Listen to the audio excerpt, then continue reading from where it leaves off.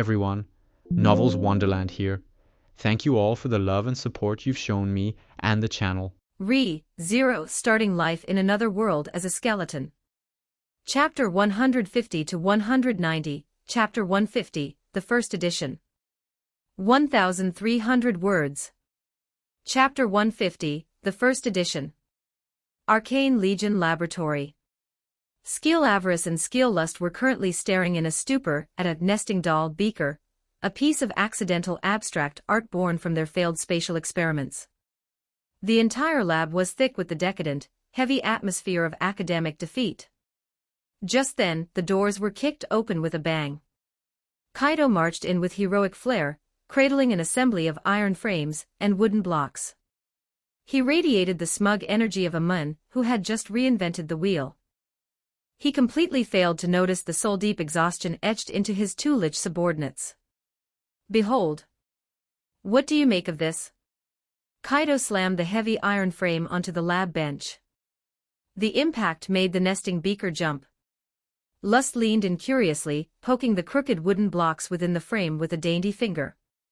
Master. Is this some sort of new building block toy for the children? Kaido wagged a bony finger, his voice taking on a mysterious, profound tone. A toy? No, no, no. This is the cornerstone of civilization. The vessel of thought. The very future of the empire. Avarice stepped closer, scanning the crude contraption with a clinical eye. Master, my analysis indicates these wooden blocks are of non-uniform size, the engravings vary in depth, and several edges possess jagged burrs. As a precision component, its margin of error exceeds 70%. Furthermore, Avarice picked up a block engraved with the character 4i. The script is reversed. It is backwards. It's supposed to be backwards. Kaido snatched the block back as if it were a priceless relic. This is movable type printing. We arrange them, apply ink, press them onto parchment and... Kaido launched into a spit-flying explanation of his grand vision. After he finished describing the utility of the printing press, Avarice looked genuinely perplexed. Master, while this device would certainly increase the speed of text replication, we undead can exchange vast amounts of data via the soul link. As for the other sapient races, the Academy's current scribes and woodblock printing satisfy the basic needs of knowledge dissemination.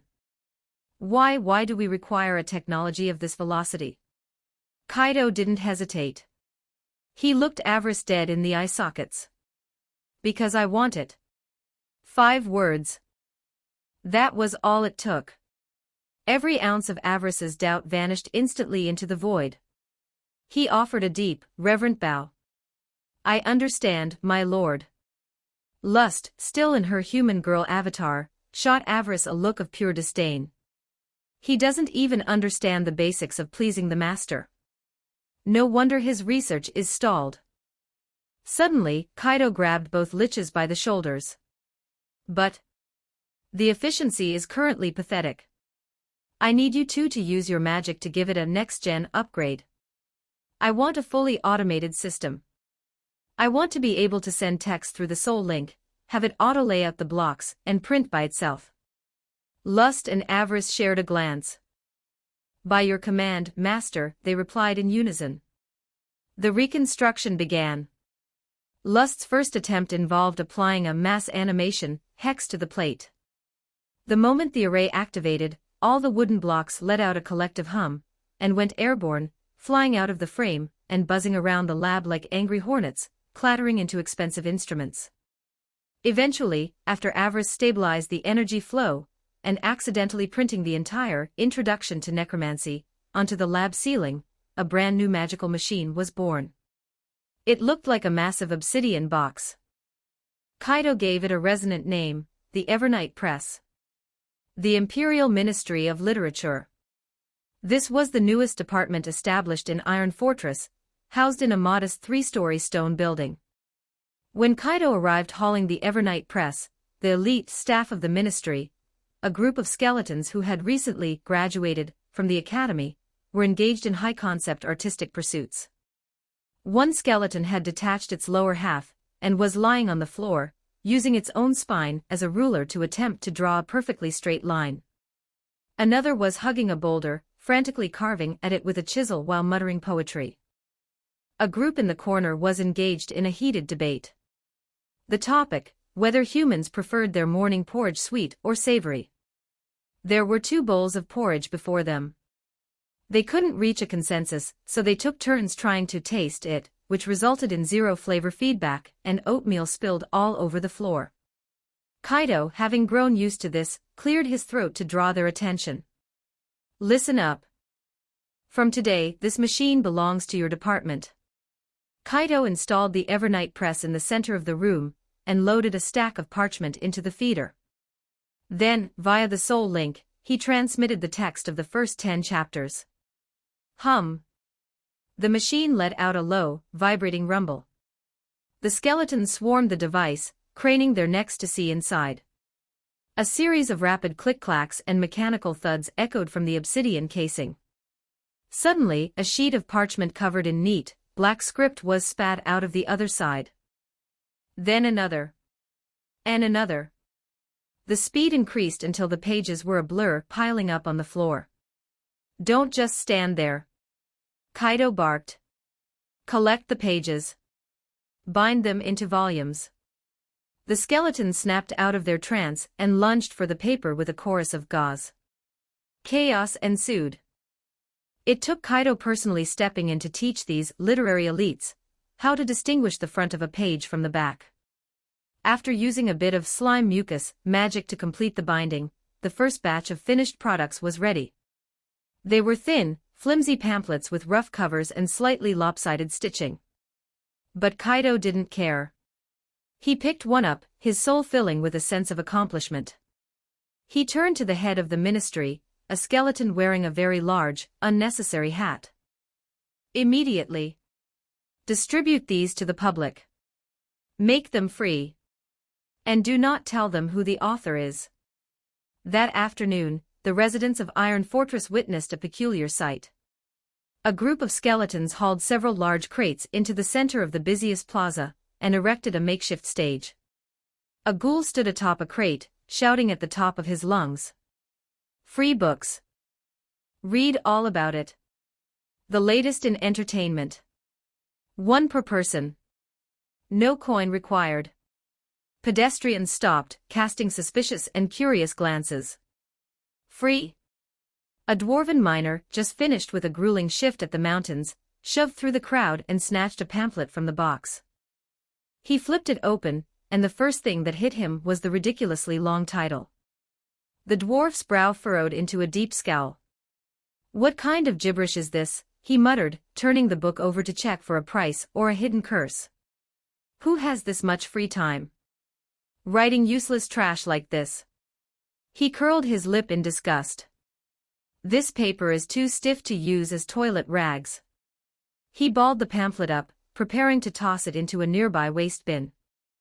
But as he did, his eye caught the first line of the crumpled page. I, Sato-kun, am just your average gamer shut in. The dwarf froze. Shut in. Gamer? What in the hells is that? He paused, a strange, inexplicable curiosity bubbling up. He pulled the crumpled ball back from the edge of the bin. Well, it's free. And the name sounds incredibly stupid. I might as well see how stupid it can get. Muttering to himself, the dwarf stuffed the pamphlet into his grimy pocket and turned toward the nearest tavern. 20 advanced chapters now available on Patreon. https://www.pat-rayon.co-m/c/hollowborn. Just remove the hyphen symbol to access Patreon normally. If you like this novel, please consider leaving a review. That's helped the story a lot. Thank you. Chapter 151, The New Gospel. 1301 words. Chapter 151, The New Gospel. When the dwarven miner pushed open the heavy timber doors of the tavern, the familiar, heady scent of frothy ale and roasted fat rushed to meet him. But something was off. The atmosphere was wrong. There were no brawls. No sound of shattering glass. Not even the usual loud-mouthed boasting of mercenaries. There was only laughter. A rhythmic, infectious wave of hysterics that seemed impossible to suppress. He looked around. At several tables, his usually barrel-chested, grim-faced co-workers were huddled together like goblins over a hoard of shiny trinkets. Their heads were pressed close, eyes glued to a thin, flimsy-looking pamphlet. Then, without warning, a burly man slammed his fist onto a table and exploded into a fit of wheezing laughter. Gahahaha. This goddess. Is she a total moron? She used a divine blessing to perform street magic. Just to scam a few coppers for a bottle of cheap booze. My sides. Ha ha ha. Immediately, the rest of the tavern erupted into a symphony of bizarre, unexplained guffaws. The miner tilted his head, stepped back out, and closed the door. He looked up at the sign hanging above the threshold. The Bone Tavern. Yep, right place. Is my brain malfunctioning? He pushed the door open again. The scene remained unchanged. Even the bard in the corner hadn't touched his lute all day. Instead, a group of illiterate residents, those who had dodged the mandatory literacy classes at the academy, were staring at him with wide, pleading eyes. The bard cleared his throat and began reading the text from the pamphlet aloud. As the story progressed, the circle of listeners began to double over, some laughing so hard tears tracked through the soot on their faces. The miner stood there, a total outsider in an ocean of joy. He shook his head and marched to the bar, slamming his palm onto the wood. Old Buck. What the hell has gotten into everyone? Old Buck, the tavern keeper, didn't even look up. He was currently cradling a copy of the same pamphlet, giggling to himself. Hearing the miner, he reached under the counter and tossed a duplicate booklet across the surface. It's that novel thing they were handing out today for free. The miner snatched up the pamphlet and pulled a crumpled copy from his own grimy pocket, the one he'd almost thrown away earlier. He compared the two. They're exactly the same. He ordered a massive flagon of ale and found a secluded corner. He took a heavy swig, then scanned the room. Everyone was submerged in the world of the book, no one spared him a glance. A prickle of fear of missing out began to itch at the back of his mind. With a skeptical scowl, he began to read. Games? Like the make-believe children play. Shut in. Like that pathetic loser 3 doors down whose wife left him, and now he refuses to see the sun. Full of doubt, he turned the first page. And then, his expression began to undergo a subtle, terrifying metamorphosis. When the protagonist bragged to the goddess, only to be mocked with a look of pure useless pity, the miner's lip curled into a smirk. When the protagonist used a loophole to drag the screaming goddess into the other world with him, he let out a short, sharp snort of amusement. But when that high and mighty deity reached the other world, realized she had 0 coin, and began weeping for the protagonist to buy her a meal, he lost it. Sputter. A spray of ale erupted from his mouth. Ha ha ha. Gahahaha. The miner clutched his stomach, his entire frame vibrating with such force he nearly fell off his stool. Tears pricked the corners of his eyes. He finally understood. This is bloody brilliant. There was no hero of radiant justice here. No sacred, untouchable divinity. There was just a miserable bastard and a goddess who was a bigger disaster than he was. Their behavior was a perfect mirror of his own unreliable, drunken friends. This isn't a story, he realized. This is real life. The miner was hooked. He forgot the time. He forgot his ale. He flipped page after page, greedily devouring this absurd, vibrant world. He watched the protagonist hauling bricks at a construction site. He saw the goddess performing water spectacles, for change only to be chased off by the city guard. He read about them screaming at each other over whether to buy meat or cabbage for dinner. He was reaching the peak of his excitement, his finger habitually reaching to flip to the next page. Nothing. The end of the parchment. The back cover. The story had reached the point where the protagonist finally saved enough money to register at the Adventurers Guild, only for the goddess to accidentally blow the entire budget on the way there. And then it simply stopped. The miner froze. He blinked, turning the last page back and forth in frantic disbelief. It was over. A gargantuan, soul-sucking sense of emptiness washed over him. That's it. He slammed his table with the force of an earthquake. The laughter in the tavern died instantly. Where's the rest? His roar acted as a catalyst. A dozen other people who had just reached the final sentence looked up with identical masks of agony. Damn it. Mine's finished too. You can't do this to me. I was right there. I was invested. What did that airhead do next? Did the guy ever register as an adventurer? I was literally at the best part. The bard was the first to leap to his feet. He slammed the novel onto the table with a look of profound artistic betrayal. This is a crime against literature. A literal soul curse. How can anyone cut a tale at such a critical juncture? A merchant, who had been laughing at the character's poverty moments ago, turned a violent shade of red. He snatched a handful of silver coins from his pouch and slapped them onto the bar. Who has the sequel? 10 silvers. No. 20. I'll pay 30. I'll trade my private stash of dwarven stout for the next chapter. The tavern devolved into madness. The joyous atmosphere of a free handout was gone, replaced by a collective, desperate hunger for more. The dwarven miner felt like thousands of ants were crawling under his skin. He snatched his book, stood on his chair, and roared. Why are we sitting here?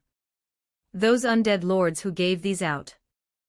They must have the rest of the pages. We march to the plaza, and we buy them out. Yes. Find the dead men. Take our money. Charge. In an instant, every patron in the Bone Tavern abandoned their ale, snatched their love-hate manuals, and burst through the doors. When they hit the street, they realized they weren't alone. From the residential blocks, from the factories, and from every storefront, a tide of humanity was surging toward the central plaza. Every person clutched the same pamphlet. Every face wore the same look of frantic, cliffhanger-induced desperation. Soon, they spotted the crude wooden stage in the square. The ghoul in charge was currently directing several skeletons to pack up the empty crates, preparing to call it a day. Halt. Lord Undead. State the price for the sequel. The ghoul froze, his jaw hanging open. Price. Sequel. What the hell are these meatbags talking about? He was just a low-level clerk from the Ministry of Literature. He had no idea he had just unleashed the continent's first case of binge-reading withdrawal. 20 advanced chapters now available on Patreon. https://www.pat-rayon.co-m/c/hollowborn. Just remove the hyphen symbol to access Patreon normally. If you like this novel, please consider leaving a review. That's helped the story a lot, thank you. Chapter 152, Results. 1,387 words. Chapter 152, Results. The next morning, Kaido was jolted awake by a frantic staccato of soul link signals. He rubbed his skull, his fantasy time, cut short by a literal bombardment of chaotic data coming from the Ministry of Literature. Master. It's a riot. The plaza is packed with people. They're demanding the next volume. Someone just offered a full gold crown for the next page. What do we do? Learning this, Kaido's soul fire pulsed with a violent, triumphant intensity. Checkmate. He performed a perfect leap out of his coffin. Via the soul link, he immediately transmitted the text of the next 100 chapters, archived from his memories of late-night reading, directly into the minds of the skill printers. Print it. All of it. Price, 10 copper coins per volume. Release schedule, 1 volume per day, 10 chapters each. And if anyone tries to skip the queue, have the Punishment Legion escort them to the pits. The command was absolute. The skeletons of the Ministry of Literature sprang into a frenzy. The Evernight press roared to life, sheets of parchment whistling through the gears as the undead worked with mechanical precision to bind the booklets. It was pure, unadulterated industrial chaos, but the efficiency was terrifying. In less than 2 hours, the first batch of Volume 2 hit the stalls in the plaza. The ghoul clerk stood atop the stage, his voice amplified by a megaphone. The sequel has arrived. 10 coppers per volume. Limit 1 per customer. The words acted as a starter pistol. The plaza exploded into a deafening roar of cheers. Charge. Take my coin. Give me 10. Get out of the way. I was here since dawn. The crowd surged forward like a broken dam. It looked less like a book sale and more like a high-stakes robbery. The ghoul clerk was forced back by the sheer pressure of humanity, and it was only the timely intervention of the skeleton knights, who leveled their spears to create a barrier that prevented a total stampede. The queue stretched into a massive dragon that coiled around the plaza and snaked down the main thoroughfare. The dwarven miner was near the front. He hadn't slept a wink, having spent the night huddled on the stones to ensure he was the first to get his fix. When the pamphlet was finally pressed into his grimy hands, his entire frame shook with adrenaline. He didn't even wait to get home. He flipped to page 1. His stride slowed. Then it stopped. Finally, he simply slumped against a wall and began to read right there. All around the plaza, a bizarre tableau emerged, hundreds of people, dwarves, humans, orcs, huddled over thin pamphlets. One man would suddenly burst into a fit of wheezing laughter. Another would punch the air in excitement during a hype moment. Others, reaching the final page, would stare into the void with a look of profound post-binge emptiness. The miner finished the last sentence and let out a long, shuddering breath. He carefully tucked the booklet into his tunic, as if it were a holy relic. He looked toward the stage and shouted at the ghoul. "Will there be more tomorrow?" The ghoul blinked, then nodded. "Yes. Daily releases." A jagged grin split the miner's face. "Then I'll be back." He marched away, his step lighter than air. On the opposite side of the plaza, a wandering elf minstrel named Elia clutched the pamphlet, her eyes shimmering with a strange, analytical light. She had traveled to every corner of the continent. She had heard the grand epics of kings and the tragic ballads of fallen heroes. But she had never encountered a story like this. There were no sacred saints. No flawless knights. There was only a relatable loser and a goddess who was a bigger liability than a beast. Every action, every failure, felt real. The irony, the helplessness, and the sheer grit required to survive a world that didn't care about you, it hit her like a physical blow. Elia closed the booklet and took a deep breath. She looked toward the building marked Imperial Ministry of Literature. Her heart began to drum against her ribs. I could write a story like this, she realized. She gripped her pamphlet tight.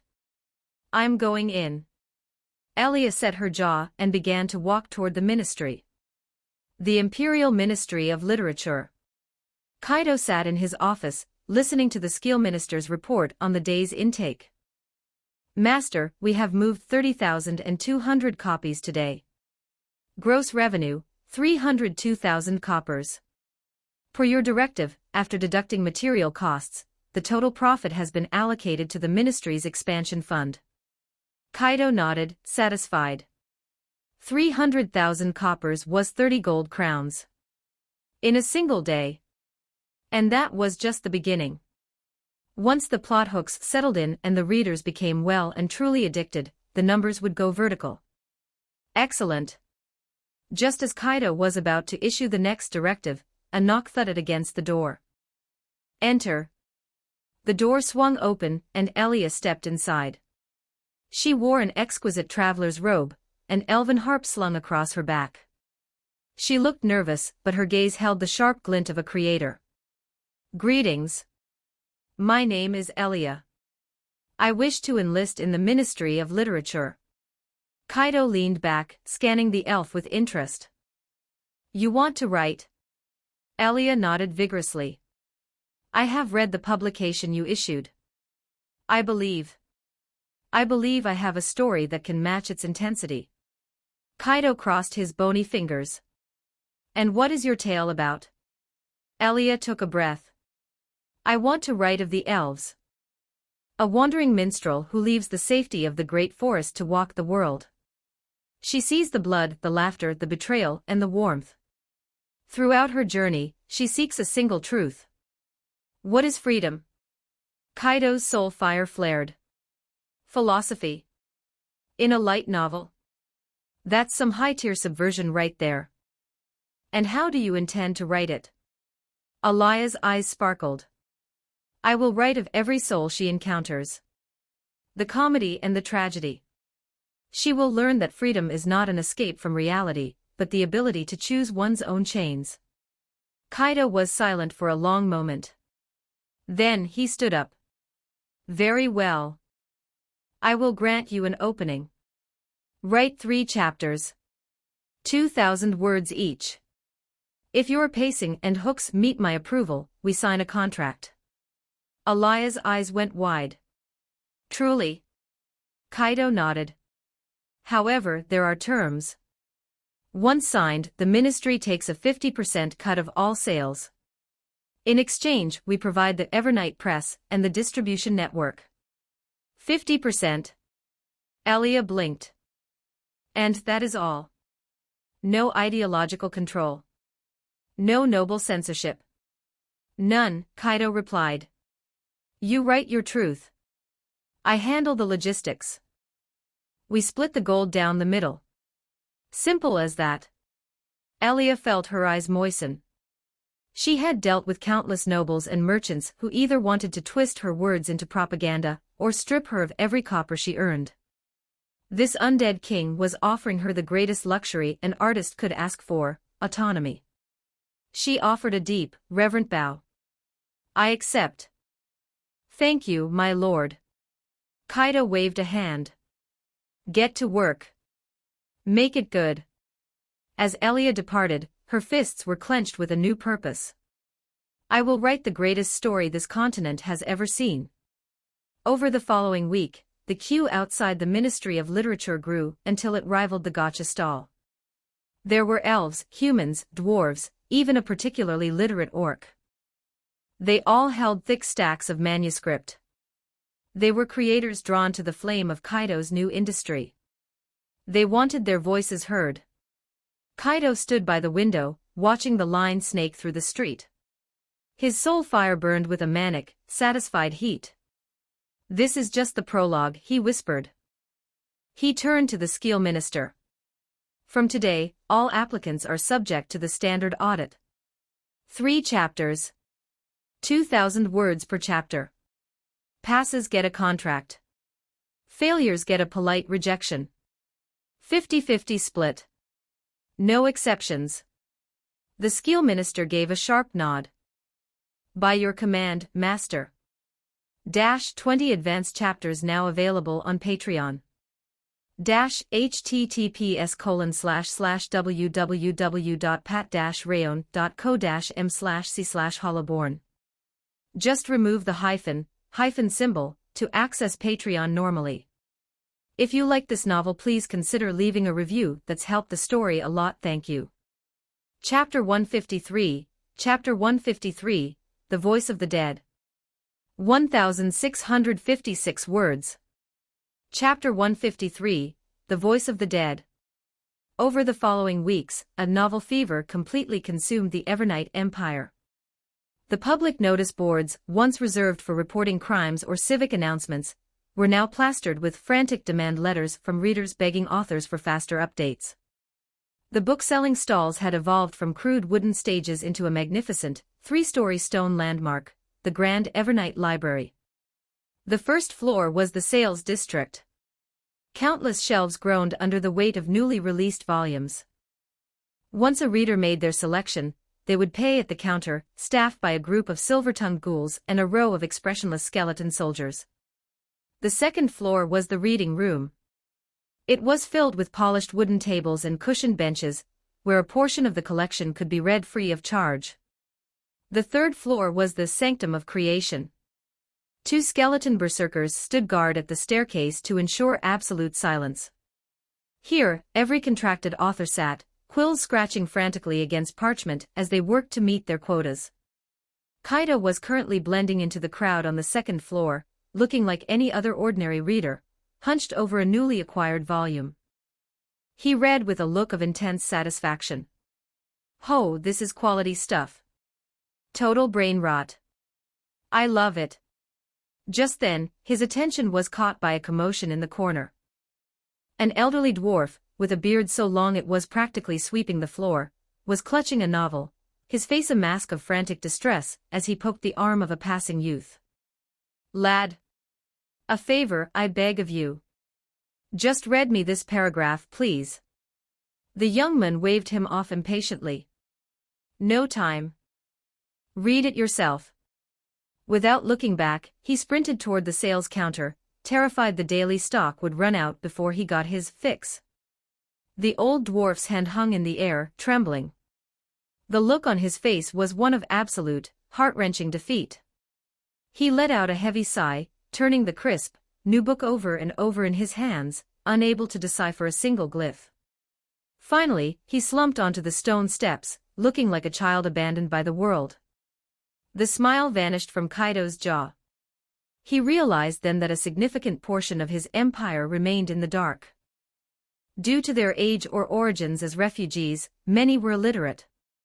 The literacy boot camps at the academy were moving too slowly.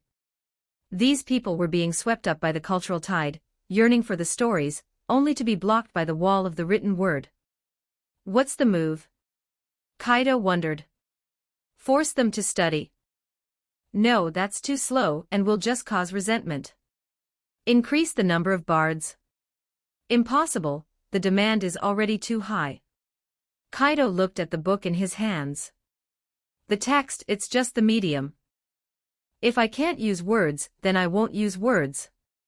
Kaido stood up abruptly, shoved his book into the arms of a nearby, bewildered skeleton, and bolted for the exit. Master. Your book, the skeleton rattled. Keep it. It's a reward for your posture. Kaido shouted over his shoulder. The Imperial Ministry of Literature Minister's Office. The skill minister was currently using his own ribs as a makeshift abacus to calculate the day's revenue. Because the numbers were so high, he had already detached 4 ribs to track the digits, whispering feverishly to himself. Suddenly, the door was kicked open with a thunderous bang. The minister jumped, a rib clattering to the floor and ruining his entire calculation. Master. Kaido didn't waste time on greetings. What's the current illiteracy rate? The minister scrambled to put himself back together, pulling a statistical report from a mess of files. According to the Academy's census, approximately 30% of our residents cannot read. Mostly the elder dwarves, orcs, and the recent influx of refugees from the border provinces. Kaido nodded. 30%. That was a massive, untapped market of misery. Kaido slammed a novel onto the desk, his soul fire burning with a manic, creative heat. Turn them into pictures. The minister tilted his skull. Pictures, my lord. Yes. Manga. Illustrate the story panel by panel. Even a child or a battle-hardened orc who's never seen a book can understand a drawing. The minister thought back to the few human picture books he'd seen. I see. I shall requisition the illustrators immediately. I'm not finished. Kaido interrupted. Drawings aren't enough. I want them to talk. The skill minister's jawbone clicked and literally fell onto the table. He stooped to retrieve it, snapped it back on, and asked in a voice filled with doubt, talk. You want the parchment to speak? Kaido nodded. Exactly. I want every line of text, every dialogue bubble, to be paired with a voice. For those who can't read, they can look and listen. The minister stared. Making paper talk. You're asking for a miracle, master. Voice, the minister stammered. Master, how is that physically possible? A devious grin touched Kaido's jaw. Do you remember the Arcane Legion's research on mana storage? The minister blinked, then his OD flared with realization. You mean storing the sound within the fibers of the paper? Bingo. Record the voice for every segment. The reader only needs to touch the page to trigger the playback. Before the minister could even reply, Kaido turned to leave. Go to Avarice and Lust. Tell them I want a prototype talking manga on my desk in 72 hours. At once, my lord. Kaido reached the door, then paused as another modern idea hit him. He turned back. And another thing. Issue a continent-wide recruitment notice. I need artists, any race, any style, as long as they can draw. And he scrawled a term onto a piece of paper. I need VAs. People with pleasant voices and clear diction to record the lines. We'll call them voice actors. The minister took the note, nodding frantically. Understood, my lord. As Kaido vanished into the hall, the minister stared at the empty doorway, muttering, the sovereign is truly built different. 3 days later. Arcane Legion Laboratory. Avarice and Lust stood before a massive workbench covered in magical diagrams and discarded beakers. Kaido stood behind them, accompanied by a young elf girl holding a completed manuscript. It was the first volume of Elia's Journey of Freedom. The art was exquisite, the paneling fluid. But it lacked the final spark. Avarice looked up, his soul fire glowing with a manic pride. Master, we have successfully modified the mana retention array. By converting auditory vibrations into specific OD fluctuations, we can store them within treated parchment. Lust chimed in. The reader simply touches a designated trigger zone on the page. The contact activates the stored OD, releasing the sound. And she added with a smug look at Avarice, I added a repeat function. The voice won't fade after one use. Kaido's soul fire pulsed. Excellent. He placed the manuscript on the bench. Commence recording. Avarice produced a small, silver magical device. He leveled it at the first page, and nodded to the elf girl. She took a deep breath. My name is Elia, she began. Her voice was clear and melodic, possessing a natural, soothing quality. I am a wandering minstrel of the great forest. Avarice activated the device. A faint, silver light shrouded the page for a few seconds before vanishing. Recording finalized, Avarice stated. Kaido reached out, his finger gently brushing the top left corner of the first panel. The next second. A clear, youthful female voice emanated from the paper. My name is Elia. The sound was crisp, devoid of any magical static. It sounded as if the girl were standing right beside his ear. Kaido's soul fire roared with triumph. It's a hit. 1 week later. The Grand Evernight Library. In the center of the main hall, a massive display stage had been erected. Upon it sat a dozen gleaming new volumes. On every cover was a bold, silver-stamped logo, talking manga. A mob had gathered. Literate and illiterate alike, they stared at the books, whispering in hushed tones. What is this new sorcery? I heard you don't need to know letters to understand it. Nonsense. How can you read without reading? Just then, a ghoul stepped onto the stage and roared. Citizens! Behold the latest innovation from the Ministry of Literature, talking manga. Reading is no longer a requirement for adventure. He picked up a volume and slapped the cover. Every page is possessed by a voice. Simply touch the art to hear the story. The crowd exploded. Is it true? Let me see. Let me hear. The ghoul grinned, handing the volume to the elderly dwarf from the week before. The dwarf took the book with trembling hands, carefully turning to page 1. He couldn't read the text, but the art of the elf girl staring at the horizon spoke to him. He touched the corner of the page as instructed. My name is Elia. I am a wandering minstrel of the great forest. The dwarf's eyes went wide. He touched it again. The voice repeated the line. His hands began to shake. He turned the page and touched the next panel. It has been 3 years since I left my home. I have seen the ends of the world, but I am still searching for an answer. A tear rolled down the old dwarf's cheek and soaked into his beard.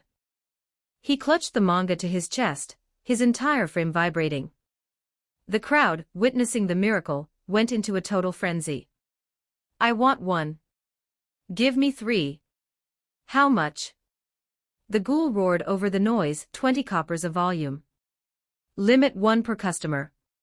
Queue up or be purged. 20 advanced chapters now available on Patreon. https://www.pat-rayon.co-m/c/holoborn. Just remove the hyphen symbol to access Patreon normally. If you like this novel, please consider leaving a review. That's helped the story a lot. Thank you. Chapter 154, The Dragon's Nest. 1502 words. Chapter 154, The Dragon's Nest. Elsewhere. 2 red dragons crossed paths mid-air in a violent blur, the shockwave of their passing kicking up a gargantuan pillar of seawater from the ocean below. Roar. The elder red dragon let out a thunderous, bifurcated roar. His massive wings beat against the atmosphere, forcing a sudden halt mid-flight. He unhinged his jaw, and in a heartbeat, a searing torrent of dragon breath erupted. The inferno transformed the sky into a river of crimson flame, the temperature so high that the very air began to shimmer and distort into a heat haze. However, the younger red dragon did not evade. He mirrored the gesture, his own throat glowing with the buildup of concentrated fire prana. Boom! The 2 streams of fire collided in the sky. The elder dragon realized, with a jolt of alarm, that his own flames were being pushed back inch by inch. He immediately severed the breath, performing a desperate barrel roll to avoid the backlash. But the youth gave him no window of respite. The moment he stopped his breath, he dived. His talons, sharp as enchanted obsidian, slammed into the elder's neck, pinning him toward the waves. The elder dragon roared in indignant fury, but his frame was suppressed by an overwhelming physical weight. He could not break the hold. I yield. He forced the words out, his eyes burning with the sting of humiliation. He was a veteran powerhouse, 5 centuries into his prime, yet he had been dismantled by a hatchling, who had only just reached maturity.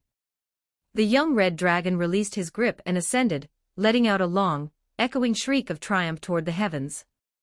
Roar! The cry vibrated through the stone and salt of the entire dragon nest. Below, the gathered drakes and hatchlings erupted into a feverish cacophony. Lord Igneous has won. Absolute dominance. That makes 17 victories in a row. To possess such OD after only 100 years, he is the pride of our bloodline. Igneous folded his wings and made a slow, deliberate descent onto the great platform at the center of the nest. His scales shimmered with a brilliant, aggressive crimson under the sun, each plate was flawless, radiating a youthful, lethal edge. He was nothing like the elders, whose scales had grown dull and brittle, looking like weathered river stones. Does anyone else dare to challenge my edge? Igneous scanned the perimeter, his voice dripping with an arrogance that felt like a physical weight. The surrounding great dragons looked away, none of them daring to meet his gaze. It wasn't a joke. The kid was barely a century old, yet his strength was already at the summit of Tier 6 peak. He was faster, stronger, and more volatile than dragons who had spent 500 years basking in the sun. No one wanted to be his next training dummy. Igneous let out a dismissive snort and turned toward his private lair. Behind him, the cheers of the young ones continued to echo. Lord Igneous is so cool. I'm going to be just like him someday. Ha! In your dreams, lizard breath. The corner of Igneous's mouth curled. Gods, being worshipped feels good. 100 years. It had taken him a mere century to reach a height that others required a millennium to achieve. A genius? No. He was the dragon of destiny. Returning to his lair, Igneous sprawled across a hoard of gold coins and radiant gemstones, closing his eyes for a well-earned nap. The dragon's homes were built upon a massive volcanic island in the center of the Great Sea, known to the world as the Dragon's Nest, a sanctuary of ancient power. The island was riddled with thousands of caverns, each the sovereign domain of a great dragon. Igneous's cavern was one of the most opulent. It was vast, strategically located near the island's thermal core, and provided a perfect view of the ritual grounds. He had carved this place out with his own claws. Just as he was drifting into sleep, the rhythmic, heavy thud of footsteps echoed outside his cave. Igneous! Step forth! A deep, resonant voice vibrated through the stone. Igneous snapped his eyes open, a flash of irritation flickering in his pupils. He rose and walked to the entrance. Standing there was a gargantuan black dragon. This was one of the high elders of the race, Basaka. Elder, Igneous said, giving a shallow, perfunctory dip of his head. He was arrogant, yes, but he wasn't a fool. Basaka was an ancient monster who had lived for thousands of years. He had practically raised Igneous. Furthermore, Basaka was only a few centuries away from becoming an ancient dragon, Tier 7. Once he crossed that threshold, he would be a candidate for the dragon throne. Basaka scrutinized the youth, a glint of approval in his old eyes. Your progress is commendable. Your OD is stabilizing well. My thanks for the praise, Elder. Igneous kept his tone polite, but inwardly, he was rolling his eyes. Of course it's commendable. I am a prodigy. Basaka seemed to read the thought, letting out a dry, rattling chuckle. Do not let pride blind you, boy. The history of our race is a graveyard of geniuses. The only ones who reach the end are the ones who understand awe. Igneous shrugged.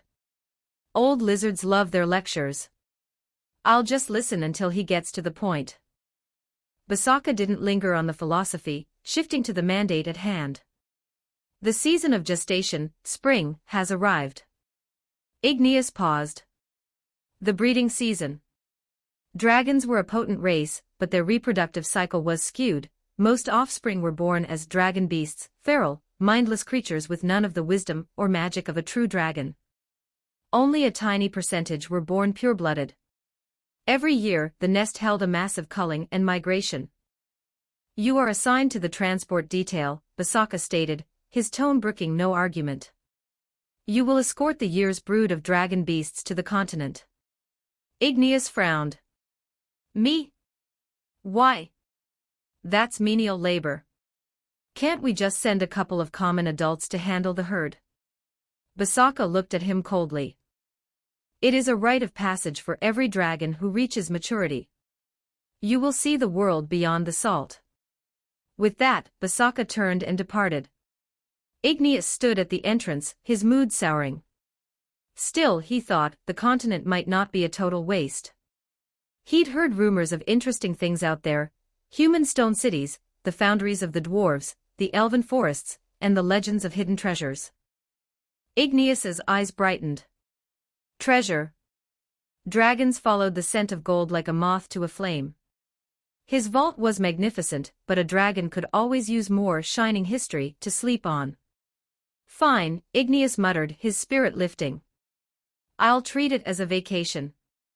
I might as well see for myself just how pathetic those insects on the mainland really are. He returned to the depths of his cave to pack. He was going to deliver a herd of mindless beasts, but he had no intention of coming back empty-handed. It would be a stain on his reputation if he didn't bring back something legendary. 3 days later, a group of a dozen adult dragons gathered on the obsidian sands of the island's beach. Behind them were hundreds of dragon beasts, smaller, feral creatures with zero intellect, driven purely by hunger and instinct. They were to be dumped onto the continent to serve as the new apex predators of the natural ecosystem. Igneous stood at the front of the line, his wings slightly unfurled to catch the morning light. He looked radiant. The other dragons watched him with a mixture of awe and wariness.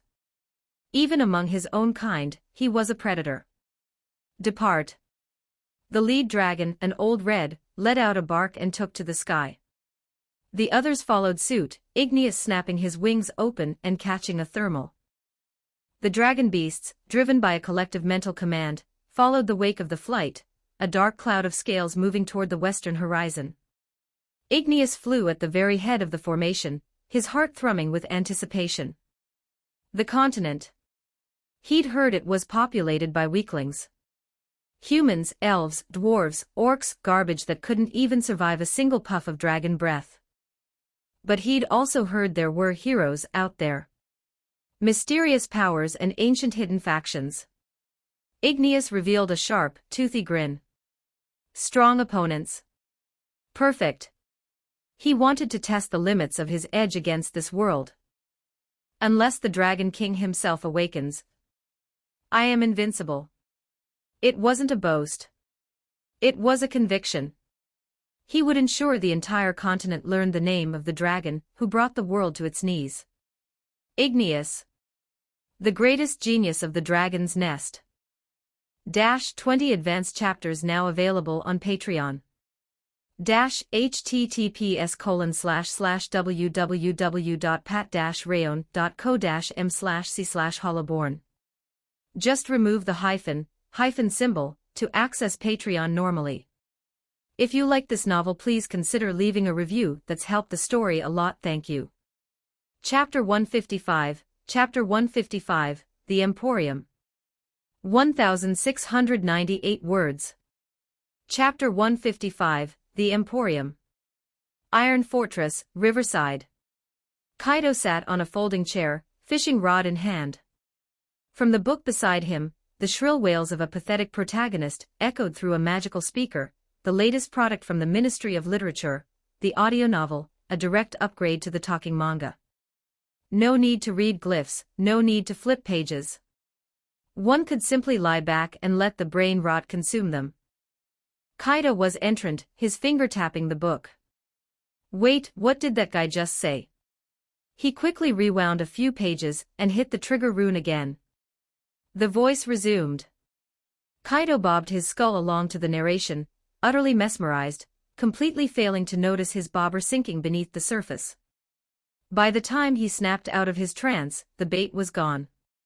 Not even a shred of worm remained on the hook. Kaido stared at the empty hook in a heavy, 3-second silence. A tragedy, he whispered. Judging by that pull, it was easily an 800-kilogram kingfish. He let out a sigh and retracted the line. This marked his 15th skunked trip of the month. Undoubtedly, that 800-kilo monster has eaten every other small fish in the vicinity, which is why I can't catch anything. This is an ecological disaster. As the sovereign of the empire, I must maintain the natural balance. I shall go and purchase several fish to release into the wild.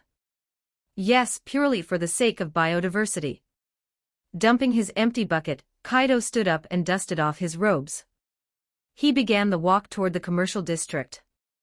The audio novel continued to play as he walked. Occasionally, he let out a dry, rattling chuckle. This author is a genius. How do they come up with such idiotic plot points? After an hour's walk, he finally breached the commercial district. And then, he froze. The district was no longer the orderly sector he remembered. The streets, once wide and navigable, were now a chaotic bottleneck of stalls and storefronts. Fishmongers, butchers, weavers, weaponsmiths, and magic item dealers were all crammed together. There was even an orc running a fated encounter, fortune-telling stall right next to a dwarven repair shop. The rhythmic clink-clang of hammers mixed with the chanting of the seer to create a cacophony that made his phantom ears ring. Kaido stood at the intersection, his soul fire flickering with growing annoyance. What in the hell's happened to my city plan? He started pushing through the crowd. Finding a simple fishmonger shouldn't be a boss raid, right? 10 minutes later. Kaido stood before a stall selling mana crystals, his face, skull, a mask of indifference. The vendor, an elf girl, was aggressively pushing a glowing shard under his nasal bone. Lord Skeleton. Behold this crystalline beauty. A steal at only 5 gold crowns. Kaido waved her off. I don't need rocks. I need fish. The elf blinked. Fish. Let me think. She rubbed her chin, then her eyes lit up. Ah. I remember. You head 3 blocks forward, take a left, then a right. You'll see a weaver, next to him is a butcher. Behind the butcher is an alleyway. Go inside, find the man with the missing tooth and... Stop. Just stop, Kaido interrupted, his head spinning. I'll find it myself. 20 minutes later. Kaido finally unearthed the fish stall in a remote, forgotten corner of the district. The proprietor was an elderly man from Bone Village, currently dozing off on a stool. Kaido reached out and tapped the counter. Merchant. Fish. The old man jerked awake, looked up, and nearly capsized his stool in terror. Master Sovereign. Kaido gave a casual wave of his hand. Relax. I'm just here for the catch of the day. The old man scrambled up, dipping a net into a tank and pulling out the largest, fattest trout he had. This one. It's the pride of the stall. A gift for you, my lord. Kaido shook his head. I don't take gifts from my subjects. The price? No. I couldn't possibly charge. Kaido sighed. He reached into his robes, pulled out a single gold coin, and dropped it on the counter with a definitive clink. Keep it. He scooped up the fish and several others, walking away with the heavy bags. The old man stared at the gold coin, his mind failing him. The master personally came to my stall, and paid a gold crown for a trout. He began to tremble with excitement.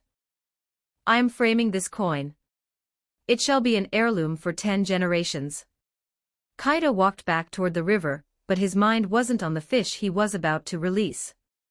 He was thinking about the mess he'd just seen. The commerce was thriving, yes, but it was disorganized. Too many vendors, too many types of goods, all jumbled together. If he, the sovereign, struggled to navigate it, how much time were ordinary citizens wasting? The shops in the corners were effectively invisible. Business couldn't scale like this. He sat back down on his folding chair, and began to brainstorm. How do I bring order to a bazaar? How do I maximize consumer efficiency? His soul fire flared with realization. Categorization. Concentrate vendors of similar types into specific zones. Fish with fish, iron with iron, cloth with cloth. That way, a resident only needs to know what they want to know where to go. But categorization alone wasn't enough. For a city this size, that would still be a lot of walking. What if I put it all under one roof? Kaido's eyes widened. A department store. A mega mall. The logic was perfect. Integrate the vendors, divide by floors, and assign specific wings. You go in, you get everything, you leave. No more wandering like a headless skeleton. And currently, most merchants in the empire were part of 2 major factions, the Merchant Coalition, the Old World, and the Sunflower Guild, his New World. The coalition handled the roaming caravans, while Sunflower monopolized the brick-and-mortar shops. If he gave the Sunflower Guild the mandate to build a central emporium, with Evernight's construction speed, it could be finished in a week. Excitement coursing through his ribs, Kaido turned and bolted toward the Sunflower Guild headquarters. Sunflower Guild HQ, Hans was hunched over his desk, auditing the latest ledgers. The currency reform was a success, but the partnership with the Merchant Coalition had caused their business volume to go vertical. The sheer amount of math was giving him a migraine. The door flew open. Kaido marched in. Hans stood up immediately. Master.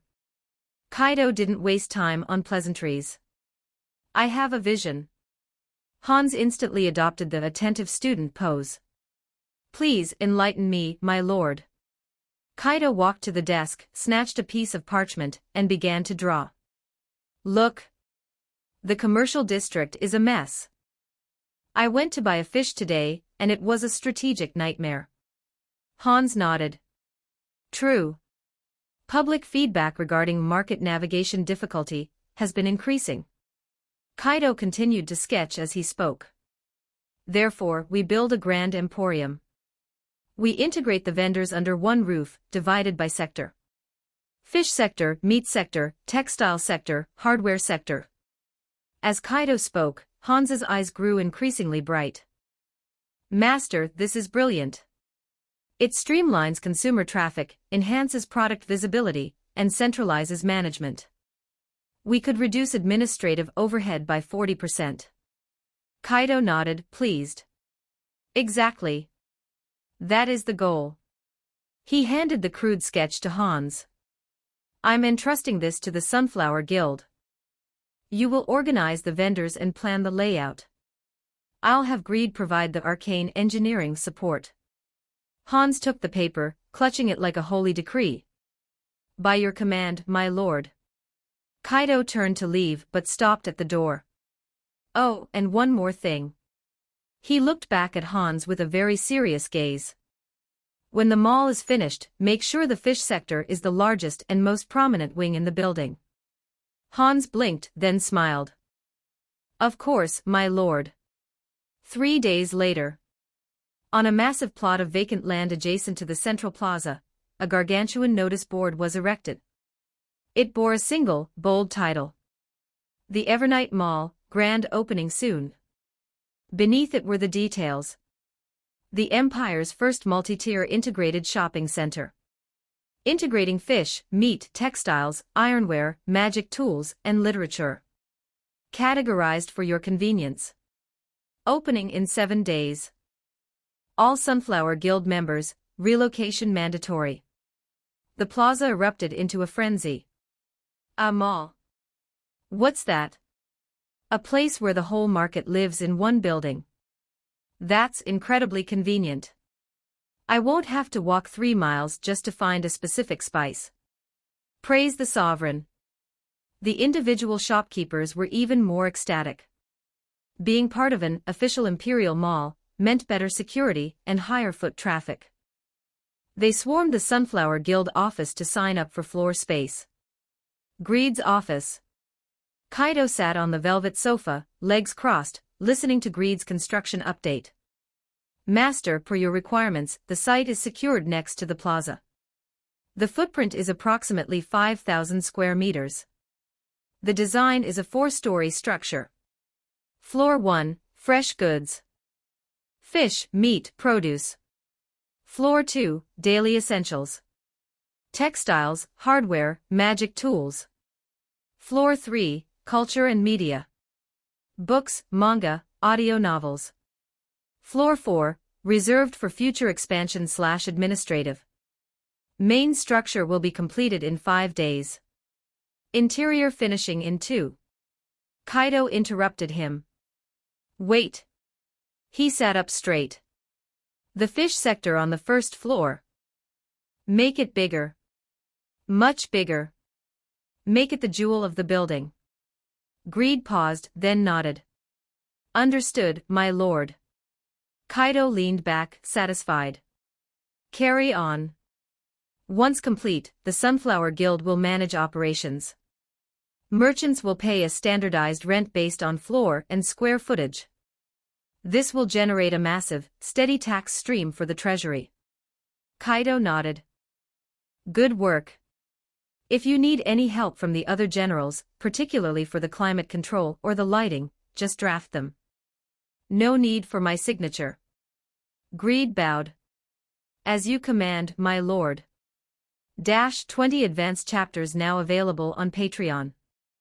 https://www.pat-rayon.co-m/c/hollowborn. Just remove the hyphen symbol to access Patreon normally. If you like this novel, please consider leaving a review. That's helped the story a lot. Thank you. Chapter 156. Chapter 156. Not all dragons are created equal. 1418 words. Chapter 156. Not all dragons are created equal. The Great Sea. Igneous beat his wings at the head of the formation, his scales shimmering with a brilliant, aggressive red that seemed to challenge the sun itself. His mind was currently revisiting his favorite fantasy, a future 9 centuries from now where he ascended the dragon throne, and even the High Elders, like Basaka, were forced to lower their crested heads in absolute submission. Lord Igneous. Your draconic majesty. Just the mental image was enough to make the corners of his maw curl into a smirk. In the long, bloody history of the dragon race, no individual had ever managed to break through to Tier 7 during their prime. But he was different. He was the dragon of destiny. Rules? Those are just chains for the average. Suddenly, the ocean surface beneath them erupted. Seawater exploded into the air as a massive sea beast, sporting 3 rows of jagged, serrated teeth, lunged from the depths. It aimed for the mindless dragon beasts trailing at the rear of the flight. The creature possessed a remarkable, if suicidal, sense of timing. Igneous didn't even slow down. He simply craned his neck with predatory grace. A searing buildup of mana ignited in his throat, manifesting as a pillar of concentrated crimson inferno. Boom! The dragon's breath struck the beast with surgical precision. The sheer thermal intensity turned its head into charcoal in a microsecond. The massive body went rigid in mid-air before crashing back into the waves, sending up a 10-meter geyser of steam and salt. As the carcass sank into the boiling water, Igneous looked down with a gaze of pure, unadulterated disdain. The dragon beasts might be mindless, but they were his future subjects. To harbor designs on the brood under my protection, you truly seek the void, he hissed. The adult dragons behind him shared a silent, startled look. They hadn't even registered the threat before the Tier 4 sea monster had been turned into a well-done steak. Lord Igneous's thermal output is terrifying, one whispered. I remember facing one of those. Its scales are reinforced with silicate, it took me nearly an hour to crack its shell, another added.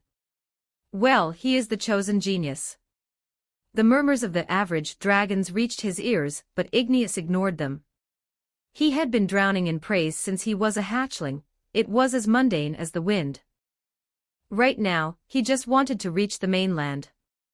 He had heard rumors of the insects and their trinkets, human cities filled with gold, elven vaults hidden in the trees, and dwarven foundries that forged gear fit for legends. Igneous licked his lips. Soon, it will all be mine.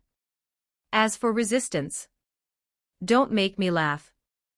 What can a pack of insects do against an existence they can't even perceive? 3 days later, the coastline of the continent finally pierced the horizon. Igneous narrowed his eyes, surveying the strange land. Rolling emerald forests, jagged mountain ranges, and several human settlements sending up thin plumes of chimney smoke. This is it. He felt a twinge of disappointment. It looked rather fragile.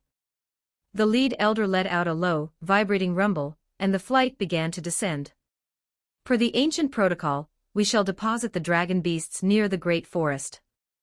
Let them adapt or die according to the natural order, the elder commanded.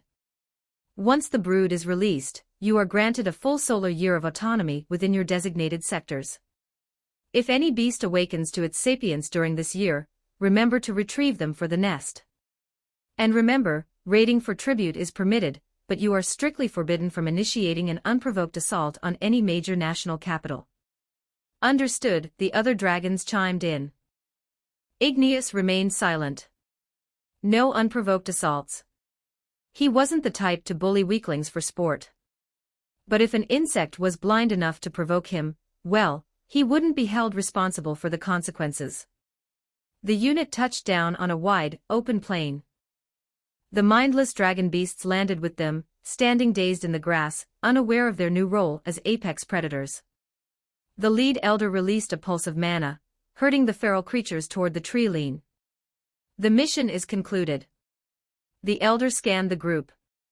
In 1 year, we assemble here. Do not be late. Igneous let out a bored yawn. Yeah. I got it. He snapped his wings open and took to the sky, aiming for the highest peaks in the distance. He needed a base. Somewhere to sleep, and somewhere to store the tributes he intended to collect from the human stone cities. Igneous chose a jagged, soaring peak, and claimed a cavern at the summit as his temporary lair. It was a miserable, hollow thing, not a single gold coin to be found. He frowned. Whatever. It's only for a year. He sprawled his massive frame across the cold stone, closing his eyes to rest. But he hadn't even drifted off when a discordant clamor erupted from outside. Quickly. I saw the red descend on this peak. A red dragon. Imagine the bounty. We'll be legends. The scales alone would fetch enough to buy a province. The blood, the teeth, we're going to be rich. Igneous opened one eye. A flash of irritation flickered in his soul fire. He walked to the cave entrance and looked down. A group of humans stood at the base of the cliff. About 20 of them. The strongest among them radiated the OD of a tier 4 warrior. Igneous stared. Are these insects actually here to commit suicide? Look. The red is emerging. A roar of excitement went up from the group. A burly, bald man brandishing a massive greatsword stepped forward. Listen up, lads. We slay this beast today, and we never have to work another hour for the rest of our lives. Charge. 20 humans began to scramble up the rocks with manic, greed-driven energy. Igneous watched them, his expression turning from annoyance to a sort of dark, bewildered curiosity. In 100 years of life, he had seen many challengers. But he had never seen people so excited to die. Amusing, he murmured. He unhinged his jaw, the searing heat of his OD gathering in his throat. But just as he was about to unleash his breath, he paused. Wait. These ants aren't even worth the mana it takes to incinerate them. If I just burn them, the fun ends too quickly. A devious thought entered his mind.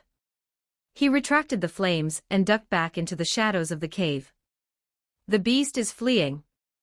Don't let it escape. The humans scrambled over the lip of the cave entrance, gasping for air as they burst inside. And then they saw him. Igneous was lying in the depths of the cavern, watching them with a gaze that held the same pity one might show a particularly stupid breed of livestock. Is this the extent of it?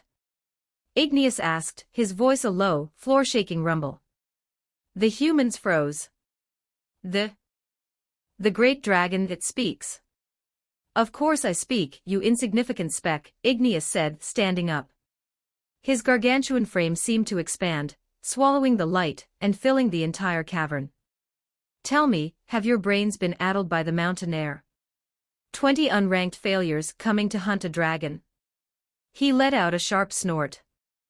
A blast of scorching air erupted from his nostrils, the sheer kinetic force of the sigh sending the bald leader flying backward. Crash! The man slammed into the stone wall, coughing up a fountain of blood before sliding limply to the floor. The other humans stared, their pupils dilating in a localized earthquake of terror. Retreat! Retreat! One of them shrieked. They turned to bolt, but Igneous wasn't finished. He slammed a massive claw into the cavern floor. Boom! The ceiling buckled.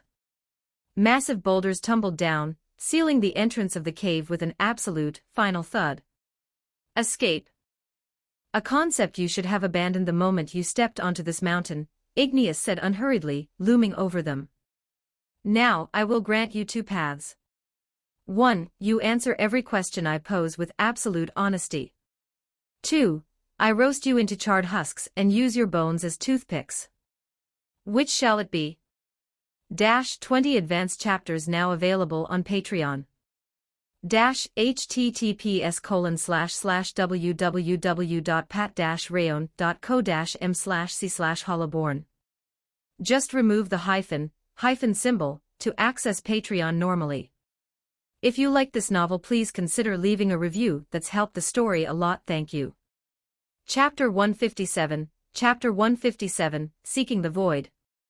1228 words. Chapter 157, Seeking the Void. Inside the cavern. 20-odd adventurers were huddled into a trembling mass in the corner, their bodies vibrating with an unstoppable chill. The bald leader, who had just been blown away by the dragon's sigh, scrambled up from the dirt.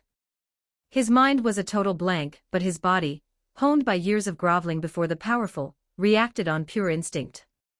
He performed a flawless gliding kneel, sliding across the stones until he was prostrate before the beast. The posture was standard. The submission was absolute.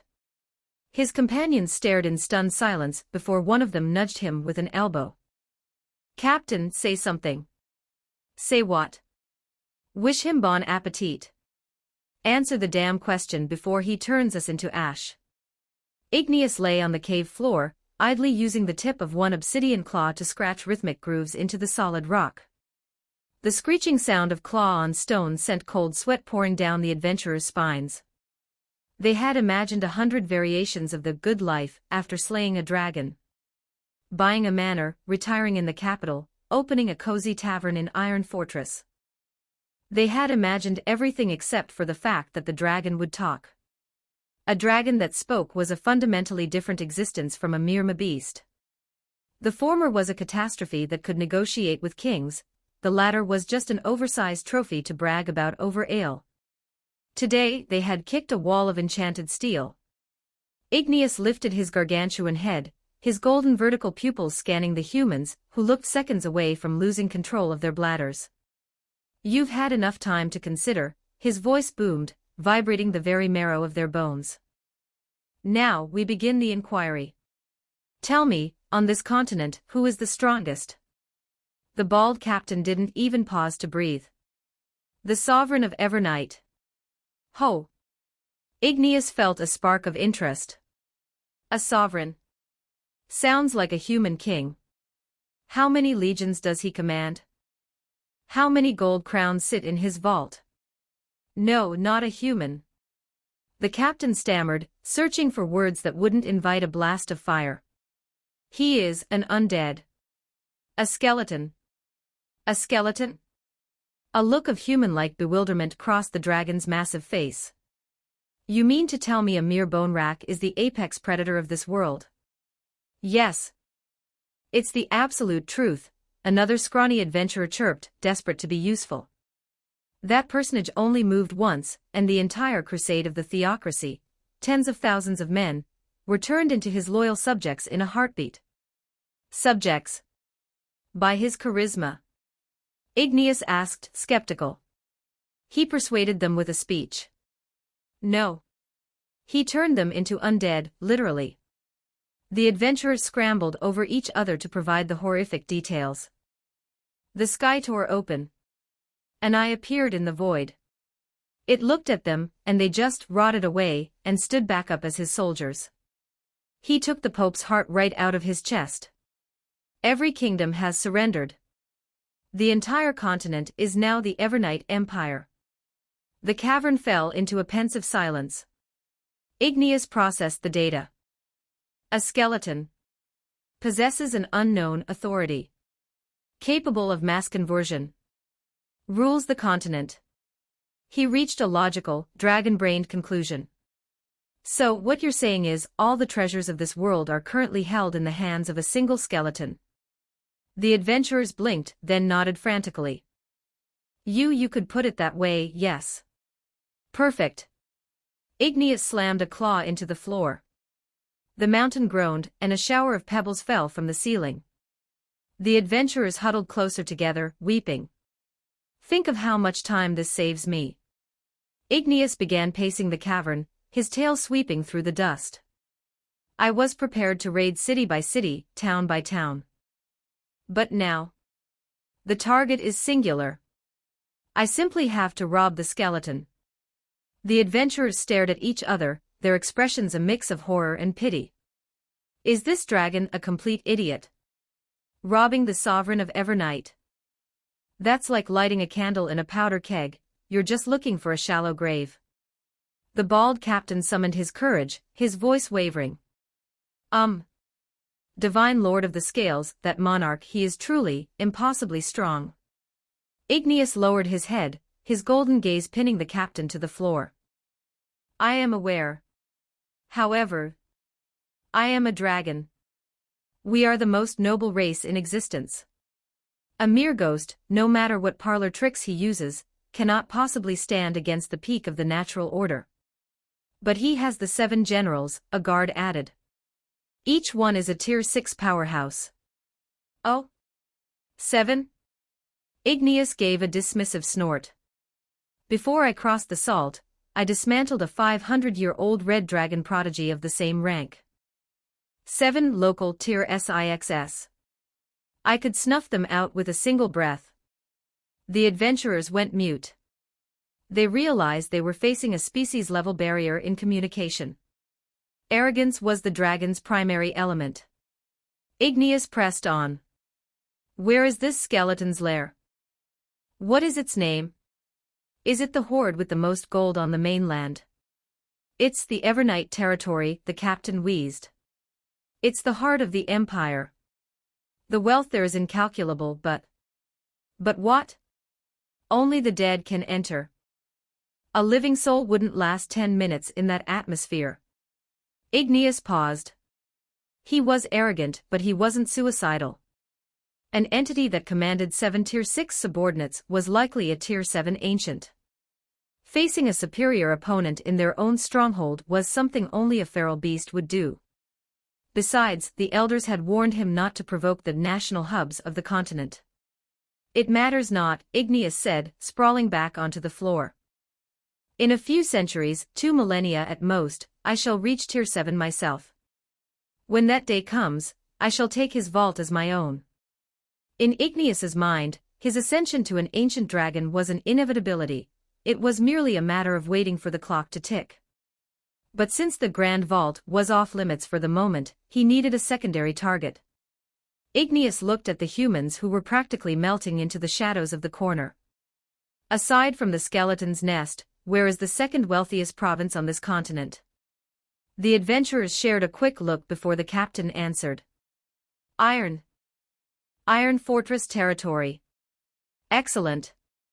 The coordinates. The adventurers pointed frantically toward the east. Igneous memorized the direction and then gestured with a claw toward the pouches at their belts. Leave the tribute. Get out. The adventurers scrambled to comply, unbuckling every coin purse and dumping their valuables in a heap on the dirt. Igneous gave an impatient flick of his tail, swatting aside the boulders blocking the entrance. As the humans fled down the mountain in a cloud of dust and terror, Igneous didn't even bother to watch. He looked down at the small pile of gold and silver, snorting a plume of smoke. Better than nothing, I suppose. Igneous stood up and walked to the precipice, gazing toward the east. Iron Fortress. The hoard must be vast. And it isn't a national capital yet. The next heartbeat, Igneous unfurled his massive wings and tore into the sky. 20 advanced chapters now available on Patreon. https://www.pat-rayon.co-m/c/hollowborn. Just remove the hyphen symbol to access Patreon normally. If you like this novel, please consider leaving a review. That's helped the story a lot. Thank you. Chapter 158, The Slime King. 1252 words. Chapter 158, The Slime King. Deep within the damp labyrinths of the Iron Fortress sewers, a lone blue slime lay perched at a bend in the masonry, its 2 black bean-like eyes fixed intently on the iron grate above. There, the faint slivers of light trickling through the gaps represented the only window it had into the world above. He didn't have a name yet. But he possessed intelligence. In the collective biology of slimes, this was a phenomenon of extreme rarity. He didn't know how he had acquired his sapience. Perhaps he had consumed a piece of enchanted waste. Perhaps the residual mana flowing through the runoff had mutated his core. Regardless, the moment he first grasped the concept of the world changed. His kin, those mindless blobs that did nothing but crawl, consume, and split, now appeared hideously, frustratingly stupid to him. He had tried to rally them. After all, he was the Slime King. He was the largest, the strongest, and logically, the one meant to lead. He had stood atop a protruding stone and vibrated with authority. Follow me. The world above must be vaster and more glorious than this damp hole. The cluster of slimes had simply tilted their translucent bodies, letting out rhythmic gurgles. If their exchange could be translated into human tongue, it would have gone something like this. Why leave? There is wet trash here. But there is better wet trash outside. The trash here is sufficient. Have you no ambition? No dreams? What is a dream? Is it edible? The world above. It has the warm sun. The infinite sky. What is sun? Is it meat? What is sky? Can we digest it? Hearing this, the Slime King had inflated his body by 30% in sheer, vibrating rage. A pack of irredeemable morons. Is there nothing in their cores besides the urge to dissolve waste? He swore that if they weren't his own species, he would have absorbed them all then and there. From that day on, he abandoned his efforts at diplomacy. These failures were destined to be sewer janitors for eternity. But he was different. He was going to leave. He was going to see the world. He was going to conquer the firmament. Well, maybe conquer was a bit ambitious. But he was definitely going to take a look. The Slime King wiggled beneath the grate, staring at the narrow gaps. His body could compress enough to squeeze through, that wasn't the issue. The issue was what came next. He had heard the sounds from above, the heavy thud of human boots, the rolling of carriage wheels, and the chaotic shouting of vendors. It was a completely alien world. The Slime King hesitated. Just then, an unidentified object fell through the grate, bonking him squarely on the head. He instinctively absorbed it into his gelatinous mass. And then, he froze. This flavor. Sweet. Soft. Wreathed in a strange, intoxicating aroma. The Slime King's body shuddered with delight. He had lived a long time. He had eaten rats, roaches, and every variety of garbage. But never had he encountered something that made his core feel so happy. What was that? Are there more of these treats in the world above? He couldn't hold back any longer. He had to know. He gave a sudden, powerful leap, his body compressing into a thin, liquid ribbon as he forced himself through the gaps in the iron grate. Pop. Success. He had taken his first step toward world domination. A moment later, the Slime King reformed into his naturally round, jiggly shape, bouncing twice on the pavement in excitement. He lifted his head, prepared to review his future territories. Before him stretched a wide, stone-paved thoroughfare. Orderly stone houses lined the street, and a bustling crowd of humans and undead moved past in a vibrant parade. The Slime King was stunned. So. This is the world above. It's so big. So bright. And so very loud. Look. A slime. How did a slime get on the main street? Did it crawl out of the drain? Quick. Call the guards to dispose of it. Wait, look at it. It doesn't seem aggressive, it's actually kind of cute. Cute. It's disgusting. Keep it away from me. The surrounding humans swarmed closer, pointing and whispering, as if he were some sort of freakish specimen. These two-legged meatbags, they aren't friendly at all. They are pests. Feeling the waves of hostility from every direction, the slime's body began to quiver with unease. Primal fear, the instinct of the weak, urged him to retreat. He wanted to dive back into the familiar, comforting dark of the pipes. But he was blocked by a forest of massive boots and shifting shadows. Just as he was reaching his breaking point, a creature of bone approached. It was a soldier of the Punishment Legion. The skeleton didn't hesitate, it extended a bony hand, reaching down to seize the slime. The Slime King was so terrified his body elongated vertically, forming the shape of a blue exclamation point. This entity. It radiates a crushing OD. It's going to prey on me. Driven by the ultimate survival instinct, he discharged the only weapon in his arsenal. He compressed his core and fired a concentrated spray of mucus directly forward. Splat!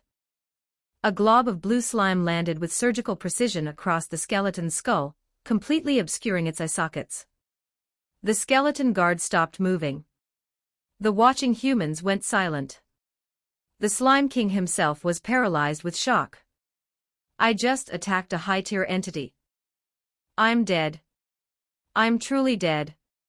However, the expected annihilation didn't come. The skeleton simply raised its other hand and used its sleeve to wipe the mucus from its face. Then, it stooped down, scooped up the Slime King's body, and hoisted him into the air. The slime was held aloft, his body squashed into a variety of undignified shapes by the skeleton's grip. The guard walked over to the sewer grate and unceremoniously jammed him back through the hole. Plop! He fell back into the muck of the sewers, kicking up a splash of stagnant water. The Slime King reformed, vibrating with a humiliated, impotent fury. He looked up at the sky, now divided into tiny squares by the iron bars above. Pests. Every single one of them is a pest. A disgrace. This is the greatest stain on my royal career. I will return. Just you wait. Once I have devoured enough nutrients. Once I reach the legendary status of a Tier 1 powerhouse. I will return to show those stupid meatbags, and that damn bone rack the error of their ways. The tides will turn.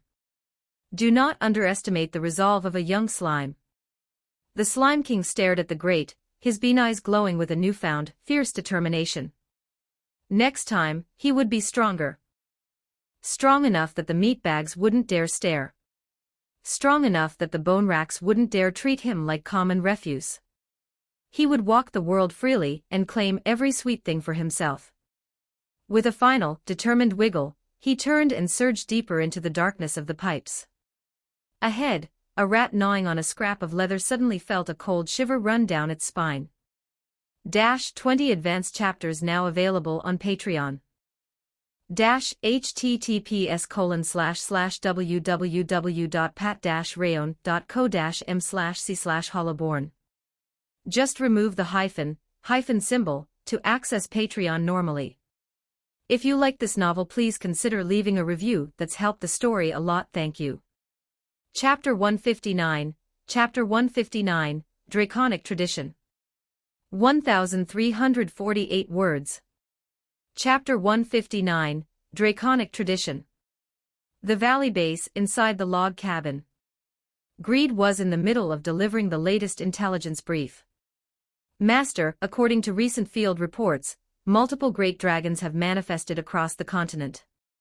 Kaido sat upright in his coffin, the soul fire in his sockets flickering with annoyance. Multiple. Give me a hard number.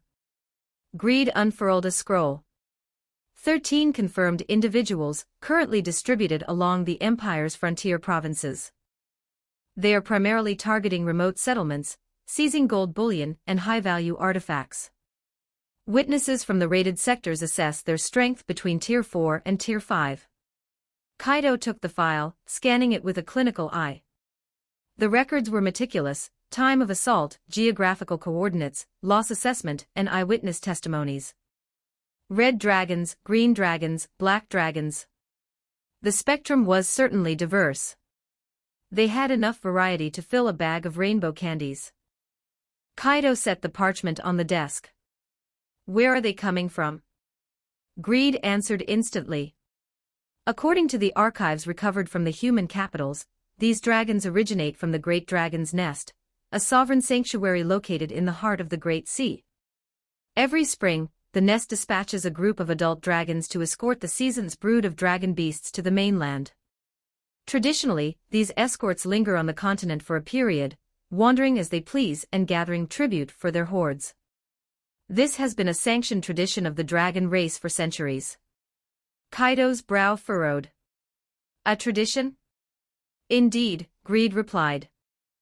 The former human kingdoms usually adopted a policy of managed apathy. As long as the dragons avoided the national capitals and kept the damage within acceptable margins, the governments refused to provoke them. A great dragon is a formidable individual unit, and they are scattered. The logistical cost of a total war was deemed too high by the previous lords. Kaido let out a sharp, cold snort. So the kings simply allowed the dragons to bully their border subjects for sport. Greed went silent for a moment. Precisely, my lord. In the eyes of the old world, the people of the frontier were statistically negligible assets. Kaido stepped out of the coffin, beginning a slow, rhythmic pace across the wooden floor. Negligible. Those territories belong to the Evernight Empire now. Which means those residents are my assets. Anyone who lays a hand on the Empire's property will find that the interest rate on that debt is paid in blood.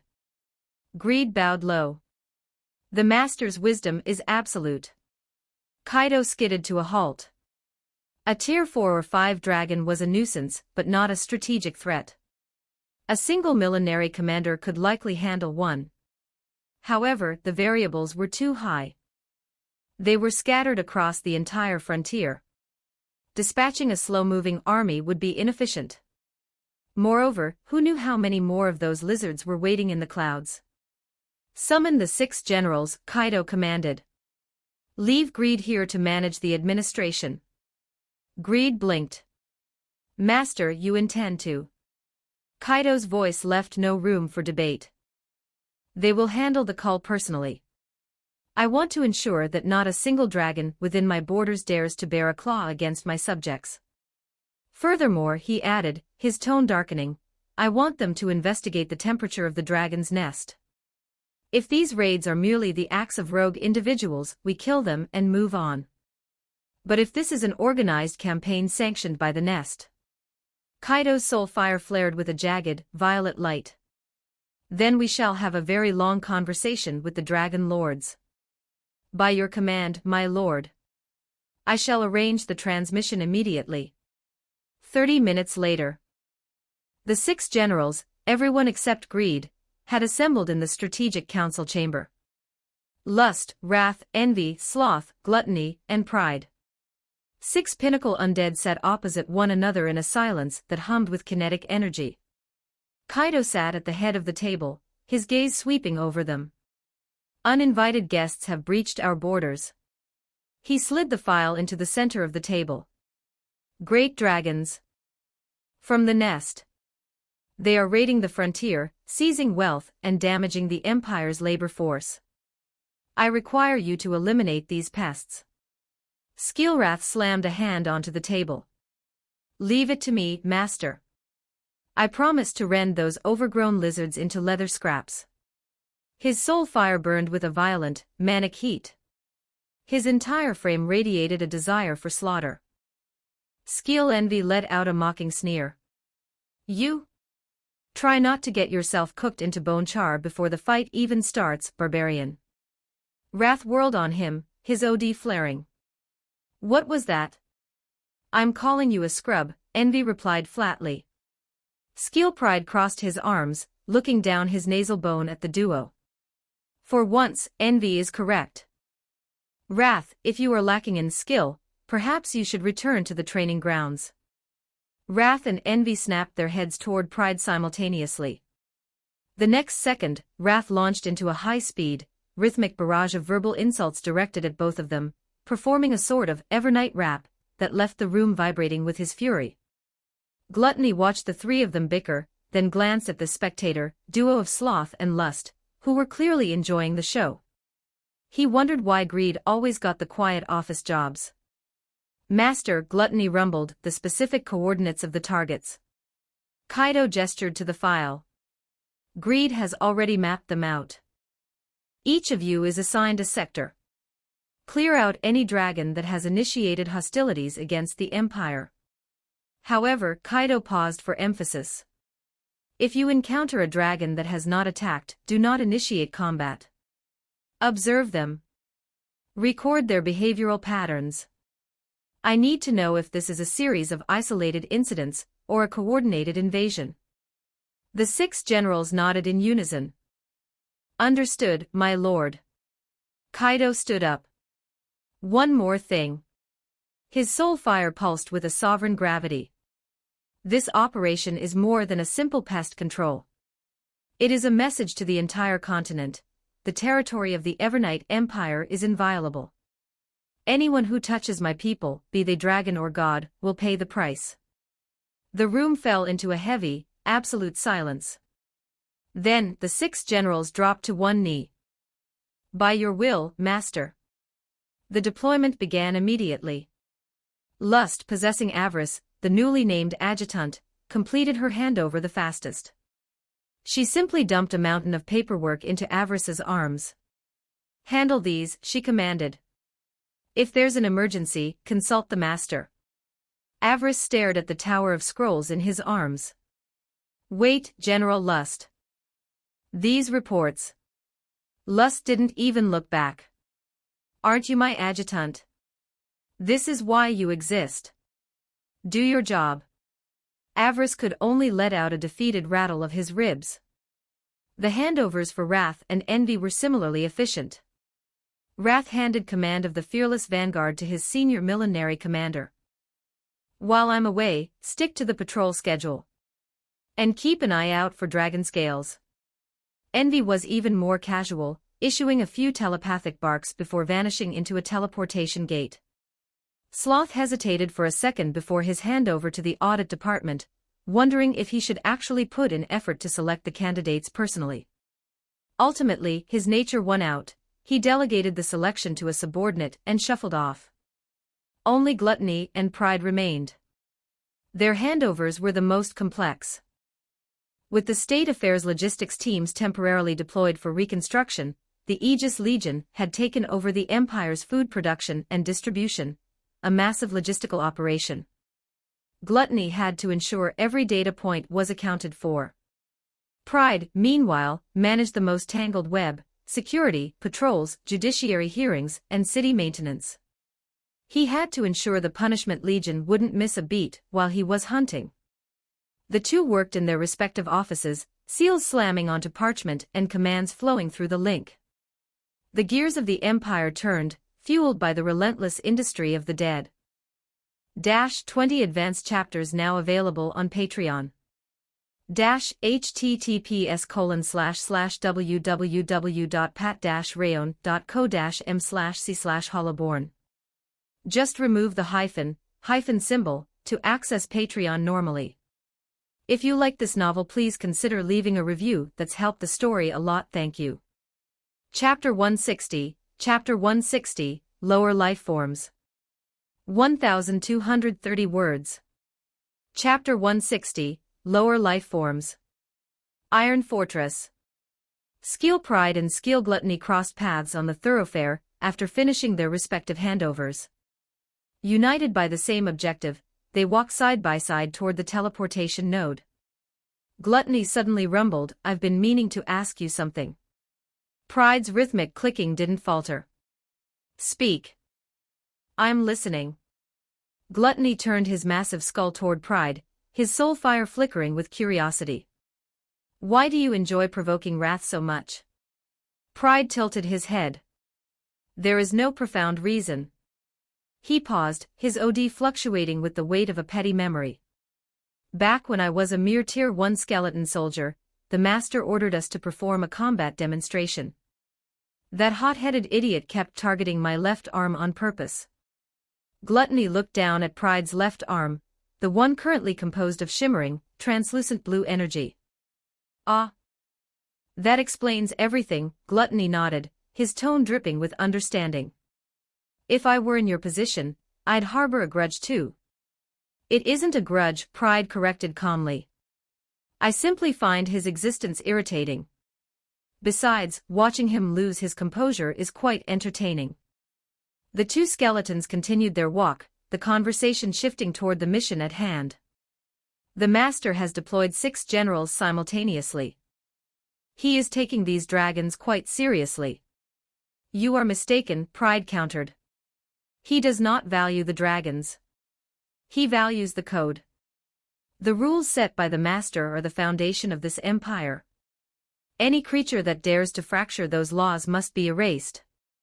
Just then, the sky went dark.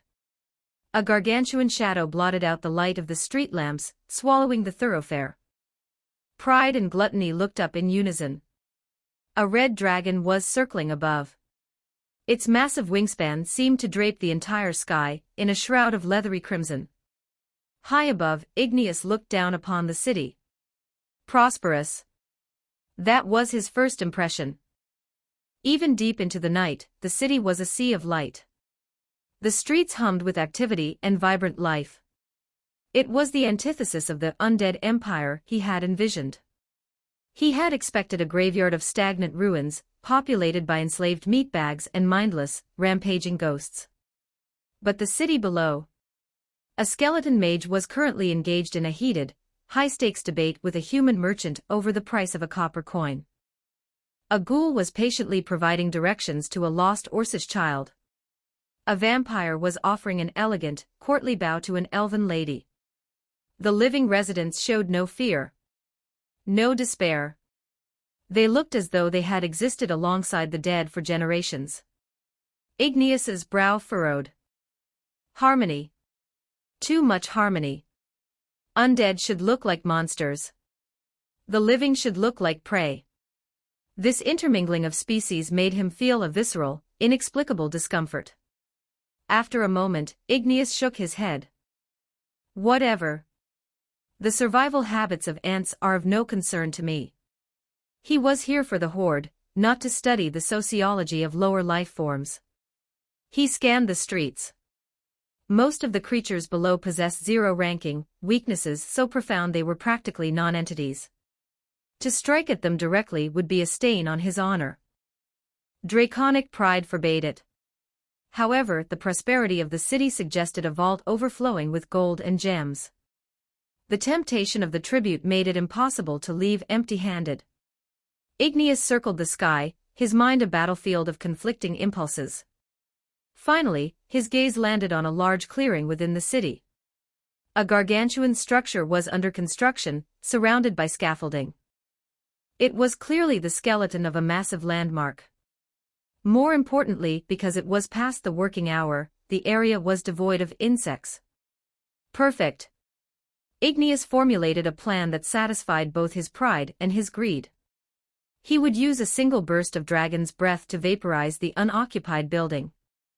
The display of world-shaking power would serve as his announcement. Once the ants witnessed his might, they would surely offer up every coin in the city just to appease his fury. Surrender to the strong. It was the only logical outcome for an inferior race. Satisfied with his own brilliance, Igneous unhinged his jaw. Seething, white-hot heat gathered in the back of his throat. He would announce his arrival with the fire of the gods. The breath erupted. A pillar of crimson inferno tore through the night sky, the temperature so extreme it distorted the atmosphere into a shimmering haze of death. Just then, from the street below, a calm, heavy voice resonated through the air. Authority, immovable fortress. Boom. A massive, translucent geometric barrier manifested out of thin air, intercepting the dragon's breath. The flames lashed against the shield, showering the district in a rain of sparks, yet the barrier remained as unyielding as a mountain. Igneous froze. He peered downward through the smoke. 2 Tier 6 skeletons stood in the middle of the street. He hadn't even noticed them until they moved. On the ground, Gluttony maintained the shield, glancing toward Pride. That is the Evernight Maul, personally planned by the Master. It cannot be allowed to burn. However, Gluttony added, slaughter is not my forte. Pride stepped forward, his soul fire flaring with a sudden, intense heat. Leave it to me. Gluttony nodded, holding the immovable fortress steady. He would act as the anchor, isolating the shockwaves of the coming battle to ensure the capital remained undisturbed. Pride looked up at the red dragon. Igneous stared back. Their gazes locked in the void between earth and sky. One was a draconic prodigy who had peaked at Tier 6 within a century. The other was a general of Evernight, holding the same rank. The air between them vibrated with a sharp, murderous tension. Pride spoke, his voice carrying a note of dark amusement. A red dragon. I hope you prove more entertaining than the hero I dismantled recently. Igneous let out a snort of pure derision. A mere bone rack. It dares to address me with such condescension. He lifted his crested head, his voice booming with the weight of a superior species. Skeleton. By what right do you believe you are worthy of speaking to me? Pride offered no verbal rebuttal. The ground beneath his boots shattered. He became a bullet of obsidian bone, launching himself toward the heavens with the force of a detonating cannon. Igneous's pupils constricted. Fast. He beat his wings to retreat, opening his maw to unleash a secondary blast of fire. But Pride was already there. He blurred through the air, sidestepping the inferno with mechanical grace. His right fist clenched, and he delivered a devastating strike aimed directly for Igneous's skull. Thwack! The impact was thunderous. Igneous's massive frame lost all stability, hurtling downward as his internal equilibrium shattered. The dragon was driven directly into the wasteland outside the city walls. Boom! The earth groaned as Igneous slammed into the dirt, sending a plume of dust and debris hundreds of feet into the air. In the sky above, Pride hovered motionlessly where the dragon had just been. He looked down upon the figure struggling within the smoke, the soul fire in his sockets as calm as a frozen lake. What's wrong, little lizard? Have you forgotten how to fly? 20 advanced chapters now available on Patreon. https://www.pat-rayon.co-m/c/hollowborn. Just remove the hyphen symbol to access Patreon normally. If you like this novel, please consider leaving a review. That's helped the story a lot. Thank you. Chapter 161, The Genius. 1553 words. Chapter 161, The Genius. The dust settled. Igneous scrambled up from the shattered earth, his skull ringing with a persistent, high-pitched whine. He shook his head violently, dislodging clumps of dirt and stone from his crimson scales. That single punch had nearly derailed his consciousness. D*MNU. Igneous snarled, his wings snapping open as his massive bulk lurched back into the sky. He glared at the hovering silhouette of Skeel Pride, an uncontrollable fury boiling in his chest. 100 years. 100 years since his hatching, and he had never been treated with such utter disregard. Elder Basaka had spent decades praising him, calling him a genius the likes of which the dragon race saw only once in a millennium. In the dragon's nest, other great dragons bowed their heads in his presence. Even the veterans, 5 centuries into their prime, had been dismantled by his claws. And yet, this pile of calcified scrap. It had the audacity to address him as little lizard, in a tone of pure, clinical boredom. I'll rend your soul from your bones. Igneous roared, unhinging his jaw. White-hot dragon's breath began to pool in his throat once more, but this time, he held nothing back. He forced his OD to its absolute limit. Boom. A pillar of pure solar fire erupted, the temperature so extreme the very oxygen in the air ignited in a chain reaction. Pride didn't move. A heartbeat before impact, he raised his blue energy arm, manifesting a shimmering, crystalline barrier. The inferno slammed into the shield, the impact creating a deafening, continuous roar of clashing energies. Pride remained immovable. Igneous cut off the breath, gasping for air. The next microsecond, Pride's silhouette vanished. Igneous's pupils shrank to pinpricks. His instinct screamed left, and he banked hard to the side. He was still too slow. Thwack! A heavy, bone-shattering blow struck him in the underbelly.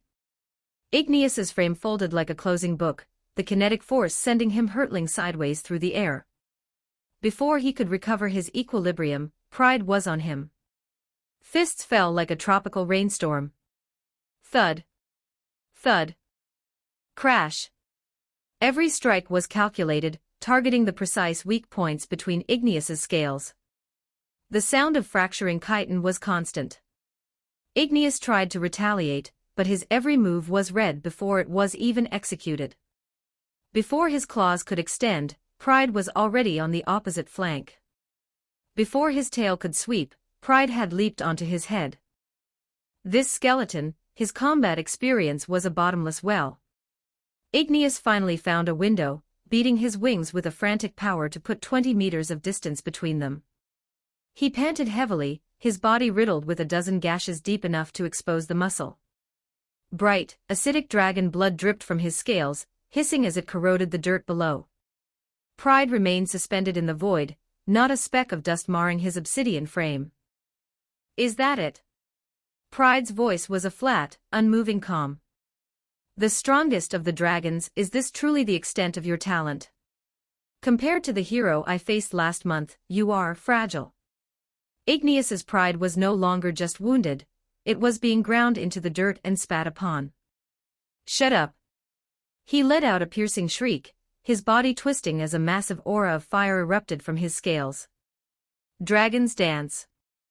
It was the ultimate biological buff of his race, forcing his speed and power into a terminal overclock. Igneous became a blur of crimson lightning, lunging at Pride with several times his previous velocity. The soul fire in Pride's sockets gave a sharp pulse. Interesting. He raised his right hand, reaching into the void. A gargantuan greatsword of black bone manifested in his grip. The two magnitudes collided in midair. Boom. A massive shockwave rippled outward, the sheer atmospheric pressure stripping the topsoil from the ground below. Igneous's talons ground against the edge of Pride's bone blade, a shower of white-hot sparks illuminating the night. Their silhouettes flickered across the sky, every collision releasing a thunderous boom of displaced air. On the street below, Skill Gluttony maintained the immovable fortress, his shield acting as a dome that kept the carnage from reaching the capital. The human residents watched the sky, their jaws dropped in awe. Is that the general's true power? It's terrifying. Wait, the dragon, it's actually losing. In the sky, the battle reached its fever pitch. Igneous's heart grew heavier with every exchange. He was pouring every drop of his OD into his movements, yet the skeleton countered him with a casual, mechanical grace. The sword marks on Igneous's scales were multiplying. Blood was hemorrhaging from his wings. In contrast, Pride remained untouched, a perfect, silent machine of slaughter. Igneous's breathing became a series of ragged, desperate gasps. His stamina was hitting zero. If this continued, he wouldn't just lose, he would die here. He would die at the hands of a ghost. The thought sent a spike of primal terror through his core. No. I can't die. I haven't reached the throne yet. I haven't proven I'm the greatest. As they crossed for the next strike, Igneous suddenly aborted his lunge. He performed a violent mid-air turn, his wings beating with a frantic, desperate power as he turned tail and bolted for the horizon. Pride paused, his head tilting. Fleeing? He immediately gave chase. Two streaks of light tore across the night sky, carving a path through the clouds. Igneous was flying for his life, his speed pushed to a suicidal limit. Pride hung doggedly at his heels, the distance between them refusing to widen. After several dozen kilometers of pursuit, Pride realized his linear velocity was matched. He skidded to a halt in the air, the soul fire in his eyes flickering. I suppose I'll borrow your method. He raised his hand, gripping the bone greatsword like a javelin. Shing! The black blade left his hand, launched with a velocity that shattered the sound barrier several times over.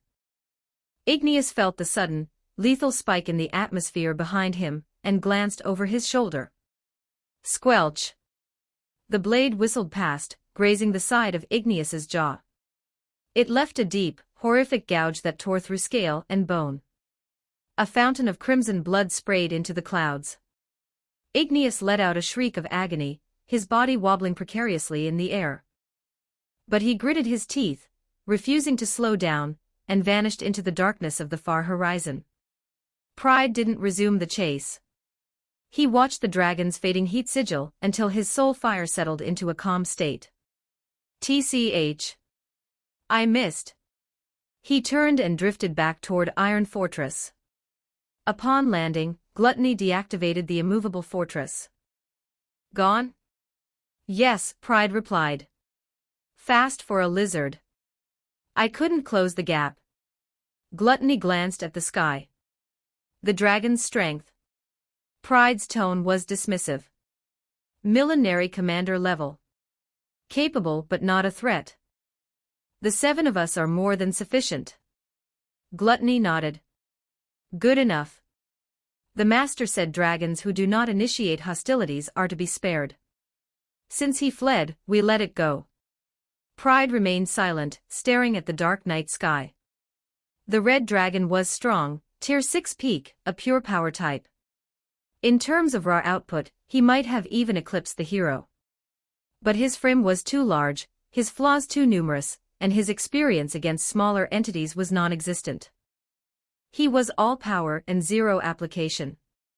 Let's move, Gluttony rumbled, heading toward the teleportation node. We still have other sectors to clear. Pride followed him, their silhouettes vanishing as the portal closed. In the streets of Iron Fortress, the residents were already buzzing with excitement. The general was incredible. That dragon was running with its tail between its legs. Ha! Serves it right for trying to raid our city. Hundreds of kilometers away. Igneous finally collapsed. He skidded onto a patch of barren wasteland, his limbs giving way as his massive frame plowed into the dirt. The wound on his face was still bleeding, the pain of white-hot iron against his nerves. But the physical agony was nothing compared to the psychological trauma. He had lost. He had been dismantled by a bone rack. He hadn't even managed to land a single scratch.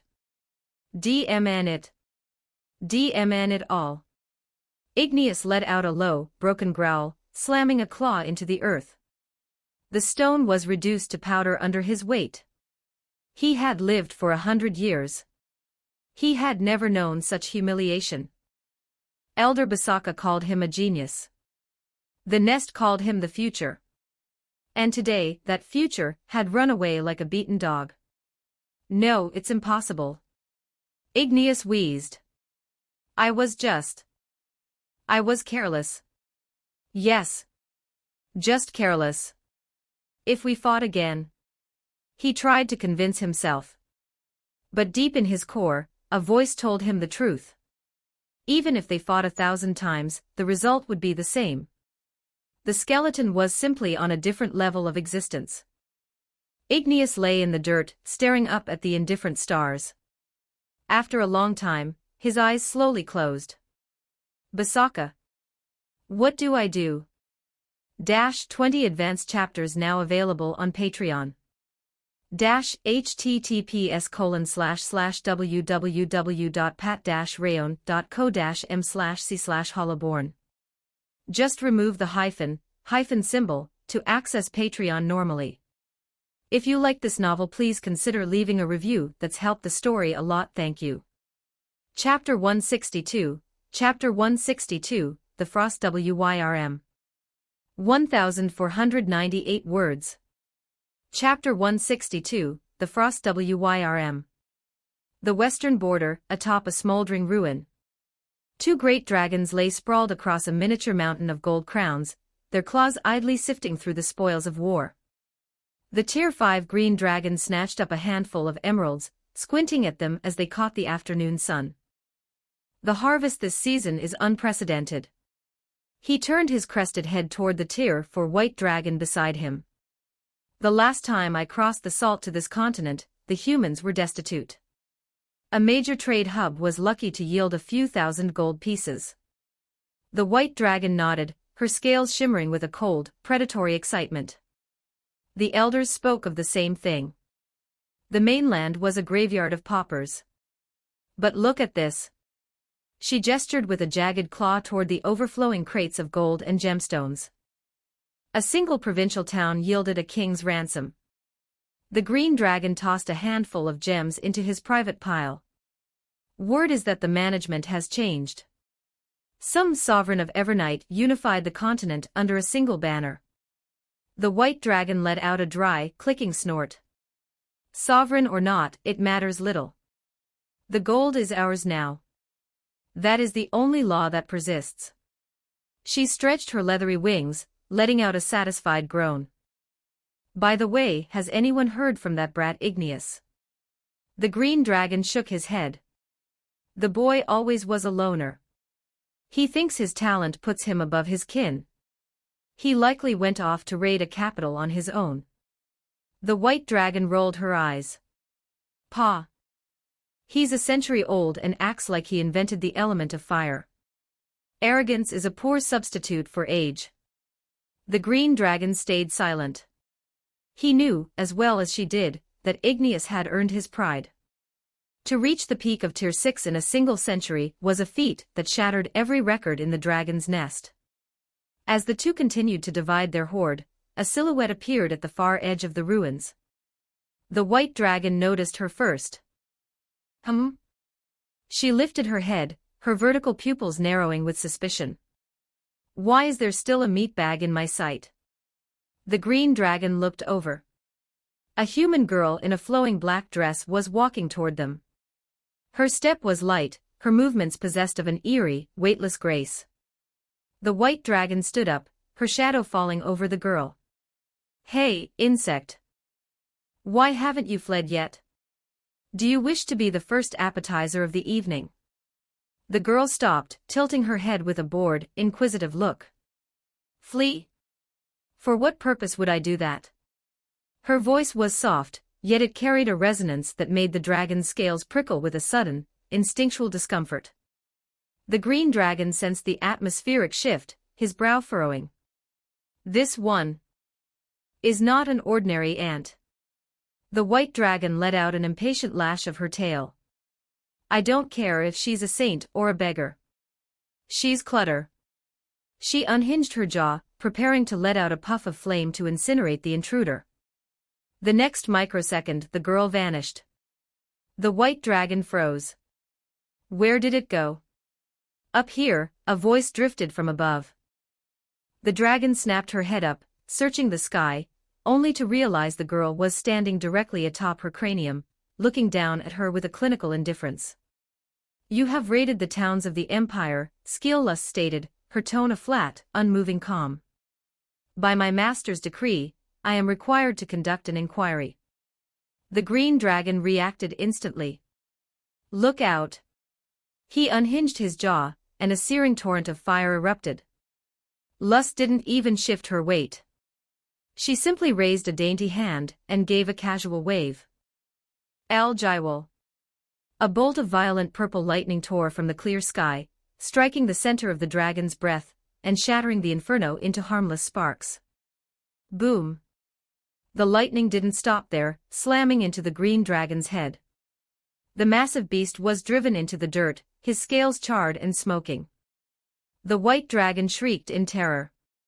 She thrashed wildly, desperate to buck Lust from her head. Lust simply tapped her heel against the dragon's skull. Crunch! A gargantuan force descended. The white dragon's head was driven into the stone floor of the ruins, her entire frame quivering with the shock of the impact. Lust stepped down, smoothing the fabric of her skirt. Shall we proceed with the dialogue now? The green dragon struggled to his knees, his eyes wide with a primal, soul-deep terror. What are you? Lust tilted her head. What? I find that form of address unsatisfactory. She raised her hand, a cluster of black, necrofire igniting in her palm.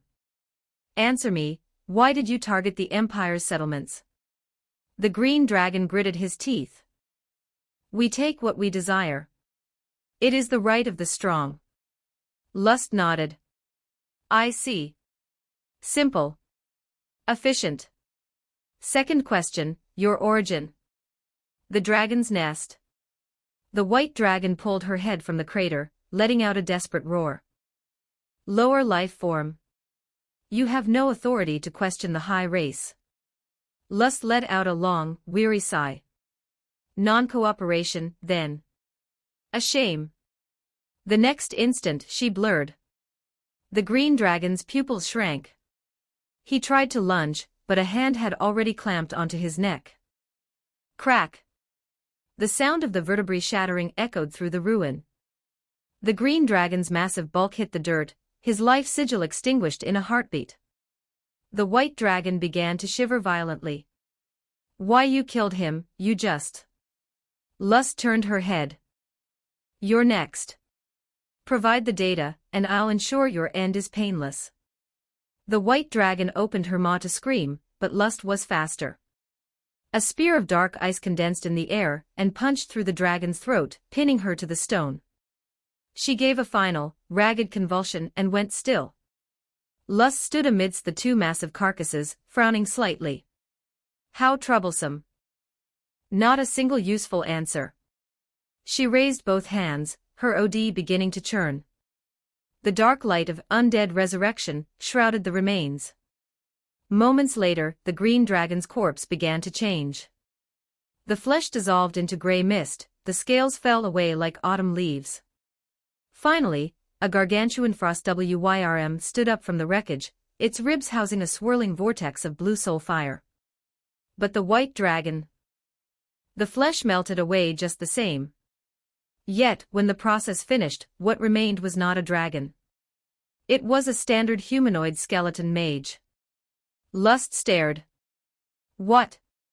She looked from the towering frost WYRM to the small, hooded skeleton. Both were raised by the same spell. Why had the Tier 5 dragon retained its form, while the Tier 4 dragon had been rewritten into the default template? Lust realized immediately, the master needs to see this. The valley base inside the log cabin. Kaido was resting in his coffin when Lust's signal pulsed through the link. Master. I have discovered a morphological anomaly in the conversion process. Kaido snapped his eyes open. Report. Lust detailed the results of the dual resurrection. Kaido went silent for a long moment, his mind deconstructing the logic of his own authority. Tier 5 becomes a frost WYRM. Tier 4 becomes a humanoid skeleton. Kaido began to cross-reference his previous data. He had raised thousands of beings, humans, orcs, elves, dwarves. Regardless of the race, they had all defaulted to the humanoid skeletal template. The only variance was the flavor of the undead, vampires if greed raised them, skeletons if he did. But now, the Tier 5 dragon had retained its racial morphology. The Tier 4 had reset to the base model. Kaido's soul fire flickered. OD density. A theory took root. The authority of the undead king functioned like a system overwrite. If the subject's energy density was below a certain threshold, the system simply forced them into the most efficient, standardized template, the humanoid skeleton. However, if the subject reached Tier 5, their OD was dense enough to resist the full overwrite. If that race also possessed a natural, undead variant in the world's records, like a Frost WYRM, the authority would default to that instead of the humanoid model. The Tier 6 Dwarven King, an orc war chief he had raised during the Crusade, had turned into humanoid skeletons because their races lacked a specific, greater undead, template in the system's library.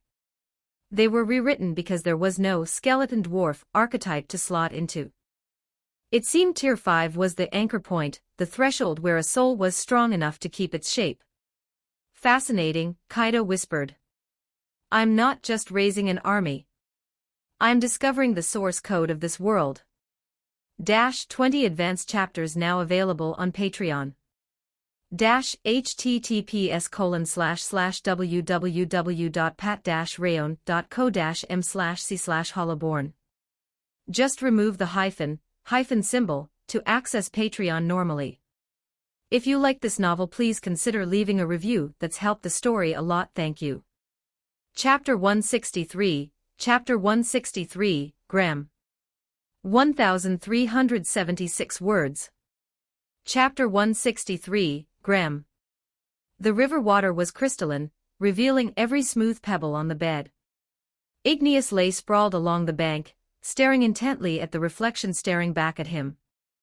His scales were pristine, the jagged wounds from the previous night having knit together perfectly. The regenerative capacity of the dragon race was legendary. As long as the heart remained beating, even a lethal strike could be erased in a matter of days. But while the body had mended, his soul remained fractured. Igneous looked at the draconic face in the water, a visage that now felt like a stranger's. 100 years. From the second his shell had cracked, every dragon in the nest had sung his praises. A prodigy. The future of our bloodline. A powerhouse seen once in 10,000 years. He had believed them. He had believed in himself. Elder Basaka had mentored him personally, the hatchlings worshipped him, and even dragons 5 times his age spoke to him with a cautious respect. He had dismantled every challenger who dared to cross his path. He had never tasted defeat. Until that night. Igneous squeezed his eyes shut, the image of the skeleton burned into his retinas. That creature had used nothing but its fists to render him utterly helpless. Speed, raw power, technique, experience, it was a total, crushing suppression on every conceivable level. What stung most was the skeleton's demeanor. Throughout the entire bout, the creature had acted with a casual, terrifying ease, as if it were merely disciplining a wayward pet. Igneous was certain that if the skeleton had truly intended to kill him, he never would have cleared the city walls. Am I truly a genius? Igneous whispered, the ripples in the water distorting his reflection. Suddenly, the words of Elder Basaka echoed in his mind. The history of our race is a graveyard of geniuses. The only ones who reach the end are the ones who understand awe. At the time, he had dismissed it as the senile rambling of an old lizard, letting the words drift through one ear and out the other. Now they sounded like a prophecy realized. Igneous lifted his head, gazing toward the eastern horizon. Toward Iron Fortress. The Evernight Empire. That skeleton was merely one of the 7 generals. Above him sat 6 more monsters of equal magnitude. And above them sat the sovereign of Evernight, the legendary entity who had unified the entire continent under a banner of death. The thought sent a new spike of panic through his core. I have to get back to the nest. Meanwhile, on the edge of a sprawling forest in the Empire's eastern border, the elder dragon Grem was circling at a low altitude, conducting a census of the year's dragon beast brood. As the commander of the escort mission, his primary directive was to ensure these mindless feral creatures survived the grueling first year on the mainland. Graham had lived for 6,000 years. He had led dozens of these expeditions, the procedure was etched into his very marrow. He understood the unspoken rules of the continent perfectly. Do not provoke the capitals of the great powers. Do not massacre the civilian population to the point of extinction. Do not cause a commotion that the local rulers cannot ignore. As long as one adhered to these boundaries, the sapient races of the world would generally adopt a policy of managed apathy toward the dragons. Accordingly, since the start of this mission, Graham had remained strictly within the frontier provinces. He spent his days surveying the territory and occasionally snatching a high-tier beast for a light snack. As for the younger dragons going off to raid human settlements for gold, Graham didn't care. Youth needed to bleed a little to gain wisdom. In his younger days, he had been far more of a nuisance than they were. But today, a chill of unease settled over his scales. Graham had spent the entire day flying, checking every designated gathering point for the dragon beasts. Yet, of the dozen young dragons assigned to the escort, he hadn't spotted a single one. Strange. Logically, even if they had lost themselves in a frenzy of looting, they wouldn't all vanish simultaneously. At least a few should have been lurking near the brood or resting in their temporary lairs. Something has happened. Graham expanded his senses, searching for the OD signature of his kin. Within a radius of several hundred kilometers, he found nothing but the ambient manna of the forest. Aside from himself, the region was devoid of great dragons. Graham's breathing grew heavy, smoke curling from his nostrils. Damn it all. He snapped his wings open, banking toward the nearest human settlement. He needed data. He needed to know what had swallowed his subordinates. 15 minutes later, Graham located a target on a trade route, a merchant caravan trudging through the snow. He didn't initiate a slaughter. He dived, landing heavily in front of the lead carriage and blocking the path. The horses shrieked in terror, the wagons lurching to a halt. The guards turned ashen, their hands shaking as they gripped their spears, but not a single man turned to flee. The caravan leader, a middle-aged human, stepped forward with a forced composure. "Esteemed Lord of the Skies, how might we serve your greatness?" Graham lowered his massive head, his snout hovering inches from the human's crown.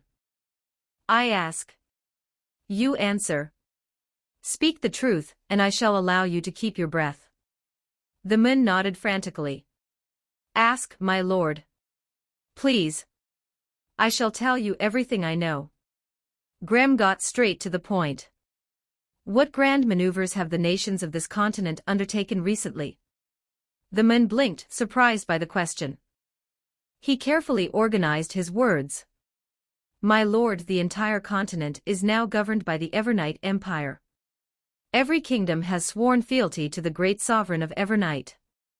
The world as we knew it has been unified under a single banner." Graham's vertical pupils contracted. Unified. The last time he had crossed the Salt, the mainland was a chaotic mess of dozens of warring states. To unify such a land in a few decades was a feat of impossible magnitude. Who is this sovereign? What is the extent of his power? The merchant swallowed hard, his voice carrying a note of genuine, terrifying reverence. "He is the supreme monarch of the dead. Word is that that personage moved only once, and the entire crusade of the theocracy, tens of thousands of warriors, was reduced to nothingness in a heartbeat. Furthermore, the sovereign is served by 7 generals, each of whom is a legendary Tier 6 powerhouse." Graham went silent. 7 Tier 6 entities. And a monarch of unknown capability. This was not a nation, it was a global catastrophe with a government. "Final question," Graham growled, staring into the man's eyes. "Have you seen any of my kin? Other great dragons?" The man thought for a long moment, then shook his head. "No, my lord. Lately, we have only heard rumors of dragon sightings in the remote frontier. But those dragons, they always vanish shortly after appearing." Vanished. Not fled. Not hidden. Vanished. To Graham, the implication was as clear as a bell. "Proceed on your way," Graham commanded, turning and taking to the sky. The merchant stood paralyzed until the dragon's silhouette was a mere speck against the clouds. Only then did he let out a shuddering breath of relief. Thank the spirits it didn't eat us. By then, Graham was already miles away. His mind was a storm of a single directive: return to the nest.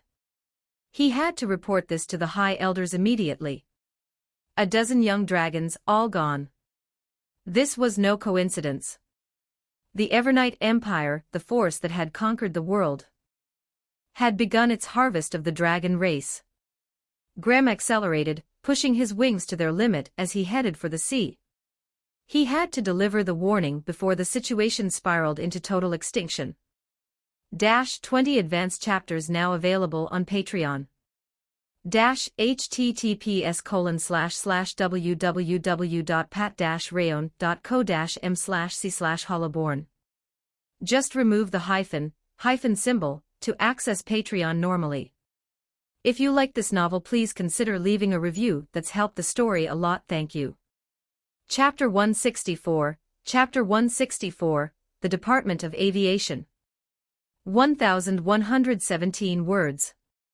Chapter 164, The Department of Aviation. The Valley Base, Central Clearing. 6 gargantuan Frost WYRMS were currently crowded around Kaido. These massive necrotic entities, capable of freezing entire armies with a single breath, were currently behaving like overgrown golden retrievers. One Frost WYRM rhythmically nuzzled Kaido's arm with its skull, letting out a series of vibrating, low-frequency gurgles. Another lay flat on the dirt, its tail sweeping back and forth in a slow, rhythmic arc that kicked up a constant cloud of dust. Greed stood to the side, holding a ledger. Master, according to the reports from the other generals, the rogue dragons within our borders have been systematically neutralized. Those who initiated hostilities against our settlements have been terminated and converted into Frost WYRMS. Those who remained non-aggressive have been escorted beyond the perimeter. Kaido, who was currently being nudged so hard he was sliding across the grass, finally shoved the dragon's massive skull away with both hands. All right, enough. If you keep rubbing against me, you're going to start shedding bone shards. The Frost WYRM, having been rejected, saw its blue soul fire flicker sadly. It retreated 2 paces and began using its front claw to draw dejected circles in the dirt, looking every bit the part of a kicked puppy. Kaido ignored the needy colossus and turned his attention back to business. Casualty report. Greed checked his notes. The Empire sustained negligible casualties, only a handful of non-essential structures were damaged. As for the dragons, he flipped a page. 13 confirmed kills.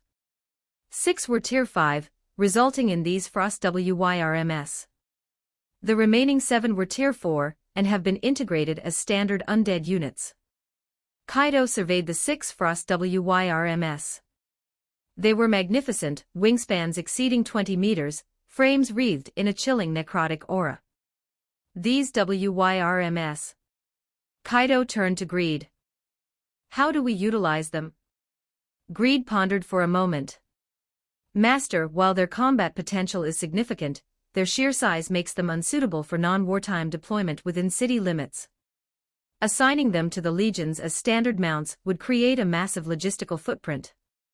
Kaido nodded. It was true. A Frost WYRM was an aerial apex predator on an open field, but in a populated city, they were just a massive traffic hazard. However, they're fast. And they're strong. If we aren't at war, they're essentially high-speed cargo haulers. Kaido began to pace between the dragons. As he moved, the 6 massive heads followed him like sunflowers tracking the sun. 6 pairs of ghostly blue eyes fixed on him with an intense, good boy energy. He skidded to a halt. Greed. I am here, Master. What is the current census of our settlements? Greed flipped through his records once more. 5,400 cities and 43,000 towns and villages. Kaido nodded, then posed the critical question. Can our human residents use the teleportation arrays? No, my lord. Currently, the arrays require a direct interface with an undead soul core to function. The living lack the necessary OD signature. Kaido's soul fire pulsed. As I suspected. The Empire's transportation system was a disaster. For the living citizens, they were still stuck in the age of horse-drawn carriages. This meant the vast majority of his subjects would live and die without ever seeing a city other than their own. Population stagnation is the death of an economy. No movement, no trade. No trade, no cultural exchange. And if they don't move, how am I supposed to enjoy the various local delicacies of the continent? Kaido turned back to the Frost WYRMS, his eye sockets igniting with a visionary glow. I have an idea. Greed bowed, all ears.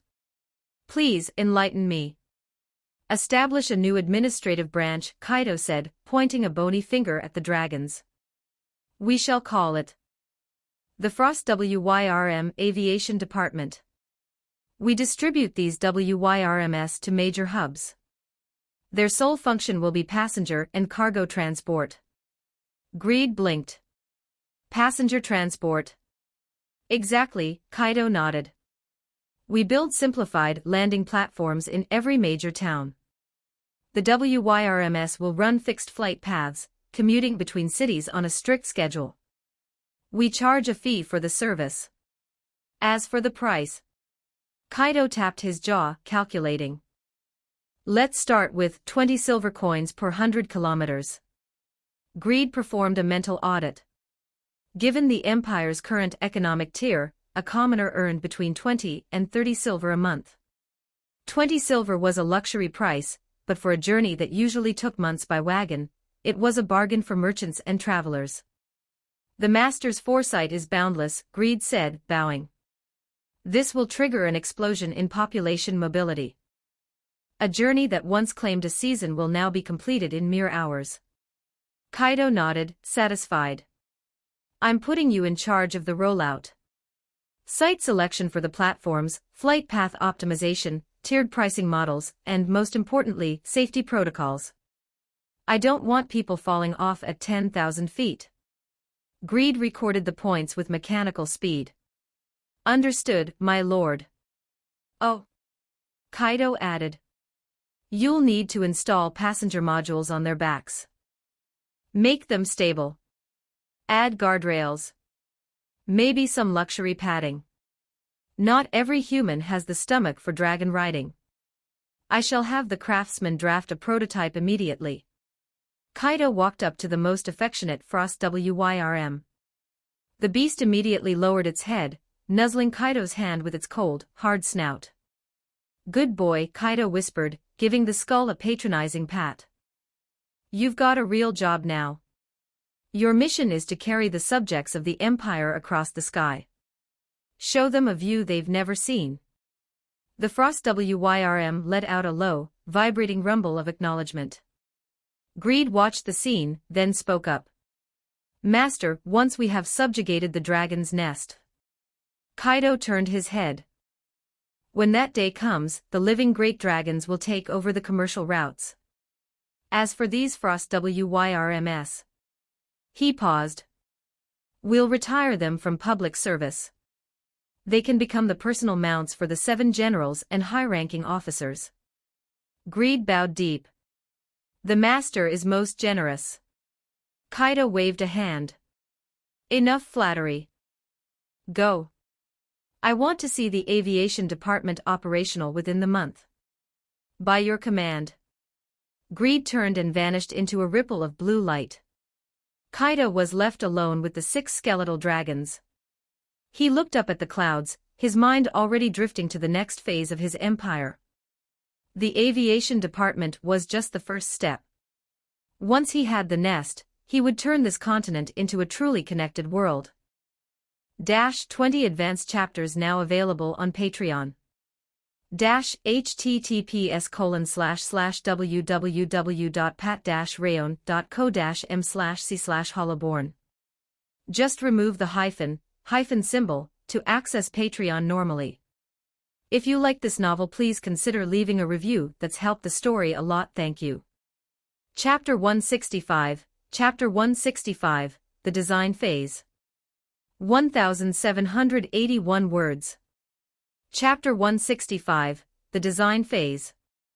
Iron Fortress, Forging District, Open Testing Grounds. Paul stood before the Frost WYRM, his head tilted back so far his neck was starting to ache. Holy **T, this thing, it's absolutely gargantuan, isn't it? Behind him stood a dozen craftsmen, the finest artisans Iron Fortress had to offer. There were elderly dwarven woodworkers, Orcish smiths specializing in heavy alloys, and several human engineers who focused purely on mechanical gear work. And of course, there was Paul's small apprentice, Buri. The young dwarf was clutching a notebook larger than his own head, his eyes wide as dinner plates as he stared at the massive skeletal dragon. Master, is that a real Frost WYRM? Buri's voice had a noticeable tremor. Paul spared him a sideways glance. What are you shaking for? You see the dead every day. This is just a bigger pile of M. In truth, Paul's own heart was drumming against his ribs.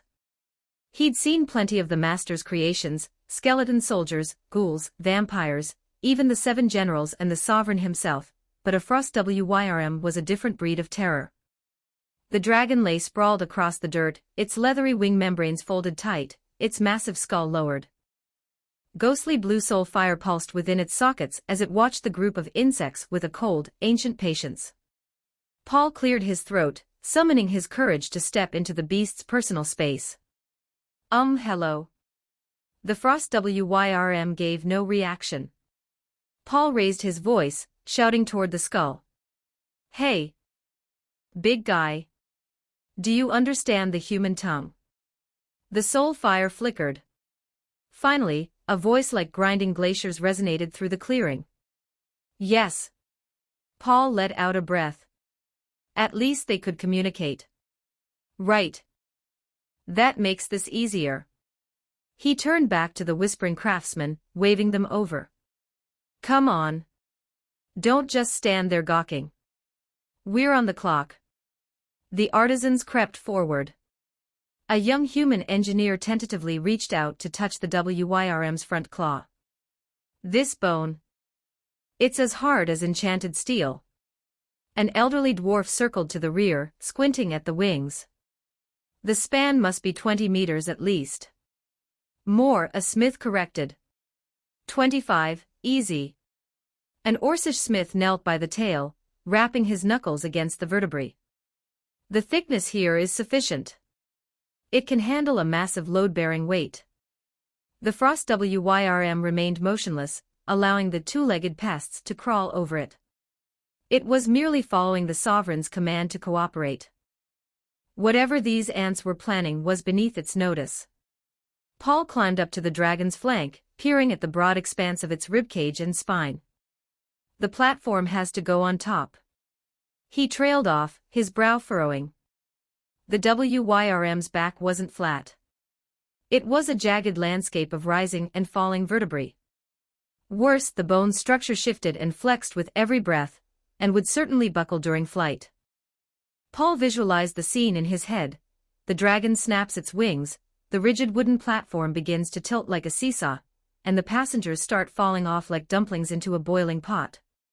He shook his head. No. This won't work. The craftsmen behind him had reached the same conclusion. A chorus of dissent broke out. The spinal geometry is too irregular. The vibration from the wing muscles alone would shake a fixed mount to pieces. If we bolt it down, we hinder the dragon's mobility. If we don't, the customers are getting a one-way trip to the pavement. Paul remained silent for a moment before speaking. Don't write it off yet. Kid, get the notes ready. Bury flipped his notebook open, charcoal pencil poised. Ready, master. Paul pointed to the ridge of the spine. Point 1. Surface irregularity prevents direct mounting. Point 2. Dynamic spinal fluctuation during flight renders fixed platforms unstable. Point 3. Complex installation. We need to account for the unique anatomy of each specimen. As Bury scribbled, the other craftsmen chimed in. There's also the material fatigue issue, a dwarf added. A Frost WYRM is massive. Standard timber won't hold up to the G-force of a sustained flight. And the scaling, an engineer noted. No two dragons are identical. The mount needs to be modular. Paul nodded. Record all of it. Looking at the mountain of technical hurdles, Paul realized they were out of their depth. We can't solve this at our level, he admitted. He looked up at the dragon. Hey, big guy. Could you give us a quick takeoff? We need to see the movement. The soul fire pulsed. Confirmed. The next second the gargantuan wings snapped open. Boom. A localized gale erupted as the wings beat against the air, sending the craftsmen tumbling like dry leaves. Bury clutched his notebook, his small frame being shoved back several paces by the atmospheric pressure. The Frost WYRM surged into the sky, circling the clearing with predatory grace. Paul squinted against the wind, his eyes tracking every shift of the dragon's frame. The spine rose and fell with the wings, the tail thrashed to adjust the vector. This is... Paul's frown deepened. The Frost WYRM touched down, refolding its wings. Paul turned to his team. You see that? A platform is a death trap. The craftsman nodded grimly. Unless we make a floating platform that adjusts in real time. But the magical engineering for that would be too expensive and prone to failure. Paul set his jaw. Report it. Report it. Bury asked. Paul nodded. This is beyond a blacksmith's pay grade. Rather than wasting time on a flawed concept, we tell Lord Greed immediately so he can inform the master. 30 minutes later. Greed reviewed Paul's report in his office. Platform concept, non-viable. Greed pondered for a moment before accessing the soul link to Kaido. Master, we have hit a developmental wall regarding the aviation project. Kaido was currently taking a nap in his coffin. Hearing Greed's voice, his soul fire flickered to life. What's the bottleneck? Greed detailed the anatomical issues Paul had identified. Kaido remained silent for a few seconds. I suppose I was being too literal, Kaido admitted. A dragon isn't a horse, you can't just slap a saddle on it and call it a day. Tell Paul and the others to abandon the platform idea. We need a new perspective. I have only 3 core parameters. First, rapid installation. It must be easy to mount and dismount, whether it's a Frost Wyrm or a living dragon. Second, safety and comfort. I don't want my subjects dying of heart attacks or gravity. Third, universal compatibility. One design must fit all. How they achieve this is up to them. Kaido paused. And tell them this, I am pleased that they identified the flaw and reported it rather than delivering a defective product. Once the design is finalized, every craftsman involved will receive a bonus of 100 gold crowns. By your command, my lord.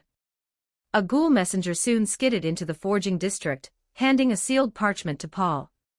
He tore it open, scanning the script. He immediately whistled for his team. The master has spoken. The platform is dead. The craftsmen let out a collective sigh of relief. Thank the spirits. It was a stupid idea anyway. Paul cleared his throat. But he's given us new parameters. Easy install, safe and cozy, and it has to fit any dragon we throw it on. The artisans looked at each other. But how?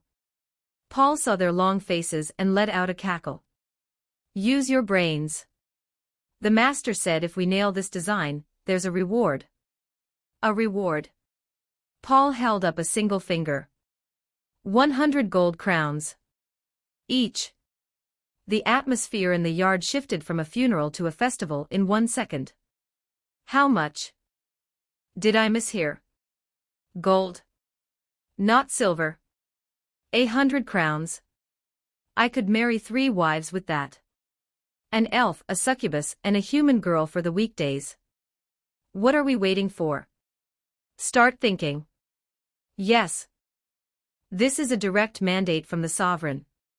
Paul watched his team suddenly ignite with productivity, nodding with satisfaction. All right, clear the drool off your chins. Let's brainstorm. The craftsmen formed a tight circle, sketches beginning to fly. If the back is off limits, where else can we put it? Under the belly? No, the wings need that space for the downstroke. The tail? Too much whip action. Wait, what about hanging it? The group went still. A dwarven smith's eyes lit up. Wait. That's it. The underside of the center mass is the most stable point of the dragon during level flight. And it doesn't interfere with the wings or the tail. Paul liked the direction. Keep going. How do we hang it? Ropes? Too much sway. One gust of wind and the passengers are sick. A cage. Bury suddenly spoke up, his small hand raised. Master, I have an idea. Paul looked down at the boy. Speak up, kid. Bury flipped his notebook, drawing a few rapid, confident strokes. We build a gondola. Like a birdcage but enclosed. We use a lightweight but high-tensile alloy for the frame, covered in enchanted leather or canvas to block the wind. We don't mount it to the belly. We mount a heavy-duty harness, like a massive saddle, over the shoulders and neck where the bone is thickest. We connect the gondola to the harness using high-grade iron chains. But that's not the best part. Buri's voice rose with excitement. The harness handles the weight, but we use the dragon's front claws to grip the gondola's top rails. Like a person carrying a shopping basket. The harness takes the load, but the claws provide absolute stabilization. No swaying.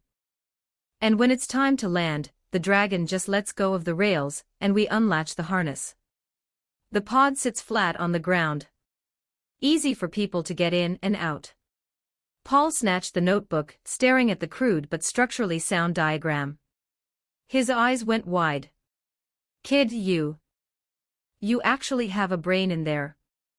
The other craftsmen swarmed the book, marveling at the simplicity. This is genius. Harness and claws, dual redundancy. It's airtight. We can even add windows for the view. Paul pounded Buri on the shoulder so hard the little dwarf nearly face-planted. Brilliant. We're going with this. We've got it, lads.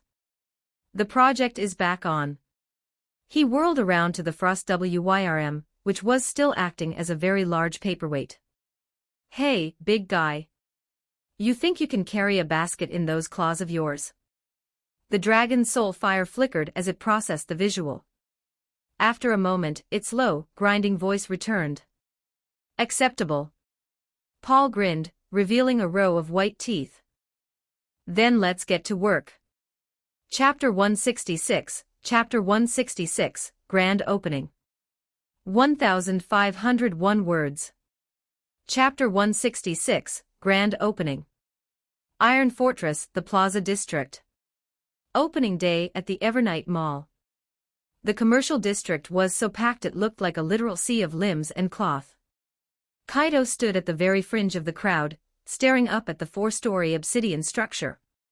His soul fire pulsed with a rhythmic, blinking cadence. In just a few days, Greed had overseen the completion of the entire project. The efficiency was, frankly, terrifying. The exterior walls were etched with glowing blue geometric patterns, reinforcement arrays constructed by the Arcane Legion. While they lacked the absolute durability of the royal palace in the capital, which could theoretically withstand a direct assault from a Tier 6 powerhouse, they were more than enough to deflect anything below Tier 4. The lessons learned from the Red Dragon's raid were still fresh in everyone's mind. Grand opening specials. 30% off everything. Step up, step up. Don't let fate pass you by. Buy today or pay the premium tomorrow. Near the entrance, several promotional ghouls were brandishing magical megaphones, shouting with the frantic energy of street preachers. Kaido had intended to take a leisurely stroll through the aisles, checking the customer experience, and making sure the floor plan was intuitive. Instead, the moment he stepped onto the edge of the plaza, he was seized by the current of humanity and dragged forward. Hey! Watch it! Stop pushing! Who do you think you're shoving? My foot. Some bastard just crushed my foot. Kaido had zero leverage. He was like a dry twig caught in a flash flood, drifting wherever the crowd dictated. He tried to maneuver toward the edge, but it was a tactical impossibility. To his left was an Orcish brute built like a brick wall, to his right, a succubus and a drow were engaged in a high-volume debate. Ahead of him, 3 elven maidens had formed a literal human wall, while a group of dwarves behind him were unintentionally headbutting his lumbar region. Kaido gave up. Fine. Whatever. Let the tides of consumerism take me. As the line crawled forward, a sudden, sharp screech cut through the air. You old hag. Have you no shame at your age? A young elf girl, clutching a shopping basket larger than her own head, was flushed with a righteous, indignant fury. Opposite her stood a human matron, gripping a similarly oversized basket with a death grip. Old hag. I'm 50. You pointed-eared brat, you've been young for 2 centuries, learn some respect for your elders. The elf girl's ears practically twitched with rage. 200 is still maidenhood for an elf. What would a short-lived wretch like you know about it? Short-lived? Why, I ought to. The human woman began rolling up her sleeves, her expression promising a brawl. The elf girl didn't flinch, dropping her basket and settling into a low combat stance. The surrounding crowd immediately cleared a circle, placing bets with frantic whispers. A fight. It's going down. 5 coppers on the elf. No way, my money's on the grandma. Never underestimate human anti-strength. Just as the first blow was about to land, the massive obsidian doors of the mall swung open with a resonant boom. Doors are open. The crowd erupted. The 2 women instantly aborted their duel, snatched their baskets, and sprinted for the threshold with the speed of elite scouts. Kaido was shoved from behind, stumbling and tripping as he was squeezed through the entrance. The interior was far more spacious than the exterior suggested. Floor 1, fresh goods. To the left, the fish counter. To the right, the meat counter. Center, produce. Every stall was swarmed instantly. Kaido managed to fight his way to the fish counter, only to find the tanks almost empty. A few palm-sized trout were floating lethally, looking half-dead and entirely unappealing. This is it. Kaido blinked. He glanced at the nearby notice board. Opening time, 8 a.m. Current time, 8:05 a.m. 5 minutes. It had taken 5 minutes for the city to eat its way through the entire morning's catch. Kaido's soul fire flickered. These people, they're manic. He turned toward the meat counter. It was a ruin. The mountains of pork and beef had been reduced to a few lonely bones and scattered scraps of gristle. The produce section was marginally better, but only because people were too busy fighting over the sausages. Kaido let out a weary sigh, pulled a few silver coins from his robes, and purchased the last few gasping trout. Lord Sovereign. The skeletal clerk behind the register recognized the customer. Its soul fire nearly snuffed out in sheer terror. Master. What are you doing here in person? Keep it down, Kaido whispered. I'm just performing an inspection. The skeleton nodded frantically, carefully bagging the fish as if they were made of crystal. My lord, please accept them as a tribute. No charge. Kaido shoved the silvers into the register's slot. Nonsense. The code applies to everyone. Record the sale. He took the bag and turned to make a tactical retreat before the situation escalated. Unfortunately, the clerk's initial gasp had already pinged the ears of the surrounding shoppers. Look. It's the sovereign. It really is him. The master is shopping. In person. Kaido froze. Crap. I've been compromised. The next heartbeat, he was swarmed. Master. Master. Can I have an autograph?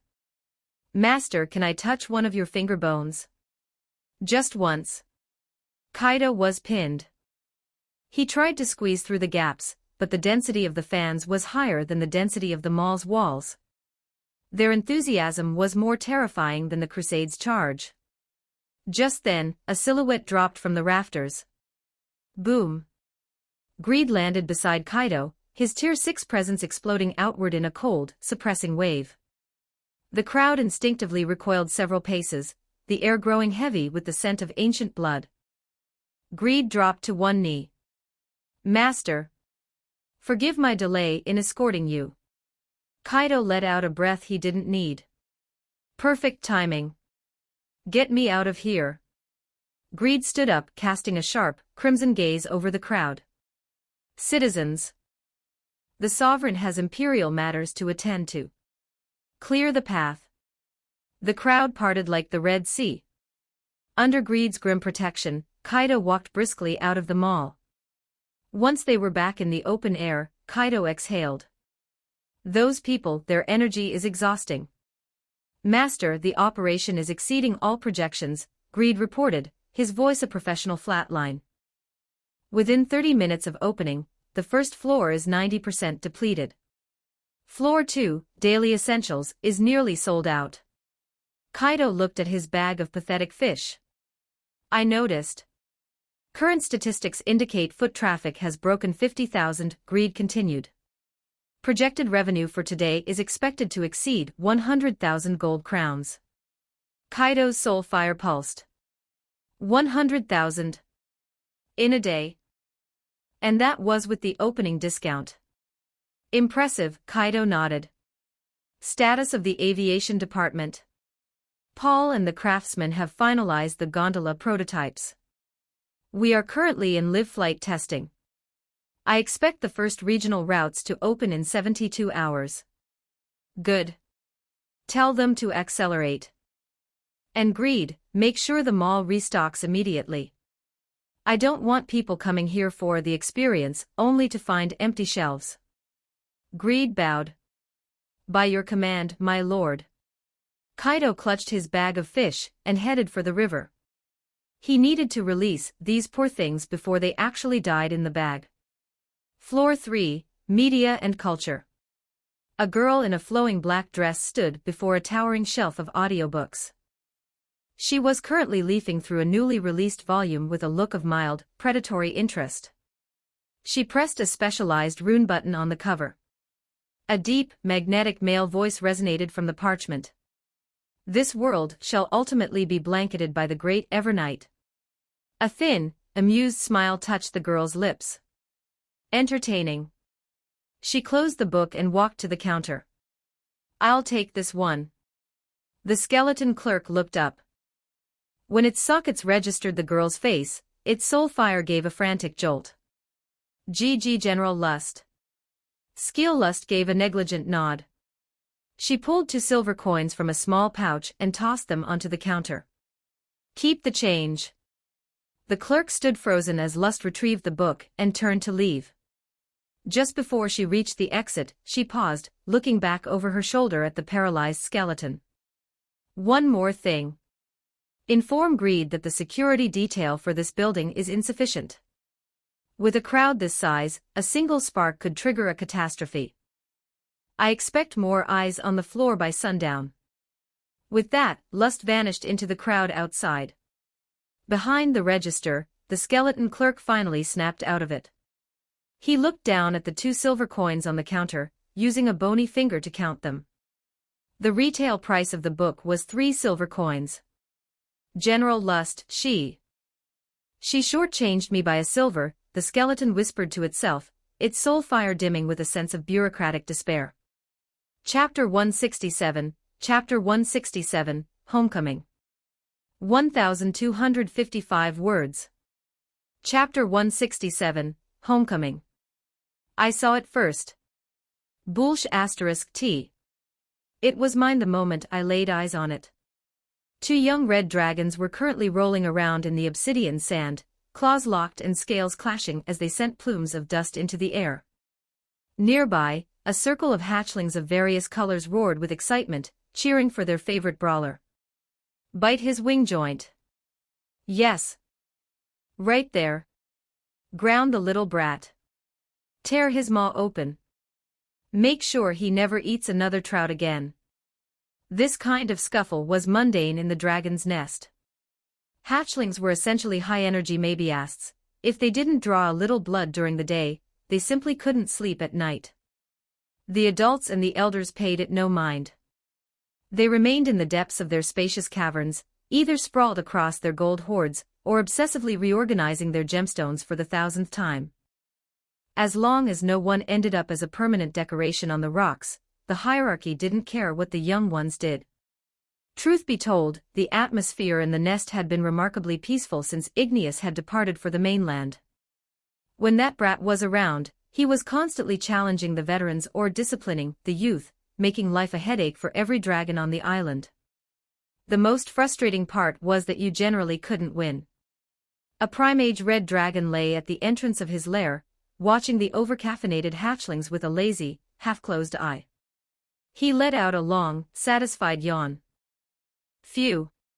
Tranquility at last. From the neighboring cave, a massive black dragon head poked out.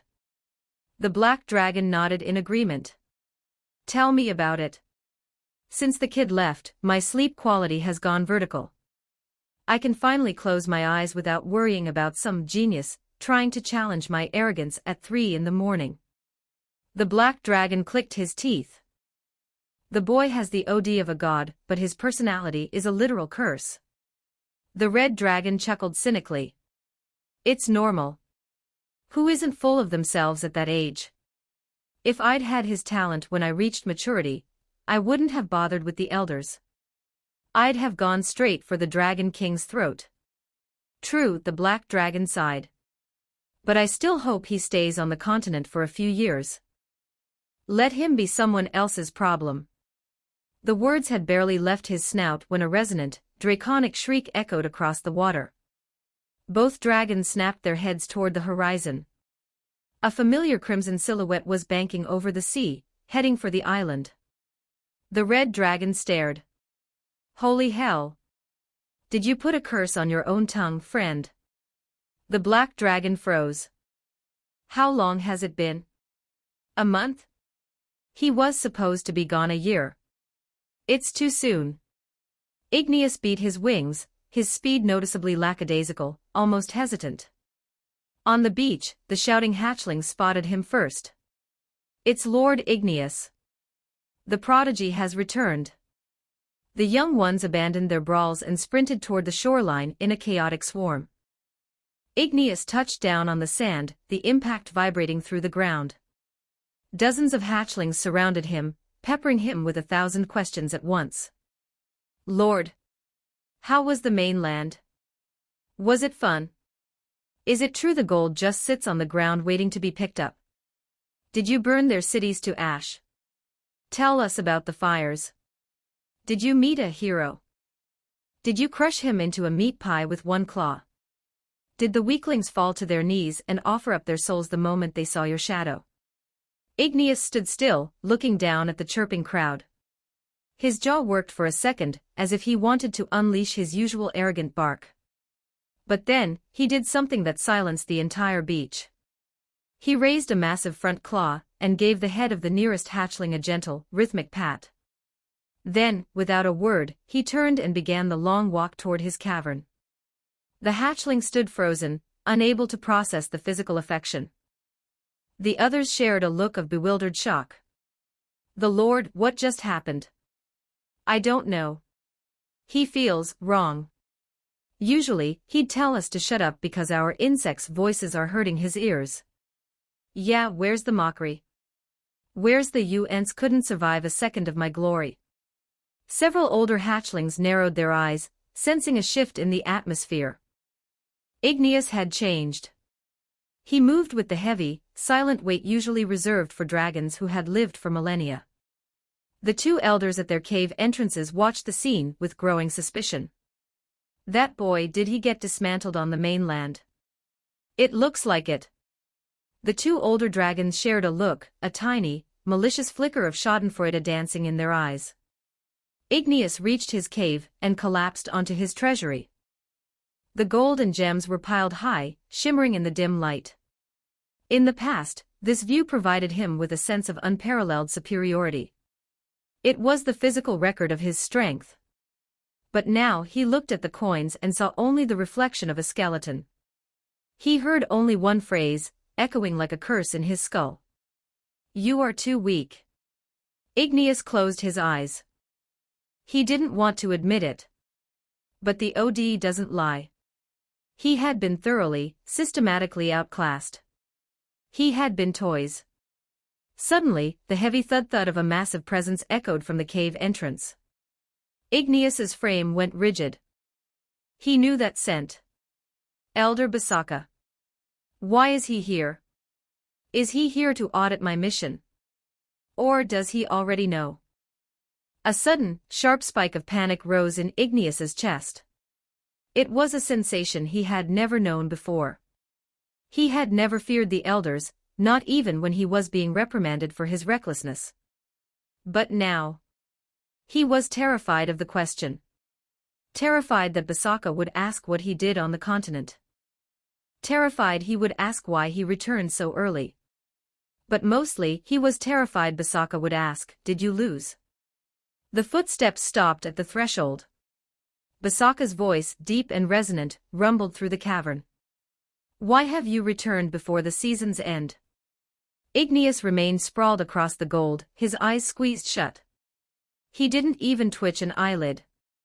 He chose the most childish, most pathetic defense his panic could devise. He faked being asleep. Igneous slowed his breathing to a heavy, rhythmic drone, trying to project the aura of a dragon lost in deep hibernation. The cavern was dead silent save for the frantic, muffled thumping of his own heart against the stone. Basaka stood in the entrance, his gargantuan black silhouette blotting out the sun. He watched the genius lying atop the hoard. Basaka had lived for thousands of years.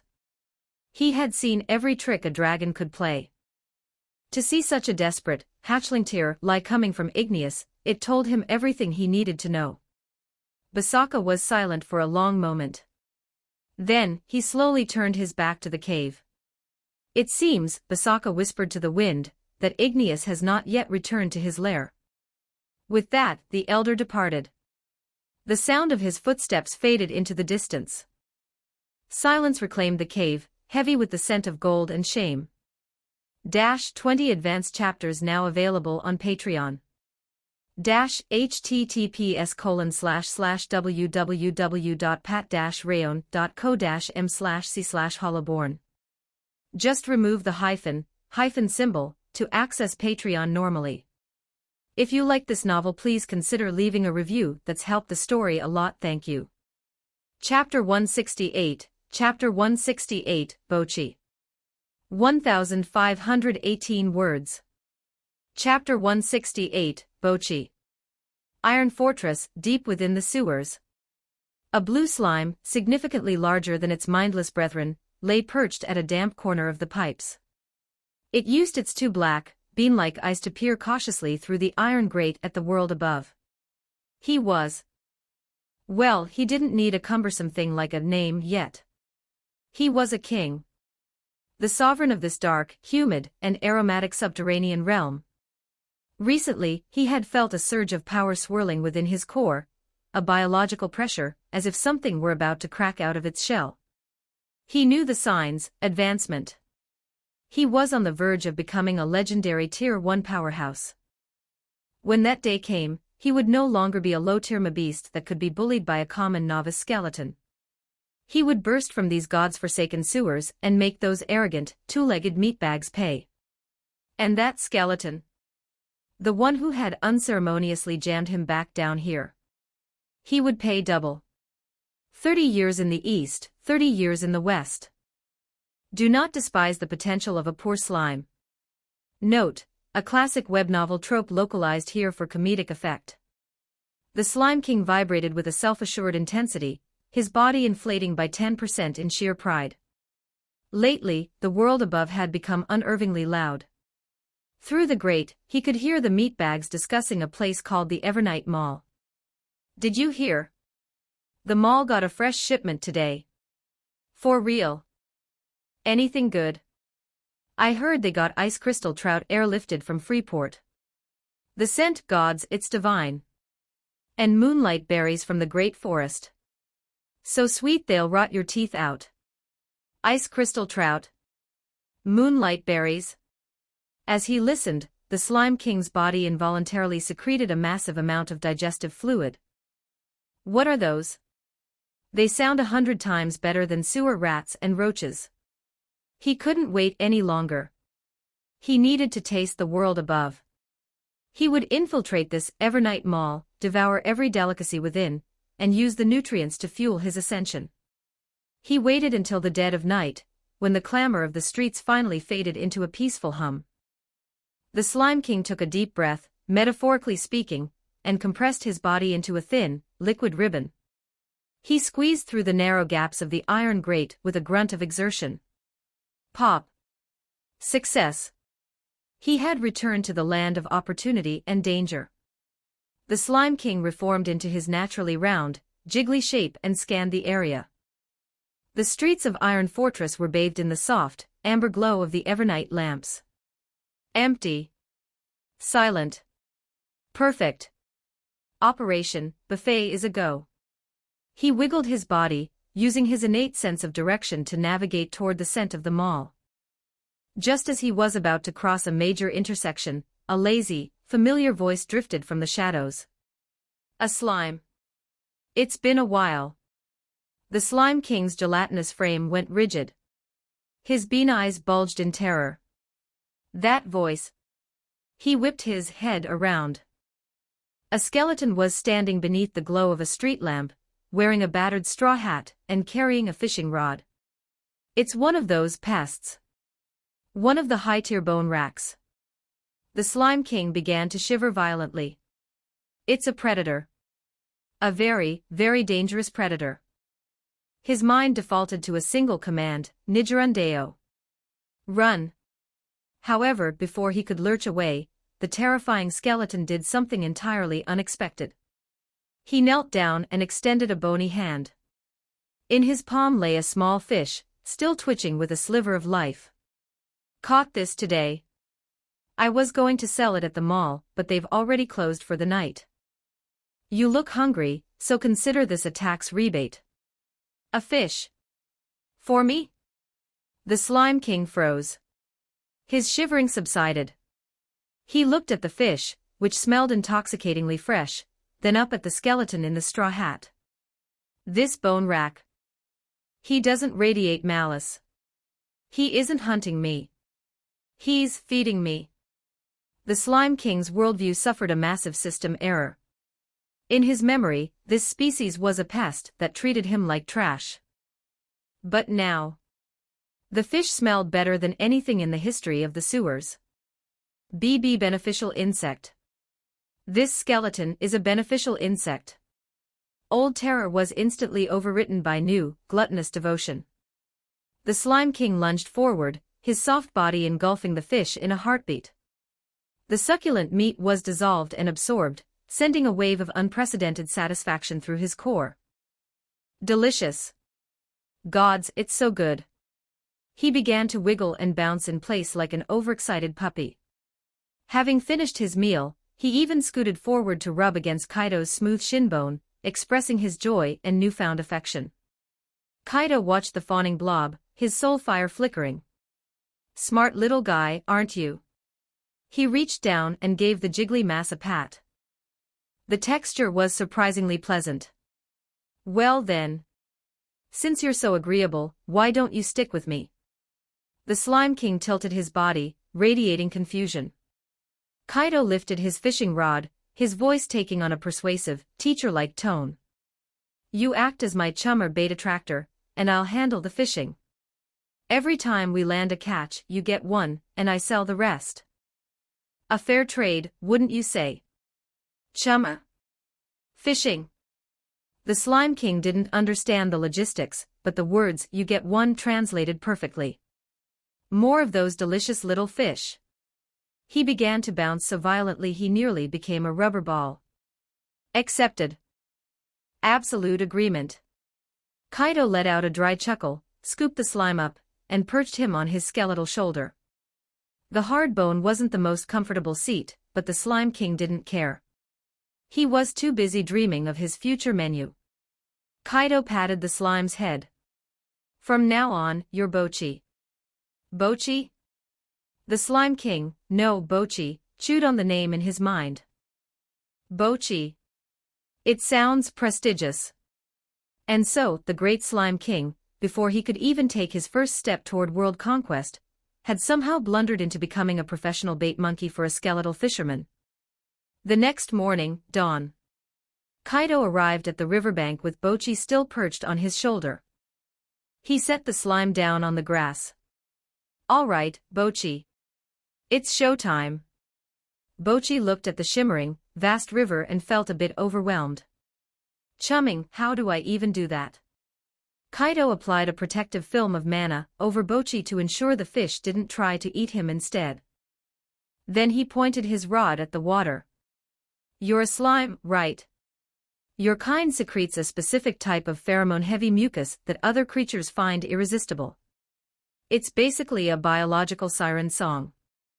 Bochi blinked. Wait, is it? He remembered using his mucus to lure roaches and rats in the sewers. I guess it works on fish too. Go on. Get in there and release your charm. Kaido nudged him with the tip of his rod. Bochi hesitated for a second, then, plop, he dove into the river.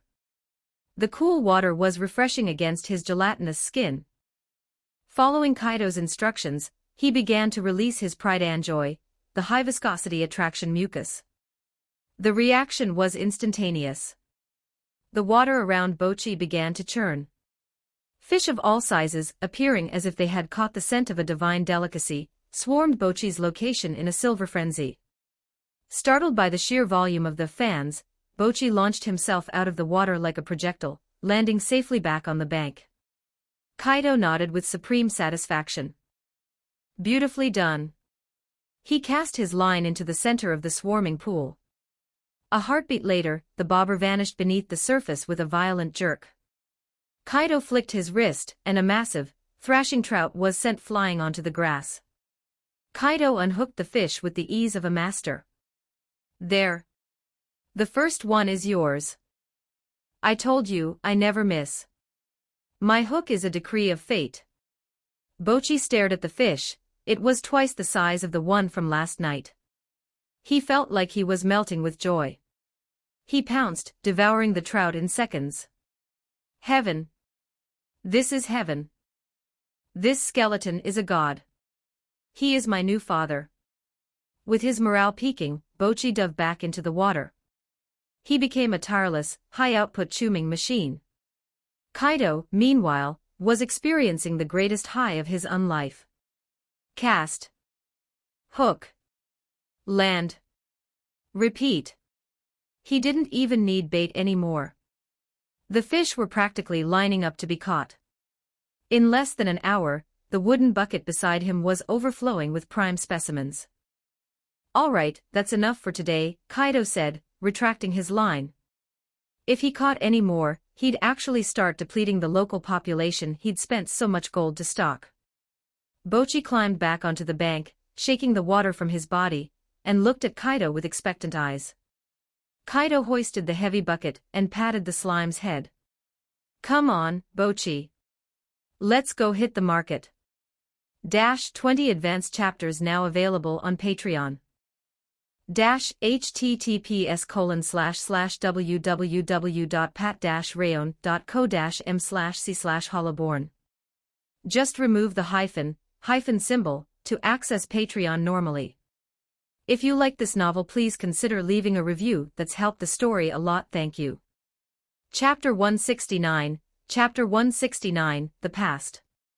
1220 words. Chapter 169, The Past. The Dragon's Nest. Graham's gargantuan wings whipped the air, kicking up a localized sandstorm across the obsidian beach. He plummeted from the high altitude, his massive weight carving two deep craters into the soft sand upon impact. A spray of grit lashed across the snouts of several hatchlings who had wandered too close to the landing zone. Paw. Hack. Tui. Elder Graham. Have you no concept of delicate touch? My mouth is full of dirt. The surrounding hatchlings and several idle adult dragons immediately swarmed him. A prime-age red dragon poked his head from a nearby cavern, calling out with a lazy, mocking drawl. Graham. Tell us, what did that brat Igneous do on the mainland? He returned looking like a kicked dog. Did he lose his tail? The black dragon beside him joined in the heckling. Didn't he claim to be the invincible genius as long as the Dragon King slept? He crawled back into his hole without uttering a single roar. It's pathetic. I bet he ran into a real powerhouse. Come on, spill the secrets. We need a good laugh. My gold is on him trying to raid a royal capital, and getting blasted back by a hero's divine protection. Gahahaha. A few young drakes who worshipped Igneous hissed in protest. Lies. Lord Igneous is supreme. The mainland is likely just boring, those insects aren't even worth his time, so he came back early. That has to be it. The cacophony of inquiries buzzed in Graham's ears, but he didn't hear a single word. His mind was a storm, occupied entirely by the imagery described by that human merchant, and that name that sent a chill through his marrow, the Evernight Empire. Graham ignored the crowd, marching straight toward the center of the island, the base of the great volcano where the Council of Elders resided. Seeing the Elders' grim intensity, the other dragons instinctively silenced their mocking and cleared a path. As Graham walked, he reached into the depths of his memory, unearthing the records of 5,000 years ago. 5,000 years. To the new adults and the hatchlings, that was an unimaginable span of time. They believed the Dragon King was merely taking a long nap. They believed their race was born to live on this isolated island. They believed the yearly delivery of dragon beasts to the mainland was a trivial, ceremonial tradition. Only the old guard like Graham knew the truth. Reality was far more savage than the fairy tales. 5 millennia ago, the dragons ruled the continent. The Dragon's Nest was not an island, but the peak of the world's most magnificent mountain range, overlooking a vast, emerald empire. Back then, they were the undisputed overlords. They possessed unmatched OD, eternal lifespans, and the pride of a primordial bloodline. The other races, humans, elves, dwarves, existed only to tremble in their shadow. Thinking back, Graham mused, those were the days of true glory. But glory is a fleeting spark. As the power of the dragon race swelled, so too did the terror of the insects. They feared the unmatched strength of the dragons, they feared the day the sky would permanently turn to ash under their wings. Even though the dragons never officially declared an invasion, the seeds of fear took root and grew into a desperate madness. Finally, the impossible happened, the alliance. The human kingdoms, the elven forests, the dwarven mountains, and the Orcish tribes, they cast aside centuries of blood feuds and stood as one. Their objective was singular, the extinction of the dragon race. A war erupted that lasted 1,000 years. The dragons were gods of the battlefield, but their numbers were tragically sparse. In contrast, the alliance was a self-replenishing flood. Especially the humans, they reproduced with the frantic speed of mabiasts, turning a newborn into a ranked combatant in a mere decade. They used human wave tactics, throwing millions of lives into the grinder just to exhaust a single dragon's mana. One by one, the great dragons fell. Even the Dragon King of that era, a Tier 7 golden dragon of mythic power, was cornered by a literal army of Tier 6 powerhouses. In a final, defiant act of unreasonable spite, he detonated his own soul, taking the entire elite core of the Alliance army into the void with him. The fall of the king was the final crack in the dragon's spine. During those 10 centuries, the short-lived races produced heroes at a rate the dragons couldn't match.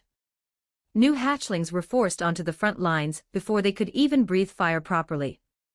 The population plummeted. Eventually, the dragons were forced to accept the cold, hard reality of their defeat. They signed a humiliating covenant of exile. The dragon race would abandon the mainland forever, retreating to the isolated salt of the ocean. In exchange, the Alliance would cease their hunt for the survivors. Furthermore, to maintain the ecological balance of the world, the dragons were required to deliver their mindless offspring, the dragon beasts, to the mainland every spring. It wasn't a peace treaty. It was a surrender. It was the record of a race's decline. These truths had been buried by Basaka and the other elders. They didn't want the new generation to grow up carrying the weight of a broken legacy. They wanted the youth to carry their heads high with pride, untainted by the shadow of failure. But now, Graham's mind snapped back to the present. He had reached the volcanic caldera. The mainland had unified. An empire ruled by the dead had risen. A dozen adult dragons had vanished into the silence of the east. This was not a coincidence. This was an omen. Graham had a terrifying premonition. The nightmare of 5,000 years ago was returning, only this time, it wore a crown of bone. I have to summon the High Council. Now. Grem lifted his head and let out a roar that tore through the cloud layer, vibrating with the authority of an elder. Roar. The signal for the Council of Elders echoed across the island. The last time this specific frequency had been used was over a millennium ago. In an instant, the dragon nest went silent. Every dragon, hiding in a cave or brawling on the beach, stopped and looked toward the volcano.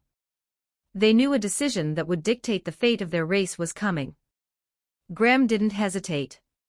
He unfurled his wings and flew into the mouth of the caldera to deliver his warning. In the depths of his opulent cavern, Igneous snapped his eyes open. He heard the roar. The council is convening. Is it because of me? The thought flickered for a second before he violently rejected it. No. Impossible. A failure like me isn't worth the elder's time. He rolled over, using his claws to rake a mountain of gold coins over his head, desperate to block out the sound of the world. I'm just going to sleep, he whispered to the darkness of his treasure. None of this has anything to do with me. I suppose. I'll just disappear. 20 advanced chapters now available on Patreon. https://www.pat-rayon.co-m/c/hollowborn. Just remove the hyphen symbol to access Patreon normally. If you like this novel, please consider leaving a review. That's helped the story a lot. Thank you. Chapter 170, The Council of Elders.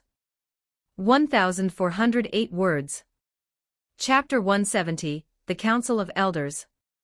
Grem's massive wings flared as he banked over the volcanic caldera, his gargantuan frame landing heavily upon a scorched obsidian platform. 5 high elders were already waiting.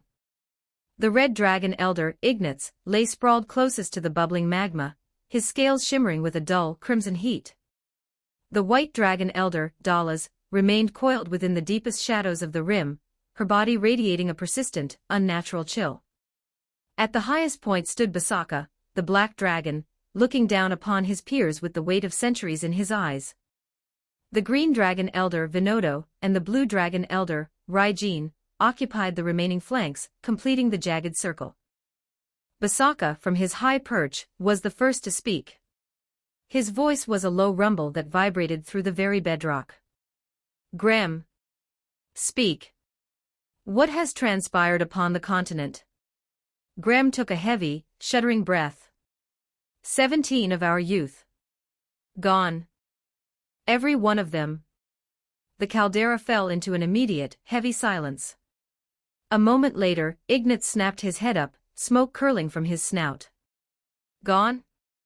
What do you mean by gone? I have scoured every coordinate of the border provinces, Grem replied, his head bowing low. There is not a single trace of their OD remaining. It is as if they never existed at all. Dalas's cold voice drifted from the shadows. Are you certain they have been terminated? I cannot be certain, Grem shook his head. But I interrogated the human merchant convoys. They confirmed that several dragons raided their settlements recently. But shortly after manifesting, those dragons simply vanished. Vinodo let out a sharp, mocking snort. Vanished? How does a great dragon simply vanish? Grem lifted his gaze, meeting the eyes of the 5 elders. The Evernight Empire. Raijin stood up, his scales crackling with static. Evernight? What manner of power is this? An undead empire that has unified the entire continent under a singular banner, Grem explained unhurriedly. Word is that their monarch moved only once, and in that heartbeat, he forcibly converted a crusade of tens of thousands into his own necrotic thralls. Furthermore, he is served by 7 generals. Each one is a confirmed Tier 6 powerhouse. Ignatz let out a low, predatory growl. 7 Tier SIXS. What of it? Our race has never lacked for strength. We are the apex. Our race barely numbers 10,000 in total, Grem countered. And the true depth of the Evernight Sovereign's authority remains unknown. Basaka remained silent through the exchange, listening with a clinical detachment. After a long minute, he spoke. Graham, have you looked upon this sovereign yourself? I have not, Graham admitted. The data comes from the human records. But I can confirm that the landscape of the world has shifted. The warring states of the past have all knelt to Evernight. Humans, elves, dwarves, orcs. They now live and die under the same black flag. Vinodo curled his lip. It sounds like mass enslavement. No, Graham corrected. I observed their settlements. There are no signs of tyranny or forced labor. They coexist with the dead in a state of order that surpasses any era of human rule. It is more prosperous than anything we have seen in millennia. This statement silenced the council. An empire of the dead that unified the world without a total massacre. It defied every record they possessed regarding necrotic nature. Ignatz lunged to his feet, his shadow looming over the crater. Regardless, 17 adult dragons have been taken. This is a naked provocation against our bloodline. We must have our retribution. His roar echoed through the caldera, and the younger dragons gathering at the rim began to vibrate with excitement. Retribution, they howled. Let the insects feel our fury. But not all were moved by rage. A green dragon stepped forward. Retribution. With what intel? We don't even understand the nature of their defense. We don't even know for a fact if the youth are dead. Perhaps they were captured or chose to defect. Another elder added, to strike blindly is to invite disaster. If this sovereign truly possesses a Tier 7 authority, our aggression will only lead us to the same grave as the Golden King. The argument flared, voices clashing like thunder within the volcano. Suddenly, Basaka slammed a massive claw into the rock. Boom. The sound silenced every dragon present. Enough, Basaka commanded, his voice cold and absolute. This is not the time for petty bickering. He turned his gaze back to Graham. You state they have 7 Tier 6 generals. Then what is the assessed tier of their monarch? Graham gave a slow shake of his head. Unknown. But based on the reports of the Crusade's annihilation, it is highly probable he has reached Tier 7. Tier 7. The word was a physical blow. Every dragon in the council understood its meaning. That was the realm of the ancient dragons. A stage of existence achievable only through 10,000 years of accumulation. Their last king, the great golden dragon, had occupied that tier. And he had died 5 millennia ago. Dallas spoke softly. If the sovereign of Evernight is truly Tier 7. She didn't finish the sentence. She didn't have to. If they were facing an ancient tier entity, the dragon race in its current state was statistically incapable of resistance. Ignatz let out a frustrated hiss. So we just endure this. 17 lives are worth nothing. They are not worthless, Basaka said calmly. But we lack the capacity for vengeance. Our race has only just recovered its numbers. I will not send every living dragon into a mass grave for the sake of a temper tantrum. He turned to face the entire assembly. I know you are angry. I am angry. But fury solves nothing. We require clarity. We require a re-evaluation of the world's causality. Raijin countered, then we do nothing. We sit on our gold and wait for the end. No, Basaka replied. We do what is necessary. But not today. He fixed his gaze on Graham. Effective immediately, all missions to the mainland are revoked. No dragon is permitted to approach the continental shelf. Including the delivery of the dragon beasts. Graham asked. Including the brood, Basaka stated firmly. Let them die or adapt on their own. We are withdrawing entirely. Ignatz glowered. Basaka. You're asking the proudest race in existence to cower in a hole. I am asking you to survive, Basaka snapped. I am 8,000 years old. I am a mere 2 millennia from the breakthrough. Once I reach Tier 7 and ascend as the new Dragon King, we shall settle our accounts with the Evernight Empire. The crowd went silent. It made sense. Basaka was their strongest chance. Once they had a king again, they would have the leverage to negotiate, or to wage a war of annihilation. Vinodo nodded slowly. I support Basaka's decree. Dallas agreed. And I. Raijin hesitated, then gave a sharp nod. I as well. Ignatz looked at his fellow elders and let out a defeated huff of smoke. Fine. But I hope the world doesn't end before you finish your nap, Basaka. Basaka offered no reply. He turned his head toward the sea, staring in the direction of the mainland. Evernight. The Sovereign. He would remember those names. The council is adjourned, Basaka's voice echoed. Return to your lairs. No dragon crosses the salt without my express command. The dragons slowly dispersed, leaving only the 5 oldest elders atop the caldera. Dallas looked at Basaka with a worried glint in her eyes. The lifespan of a great dragon is 9,000 years, she whispered. In 1,000 years, your time will run dry. Are you truly certain you can break the ceiling of Tier 7 before then? Basaka was silent for a long moment. I don't know. But I must try. Our race cannot endure without a king. He looked up at the darkening sky. Furthermore, I have a premonition. If we do not cultivate our strength with haste, the tragedy of 5,000 years ago will return to find us. And this time, it won't just be 17 dragons. It will be the end of us all. 20 advanced chapters now available on Patreon. https://www.pat-rayon.co-m/c/hollowborn. Just remove the hyphen symbol to access Patreon normally. If you like this novel, please consider leaving a review. That's helped the story a lot. Thank you. Chapter 171, Frost WYRM Aviation.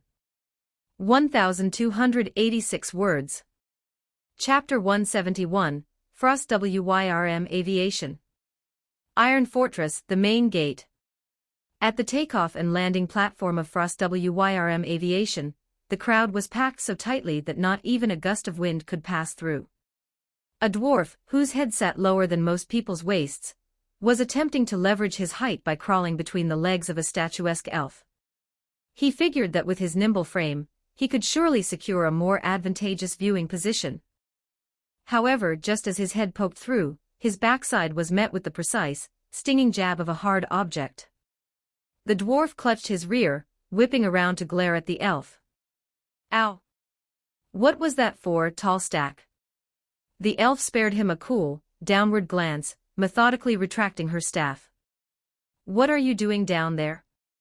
Is my stride a dog door for you to scurry through? Before a localized race war could erupt, several skeletal staff members holding signs that read "Practice civilized queuing" and "Be a model citizen" waded into the mass. They repeated their instructions in a flat, rhythmic monotone. Please maintain the line. Please maintain the line. Do not skip. Order is the master's will. It was, of course, entirely useless. Kaido stood atop the city wall in the distance, Bochi the slime perched on his shoulder, as he surveyed the chaotic spectacle below. Are they truly this wealthy? The ticket prices were exorbitant. He had set them himself specifically to filter out the riffraff and keep the crowds manageable. Now, it seemed he had underestimated the disposable income of his subjects, or rather, their desperate curiosity regarding the outside world. After waiting for a reply that didn't come, Kaido glanced sideways. Bochi was currently engaged in a silent staring contest with Greed, who stood nearby. Sensing the master's gaze, Greed immediately bowed. Master, this is within expected parameters. The triumph of the Evernight Mall has already proven that the residents possess significant purchasing power. Statistics show that this morning alone, over 30,000 individuals came to inquire about flight manifests. All 6 Frost WYRMS are currently in rotation, each capable of carrying 100 passengers, yet it remains a drop of water in a desert. Kaido nodded. He had expected a hit, but not a frenzy. These residents had been subjected to a constant cultural bombardment of novels and manga. They harbored an infinite longing for the elven forests, the coastal freeports, and the mountain strongholds of the dwarves described in those stories. Previously, they were anchored to their birthplaces by the slow pace of horse-drawn carriages. Now, with a high-speed transit system finally available, their wanderlust had reached a boiling point. Just then, a skeletal attendant below shouted with the full power of its frame. "First group, prepare to board." The crowd surged. 100 individuals clutching official parchment tickets were escorted toward the monolith resting on the platform, accompanied by the envious, soul-piercing glares of those left behind. The Frost WYRM lay flat on the stone, its massive frame looking like a small mountain. Clamped firmly within its front claws was a rectangular metal gondola. The pod was forged from lightweight alloys, its surface etched with glowing defensive arrays, and its windows were sealed with reinforced, transparent mana crystals. The hatch hissed open, and the passengers stepped inside with cautious, wide-eyed wonder. "Gods, look at this cabin. It's bigger than my whole house. Look. The seats are padded. They're soft.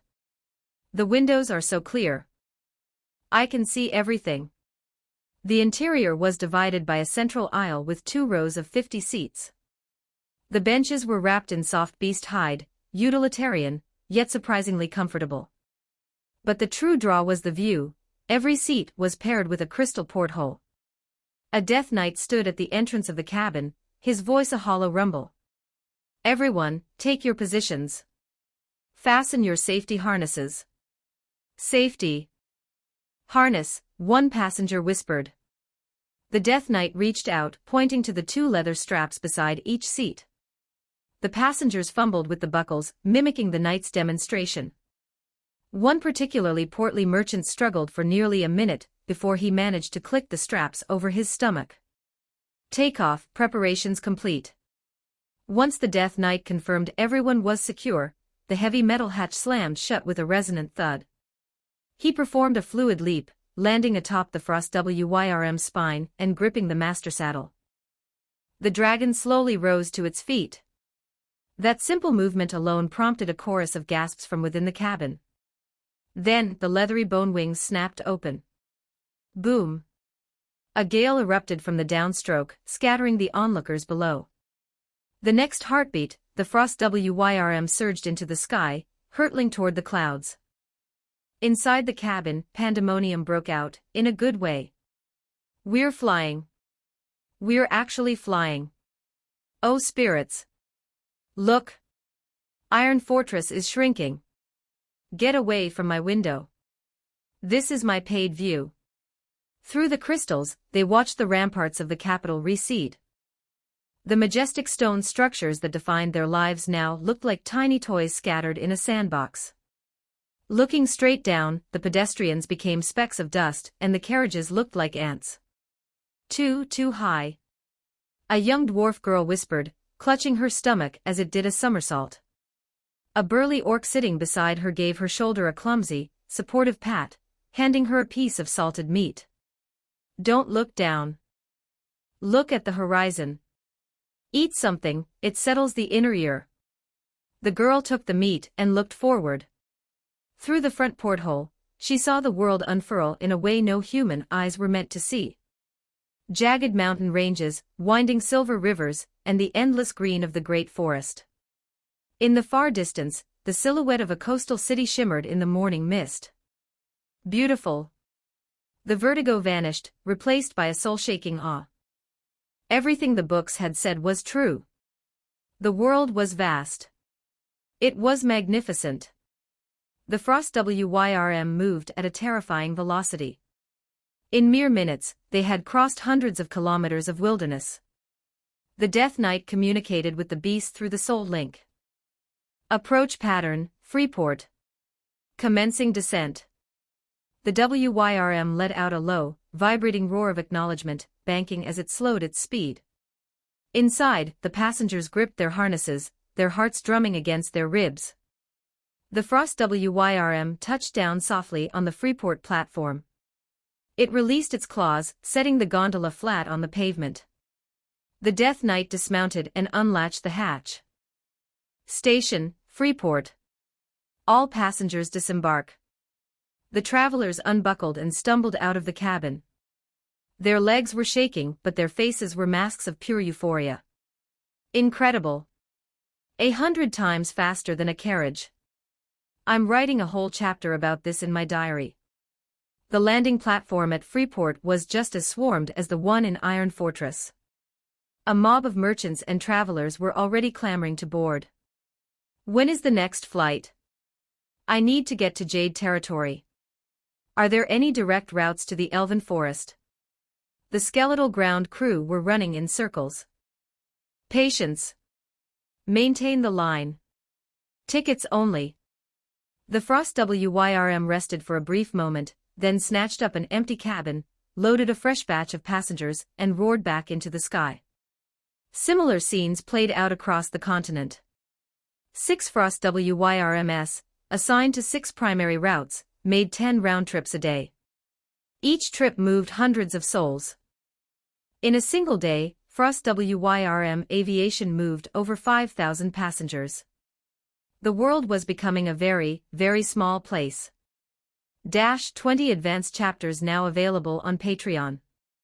https://www.pat-rayon.co-m/c/hollowborn. Just remove the hyphen symbol to access Patreon normally.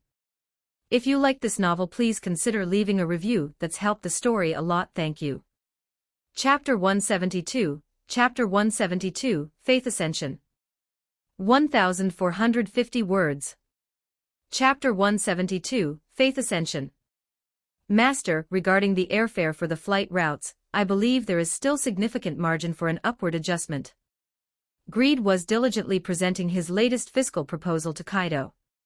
Kaido gave a dismissive wave of his bony hand, cutting him off. Enough. Let's leave it as it is for now.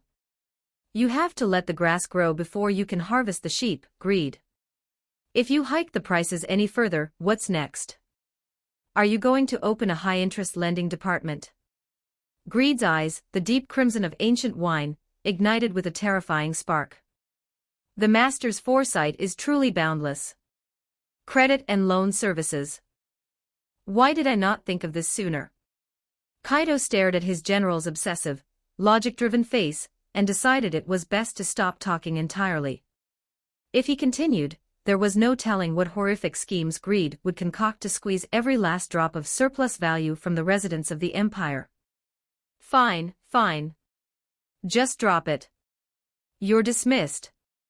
Greed offered a respectful, deep bow and turned to leave at a brisk pace, his lips moving as he muttered mathematical formulas under his breath. Kaido watched his back and decided to pretend he had seen nothing. He turned his attention to the squishy, blue ball of jelly perched on his skeletal shoulder. Come on, Bochi. I'm taking you to the mall. Let's see what kind of treats we can find today. Bochi wobbled with excitement, his 2 black bean-like eyes shining like high-wattage lamps. Ever since he had started following this particular skeleton, his life had undergone a terminal transformation. In the sewers, gourmet meant a fat cockroach or a particularly slow rat. Now, fresh, flopping fish every single day. Bochi felt he had reached the peak of slime existence. As the duo approached the street leading to the mall, a series of sharp, aggressive barks erupted from the corner. Woof! Woof! Woof! Kaido looked up. A large yellow dog was sprawled by the roadside, lazily basking in the morning sun. Kaido recognized him. The residents of Iron Fortress called him Big Goldie. He had belonged to a merchant whose caravan had disbanded. Since then, he had lived as the neighborhood's unofficial mascot. Goldie was well-fed and well-loved, but he was still a territorial creature. Kaido looked at Big Goldie, then at the squishy Bochi on his shoulder. A whim of dark amusement struck him. Bochi. Go. Defeat your rival. Bochi froze. What? Me? Fight that giant? He looked at the dog, which was at least 3 times his size, and instinctively shivered, his gelatinous body shrinking inward. Kaido lifted Bochi from his shoulder and set him on the pavement. What are you afraid of? You're technically a beast, Bochi. Manifest some of that racial pride. Bochi hesitated for a long second, but the master's command was absolute. He wiggled his way across the stone toward Big Goldie. The dog sensed the movement and lifted its head. Seeing a blue blob of jelly inching toward him, the dog tilted its head in genuine confusion. Woof! Is it edible? Bochi skidded to a halt 3 meters away, his body tensing, ready to bolt back to the master at the first sign of teeth. Kaido stood behind him, acting as the coach. Bochi. Use water gun. Bochi's frame gave a violent jolt. The moisture within his body condensed toward his front and erupted in a concentrated spray. Splash. A jet of water shot straight for Goldie. The dog's reflexes were sharp, he gave a playful hop to the side, the water missing him entirely. Woof! Goldie barked, seemingly taking the splash as an invitation to play. He dug his paws in and lunged toward the blue blob. Bochi. Jump left. Bochi sprang upward, the dog's snout whistling past him by a hair's breadth. Mid-air, Bochi compressed his core and spat a glob of high-viscosity mucus directly into Goldie's face. Whoa. The dog began to shake his head frantically, trying to dislodge the sticky slime covering his eyes. Bochi used the opening to bounce back and create some distance. Kaido watched the skirmish, his soul fire flickering. Interesting. Even though Bochi was an unranked creature, under Kaido's tactical direction, he was actually trading blows with a dog 3 times his weight. Just then, Kaido felt a surge of warmth radiating from within his core. He blinked, his consciousness sinking into the deepest depths of his soul. Faith points. This was the new authority he had awakened upon reaching Tier 6. He checked the ledger of his accumulated points. Holy hell! I've gathered this much already. He had studied this ability recently and found its primary limitation. He could only use it to advance the rank of entities lower than himself. Since he was currently Tier 6, he could only boost his subjects up to Tier 5. For the 7 generals, who were already Tier 6, it was functionally useless.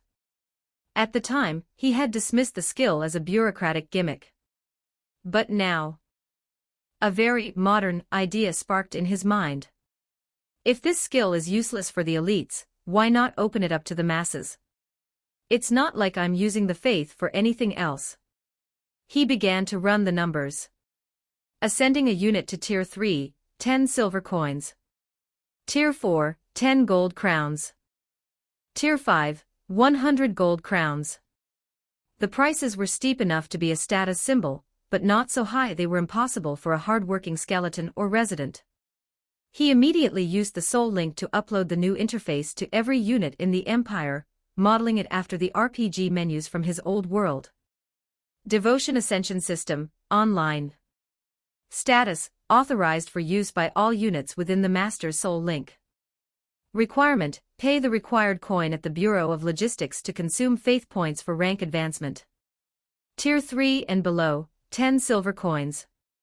Tier 4, 1 gold crown. Tier 5 10 gold crowns. Tier 6, 100 gold crowns. Note, post-ascension payment is mandatory. All units are authorized for mutual surveillance. If a unit advances without settling their tab, please report them to the Bureau of Logistics immediately. Kaido nodded with satisfaction. He was leaning into the honor system, but since every undead could sense the rank of their peers, skipping out on a payment was a social death sentence. Good. Let them grind for it, Kaido thought, withdrawing his consciousness. Back on the street, the battle between Bochi and Goldie had reached its climax. The dog had finally cleared the mucus from his eyes, baring his teeth in a playful growl. Woof woof woof. He charged again, his speed increasing. Bochi. Compress into a ball and roll backward. Bochi tucked his limbs, well, his edges, inward and became a perfect sphere, tumbling across the stones. Goldie lunged at the spot Bochi had just occupied and slammed his head directly into a stone wall. Thud. The dog shook his head, looking dazed. Bochi uncurled, gathered every drop of moisture in his core, and unleashed a high-pressure jet of water 5 times the size of his previous shots. Boom. The water cannon struck Goldie square in the flank, knocking the dog off its feet, and sending him sliding across the pavement. Goldie scrambled up, did a few dizzy circles, looked at Bochi, then at the silent skeleton in the background. Whine. With a defeated whimper, Goldie turned tail and bolted. He knew when he was outmatched. Bochi stood alone in the center of the street. He had won. He began to bounce and vibrate in place, performing a manic victory dance. Kaido walked over, scooped him up, and returned him to his shoulder. Well done, Bochi. Bochi nuzzled Kaido's jawbone, vibrating with pride. Come on then. Let's go buy that fish. Meanwhile, through the soul link, every undead in the Empire had received the notification. In a corner of Iron Fortress, a skeleton soldier on patrol froze. Devotion Ascension. I can level up for money. He checked his current status, Tier 3. He checked the price, 10 silver coins. The skeleton was silent for 3 seconds. Then, he began to sprint toward the Bureau of Logistics with a speed that defied his ranking. Level up. I need a level up. Similar scenes erupted across the continent. Thousands of skeleton soldiers, ghouls, and mages began a frantic stampede toward their local administrative offices. The age of the paying customer had arrived in the Empire of the Dead. 20 advanced chapters now available on Patreon. https://www.pat-rayon.co-m/c/hollowborn. Just remove the hyphen symbol to access Patreon normally. If you like this novel, please consider leaving a review. That's helped the story a lot. Thank you. Chapter 173, Shipbuilding. 1,209 words. Chapter 173, Shipbuilding. Freeport, the grand shipyards. The clamor within the docks was deafening. Thousands of mortal craftsmen and skeletal laborers swarmed around a gargantuan keel like a colony of industrious ants. The rhythmic thud of hammers, the high-pitched screech of saws, and the hoarse bellows of overseers merged into a chaotic, vibrant industrial symphony. Skillpride stood atop the highest watchtower of the shipyard, his empty sockets overlooking the feverish activity below. The silhouette of the great ship had begun to manifest. Its sheer scale was enough to command a primal awe from any who gazed upon it. The design completely subverted every established principle of naval architecture on the continent. This was not merely a vessel, but a mobile fortress upon the tides. Evernight's sovereign had issued a specific mandate, and thus, Pride had brought the entirety of the Punishment Legion to these shores. The mission was ostensibly simple: diplomacy with the dragon race. Kaido's philosophy was, in Pride's estimation, borderline naive. He wished to establish formal diplomatic ties with that ancient, prideful race rather than initiating a campaign of extermination. After all, in draconic culture, the raiding of frontier settlements was viewed as little more than a traditional rite of passage, a coming-of-age ritual. If the matter could be settled through negotiation, that was Kaido's preferred outcome. Thus, he had provided Pride with 2 protocols. If the dragons agreed to cease their harassment, the Empire would welcome them into the fold. If they proved unruly, Pride was to beat them into submission. To prove they were coming to reason, Kaido had strictly forbidden Pride from flying to the dragon's nest atop a frost wyrm. To any sapient race, a general arriving on a dead dragon was a declaration of war, not a call for parley. Pride's own nature was proof enough of that. Hence, the birth of this gargantuan warship. Pride would lead the Punishment Legion across the Great Sea aboard this unprecedented dreadnought to locate the legendary dragon's nest. A skeleton king, Tier 5 officer, ascended the tower with rapid, clicking steps, dropping to one knee behind Pride. General.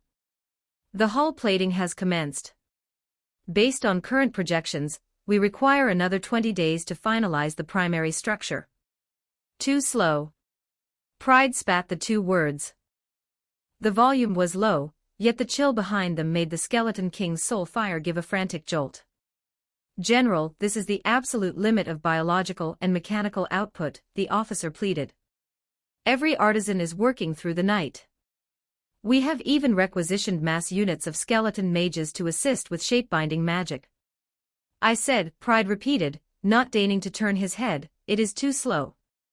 The Skeleton King dared not offer further excuses, lowering his skull until it nearly touched the stone. This subordinate is incompetent. Forgive me.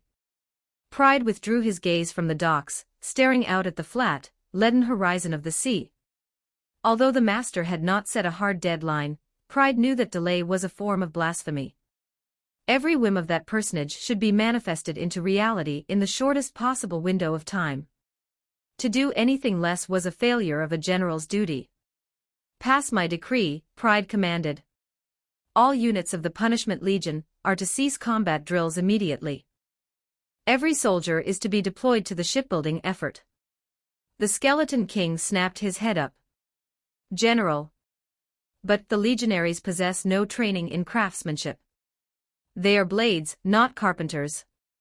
Then they shall learn, Pride stated, his voice a final, unyielding decree.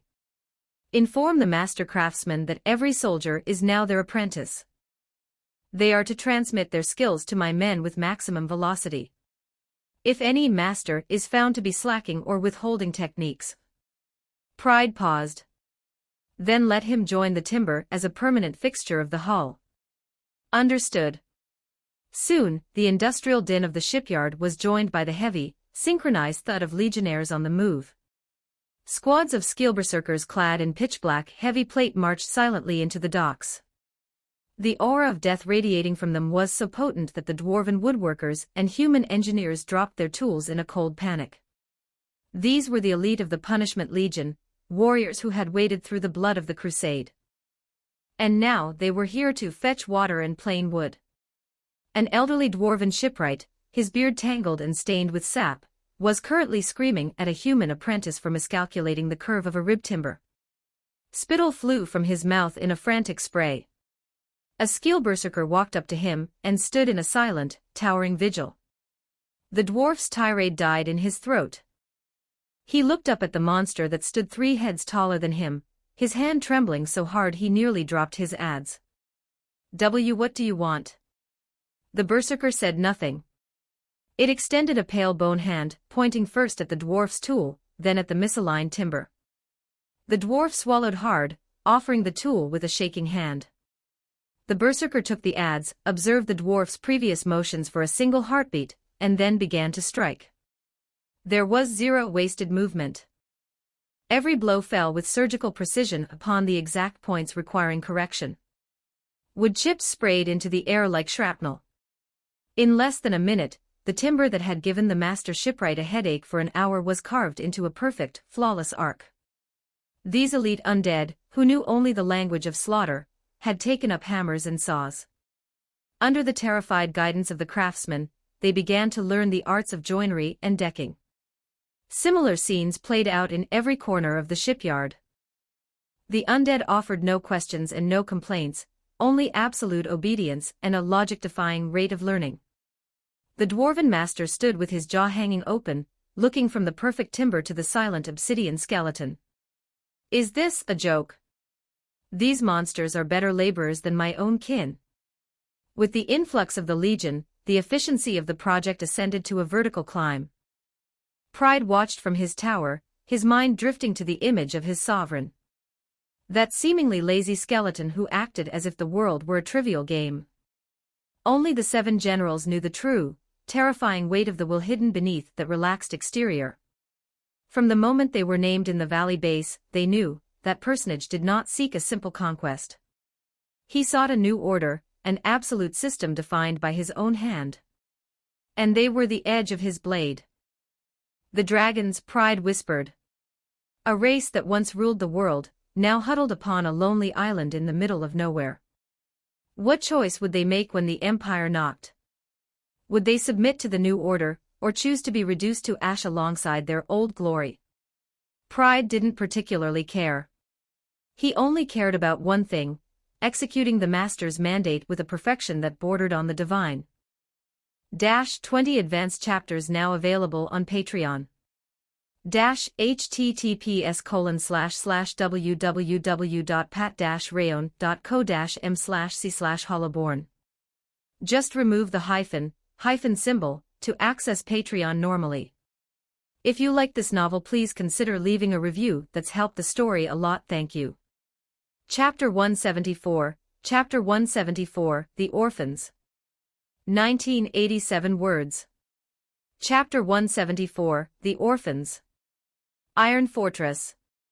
Hans sat up in bed for what felt like the 100th time that night. Outside, the sun was still hidden beneath the horizon, and the evernight lights cast a soft, ethereal amber glow over the empty streets. He massaged his throbbing temples, his gaze landing on the thick dossier sitting on his desk. It was a preliminary census conducted by the Sunflower Merchant Guild, the Evernight Imperial Orphan Report. Rows upon rows of names.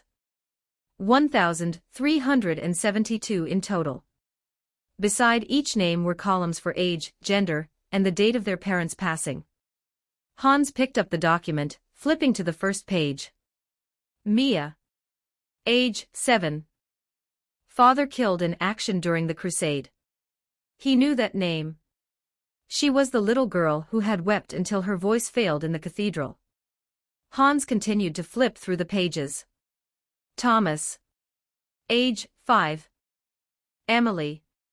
Age, 9, Anton. Age, 3. Hans's hand stopped. 3 years old. At that age, a child likely wouldn't even remember the shape of their parents' faces. He set the report down, stood up, and walked to the window, pushing it open. The biting morning wind rushed in, chilling his skin, and clearing the fog from his mind. Below, a few early rising vendors were setting up their stalls, and a skeleton patrol marched past in perfect, mechanical synchronization. Everything appeared to be improving. The empire was expanding, wealth was circulating, and order was being established. But what about those 1,300 children? Under the current decree, they each received a monthly stipend of 10 silver coins. They had access to the academy. They were fed and clothed. But so what? Hans turned, looking through the doorway toward the neighboring room. That was where the children of Sunflower House slept. Lily, Miguel, and the other 4.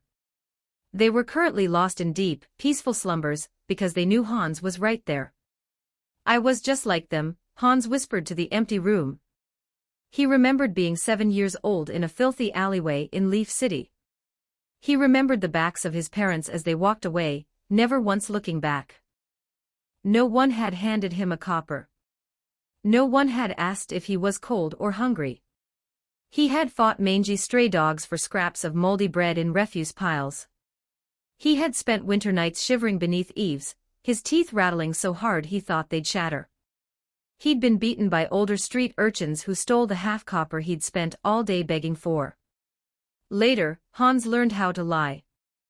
He learned to distinguish which pockets were easiest to pick. He learned how to find the tiny, desperate cracks of survival amidst the glares and curses of the world. Those memories, the nights spent staring at the dark until dawn, the soul-crushing weight of being abandoned by the entire world. Hans squeezed his eyes shut and shook his head violently. He refused to let those 1,300 children taste that same bitterness. 10 silver coins. Is it enough? Hans opened a drawer and pulled out a ledger. He began to calculate with frantic speed. A child's basic monthly overhead, 3 silvers for food, 1 for clothing, 2 for lodging, and 1 for miscellaneous needs. 7 silver coins. Theoretically, the 10 silver stipend was sufficient. But that only bought existence.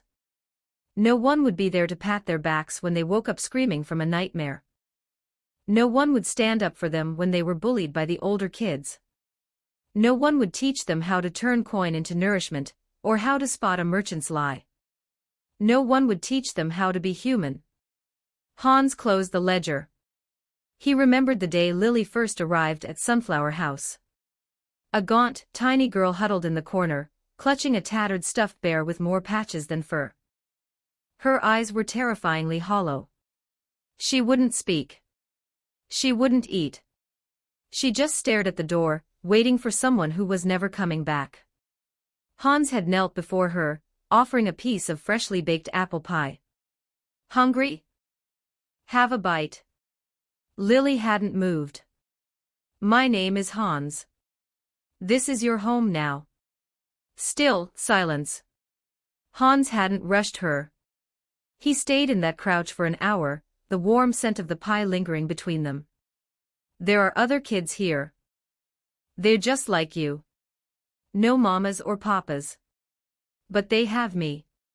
Lily's lashes had fluttered. She finally looked up, a microscopic spark appearing in her vacant eyes. You won't leave."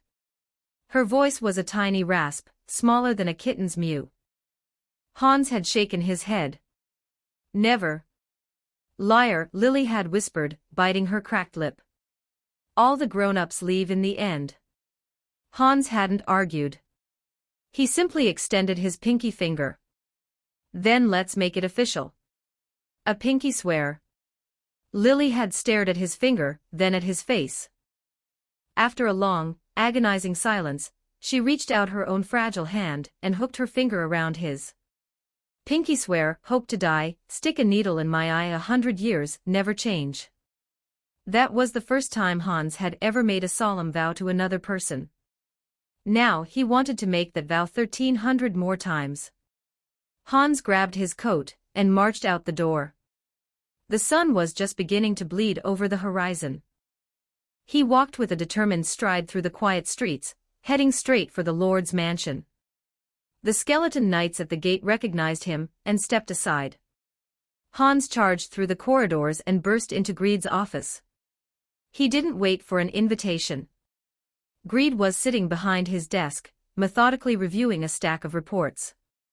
He looked up, his crimson eyes meeting Hans's gaze with a calm, analytical stillness. "You're early." Hans walked to the desk and slammed the orphan census down onto the wood. "My lord, I wish to establish an orphanage." "No, I wish to establish many orphanages." Greed's gaze traveled from Hans's face to the report, then back again. "Is Sunflower House insufficient?" "It is," Hans said, shaking his head. "Sunflower House can only house 20. There are over 1,300 children on this list. The Empire has provided them with death benefits." Greed's voice was a flat monotone. "We have granted them the right to free education, and all the basic social subsidies of a citizen until they reach maturity. By the standards of any kingdom on this continent, their welfare is unparalleled. But it isn't enough." Hans's voice rose, cracking with emotion. "My lord, have you looked at them? They take their 10 silvers and sit in empty rooms. They go to the academy and the cathedral and perform their duties, and then what? They go back to a home where no one is waiting. They will grow up. They will become citizens. They will work and pay taxes. But they will never be happy." Hans's fist tightened. "I have seen too many children like that. They become cold. They become selfish. They learn to trust only themselves because no one ever taught them the meaning of warmth or trust." Greed didn't interrupt. He listened in a heavy silence. "And how do you intend to rectify this?" Hans took a breath. "I am applying for a mandate to establish sunflower houses in every city in the Empire, each capable of housing 150 children. I will find people to care for them, to teach them, to guide them, and to watch them grow. Just like we do at the original house." Greed leaned back into his velvet chair, his fingers tapping a rhythmic pattern on the desk. "The cost?" Hans had run the numbers 1,000 times on the way over. "Construction, 500 gold crowns per site. Operational overhead, 10 adults per house at 5 silver a month, that's 6 gold a year per person. Add in food, medical, and educational supplies. Hans paused, stating the final figure. For the first year of the rollout, I require at least 20,000 gold crowns. Silence reclaimed the office, save for the rhythmic tapping of Greed's fingers. 20,000 gold crowns, Greed mused. Hans, do you comprehend the magnitude of that sum? It is equivalent to 3 entire months of the capital's total tax revenue. I do, Hans said, stepping closer and leaning over the desk. But it is an investment. An investment. Greed stood up, slowly walking around the desk to loom over Hans. An invisible pressure radiated from the vampire. Explain to me why this has value. Hans met Greed's crimson gaze without flinching. Because these children are the future of the empire. Not just as soldiers or labor. If we abandon them now, in 20 years the empire will be populated by 1,000 more people like me. People who lie. People who scheme. People who will use any means, no matter how vile, to survive. One Hans is a useful tool for the empire. But 1,000 Hanses, my lord. That would be a catastrophe. But if we claim them now, if we give them a home, and a light to follow. In 20 years, the empire will have 1,000 citizens who truly believe in the master. People who will give their lives for the state because the state gave them a reason to live. Hans's voice was steady and filled with a desperate conviction. My lord, I am not asking for a charitable donation. I am proposing the most profitable long-term investment in the history of this continent. Greed stared at Hans for a long, unblinking minute. Then, he turned and retrieved a blank parchment from his drawer.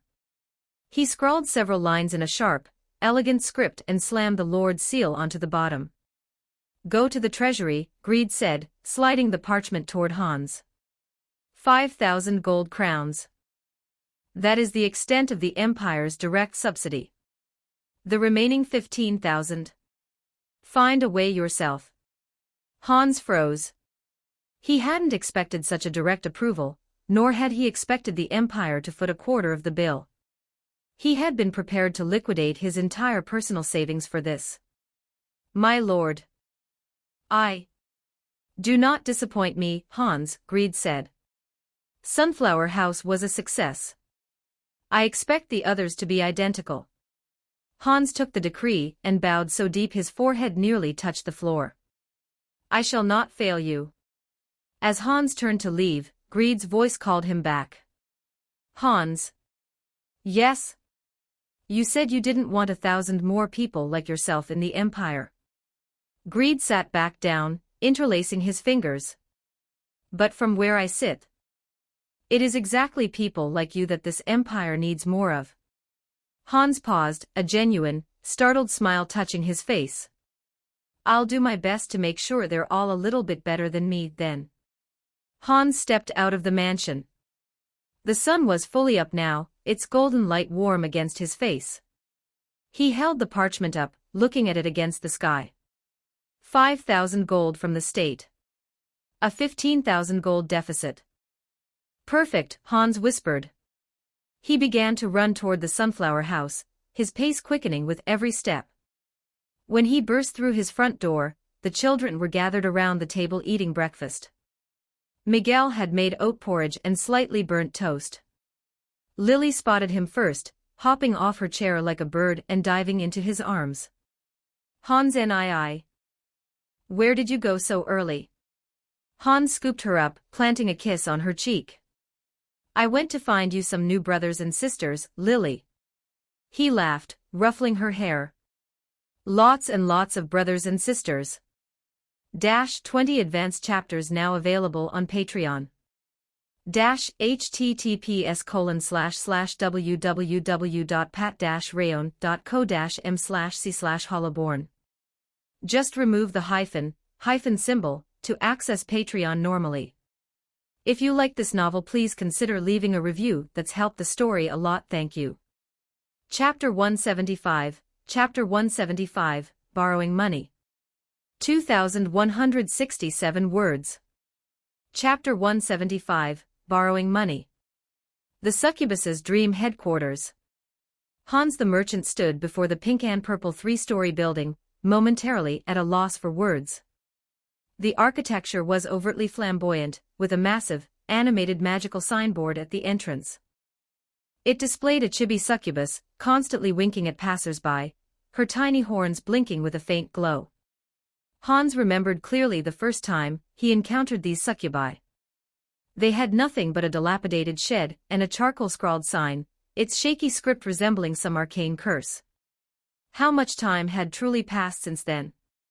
Now in Iron Fortress territory, Leaf Fall City, and even small towns like Orlando, branches of the succubus's dream were ubiquitous. Each branch boasted a different theme. Some specialized in adventure dreams, others in gourmet fantasies, and there was even a high-end establishment dedicated to dreams of becoming the wealthiest individual. Prices ranged from a single silver coin to 10 gold coins, honest dealings, impeccable service, and business booming beyond imagination. Hans pushed open the door and stepped inside. The hall was fragrant, its walls adorned with promotional artwork for various dreams. Behind the counter, an unfamiliar young succubus was engrossed in organizing appointment slips. "Welcome to the succubus's dream, what kind of appointment do you require?" The succubus looked up, spotted Hans, and froze. "Mr. Hans." She immediately stood, her face alight with undisguised delight. "Why, what brings you here? Are you here to experience our newly launched Gold Tsunami Dream theme? I guarantee you'll swim in gold coins until your heart's content." Hans felt a twitch in his eye. "No, thank you. I'm looking for Scarlet. Our guild leader is upstairs. I'll take you right away." Just as the succubus receptionist prepared to round the counter, a figure, arms laden with a towering stack of documents, stumbled precariously down the stairs. The papers were piled so high they almost entirely obscured her vision. "Damn Scarlet," it was Mona's turn, that lazy oaf, to sort this month's accounts, and she's pushed it all onto me again. Once I get paid, I swear I'll buy 10 roasted chickens and eat them right by her pillow while she sleeps, not a single piece for her. "Kara!" Hans called out. The stumbling figure halted. From behind the mountain of documents, a small head with tiny horns peeked out. Upon seeing Hans, Kara's eyes instantly brightened. "Hans," she exclaimed excitedly, her hands loosening their grip, and the documents in her arms tumbled to the floor with a clatter. "Oh, blast it!" Kara cried out in despair, immediately squatting down, fumbling to gather the scattered papers. Hans sighed, bending down to help her. "Your business has grown so vast, yet you're still so clumsy." "Hee hee. It's a habit, you know." Kara scratched one of her small horns sheepishly, flashing a goofy smile. "You're looking for Scarlet, aren't you? She's probably up in her office, dreaming up some absurd 100-store expansion scheme. I'll take you up." The two reorganized the documents on the floor. Kara, cradling the stack of papers taller than her head, led Hans to the 3rd floor. In the corridor, several succubi were huddled together, chattering animatedly. Upon seeing Hans approach, they immediately fell silent, then bowed in unison. "Good day, Mr. Hans." Hans nodded to them, following Kara onward to a door at the end of the corridor. As the two walked away, the succubi immediately huddled back together, lowering their voices for a fresh round of discussion. A new, young succubus stretched her neck curiously. "Is that Mr. Hans? Our major shareholder?" "That's him. I heard that back when the guild leader and the others were practically starving, it was Mr. Hans who gave them their very first silver coin.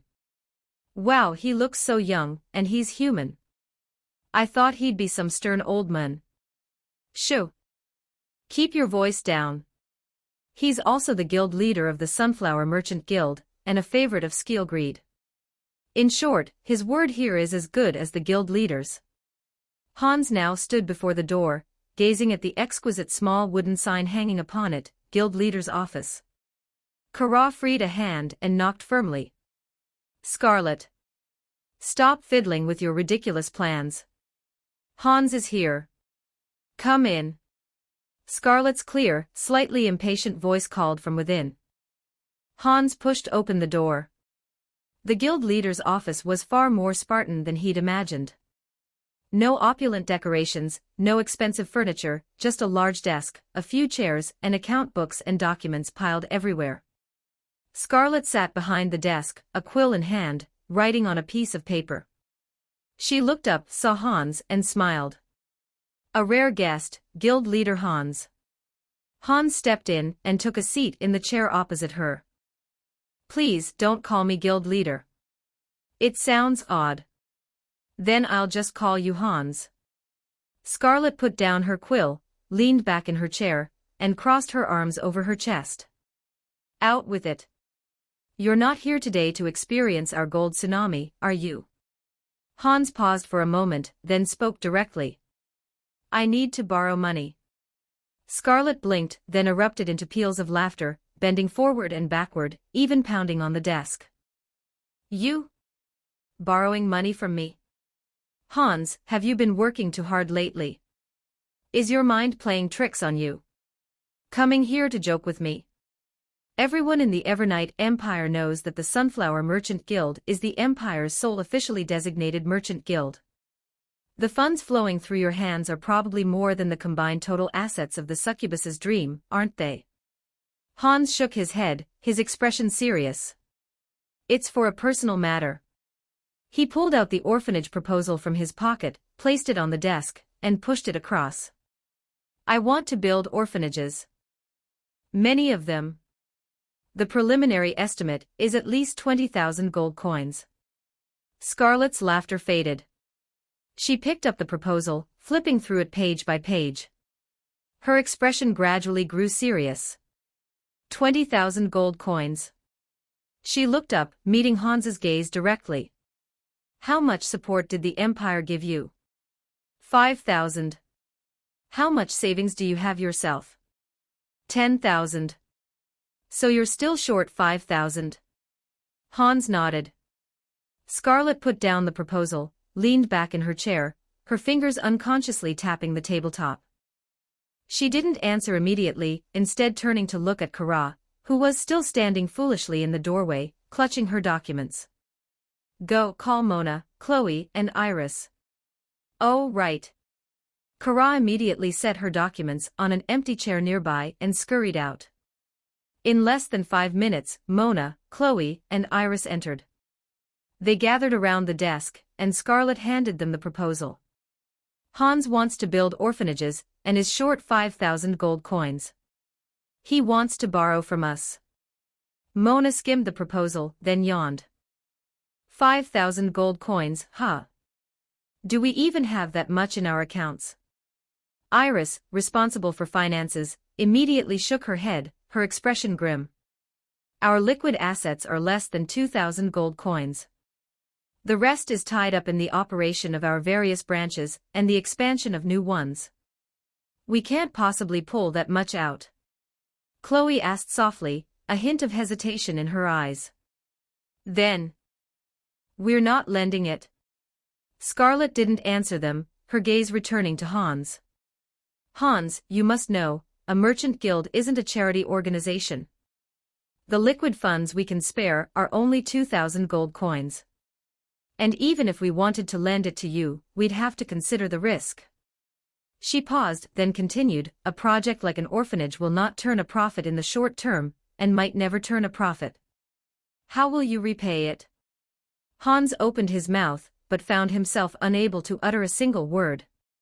He understood Scarlett's concerns, of course.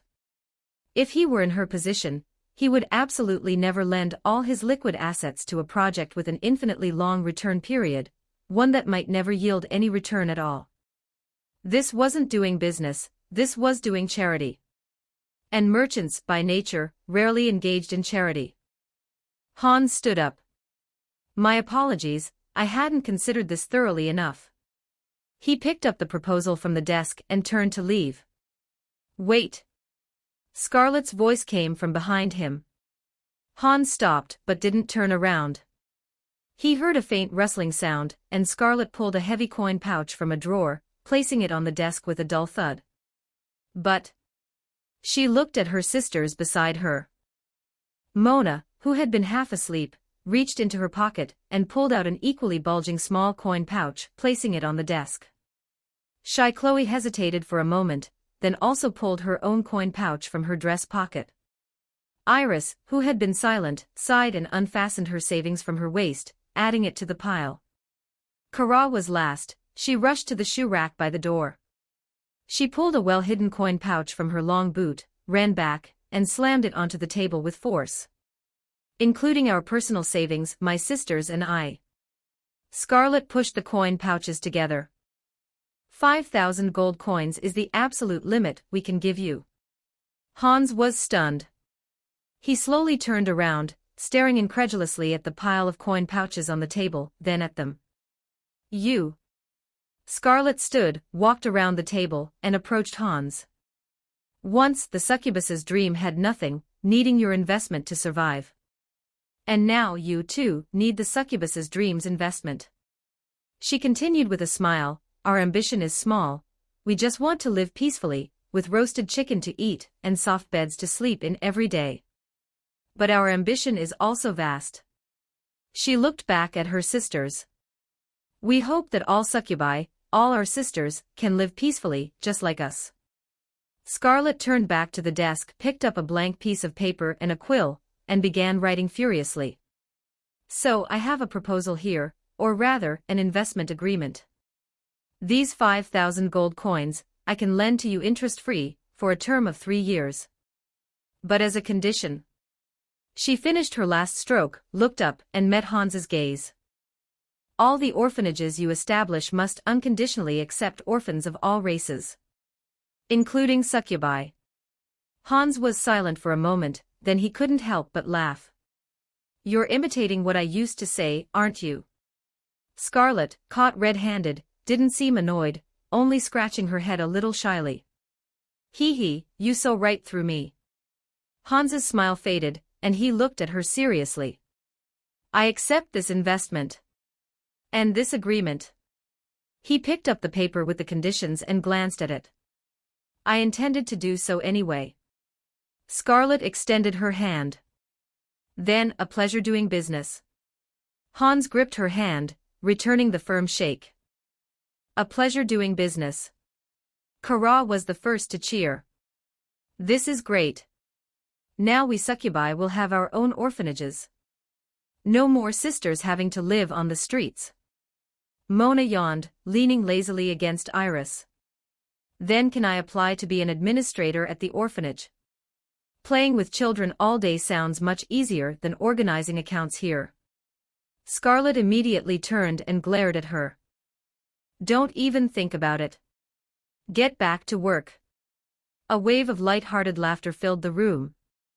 Hans looked at these succubi, each with their distinct personality, and a warmth he couldn't quite describe welled up within him. He remembered the past, his first investment in them. Back then, they were just a few pathetic souls with a tattered stall on a street corner, unsure of where their next meal would come from. And now, they had grown into influential merchants, capable of standing as his equals, even extending a helping hand in his most desperate hour. Hans turned and walked towards the door. Hans. Scarlet's voice called from behind him. Remember to repay us on time. We can waive the interest, but the principal can't be short. We're very poor, you know. Hans waved his hand without looking back, his footsteps unwavering. Don't worry, in 3 years, I'll return it all, principal and interest. I said interest-free. Then consider it a thank you fee. Hans pushed open the door and walked out. Behind him, Scarlet's voice called out again. Hans. Something else. Next time, remember to bring Lily and the others to visit. We've developed a new dream theme about adventuring with small animals. Kids will love it. Free trial. A genuine smile spread across Hans's face. All right. He stepped out of the succubus's dreams headquarters, the warm sunlight bathing his face. Hans took a deep breath, adjusted his clothes, and headed towards his next destination. -20 advanced chapters now available on Patreon. https://www.pat-rayon.co-m/c/hollaborn. Just remove the hyphen symbol to access Patreon normally. If you like this novel, please consider leaving a review. That's helped the story a lot. Thank you. Chapter 176, Manpower. 1764 words. Chapter 176, Manpower. When the great doors of the Evernight Cathedral swung open, Hans heard a clamor from within. It wasn't the sound of prayers but rather an argument. "I've had enough. Tonight's dinner absolutely cannot be gruel again." Sister Cecilia's voice echoed through the grand hall. She stood amidst a group of simply dressed nuns, hands on her hips. "Gruel yesterday, gruel the day before yesterday, and gruel the day before that. My mouth has practically forgotten the taste of meat." A young nun responded softly. "But Sister Cecilia, this month's food budget has already—" "Don't you dare mention that damned budget to me," Sister Cecilia interrupted, turning to point at Father Anchi, who was polishing a skeleton statue in the corner. "The root of the problem lies right there. Someone took all the money from the donation box to buy wine." Father Anchi didn't even lift his head, continuing to polish the statue's toe bones. "The money in the donation box is for the necessary expenses of maintaining the cathedral's daily operations." His tone was as flat as a chant.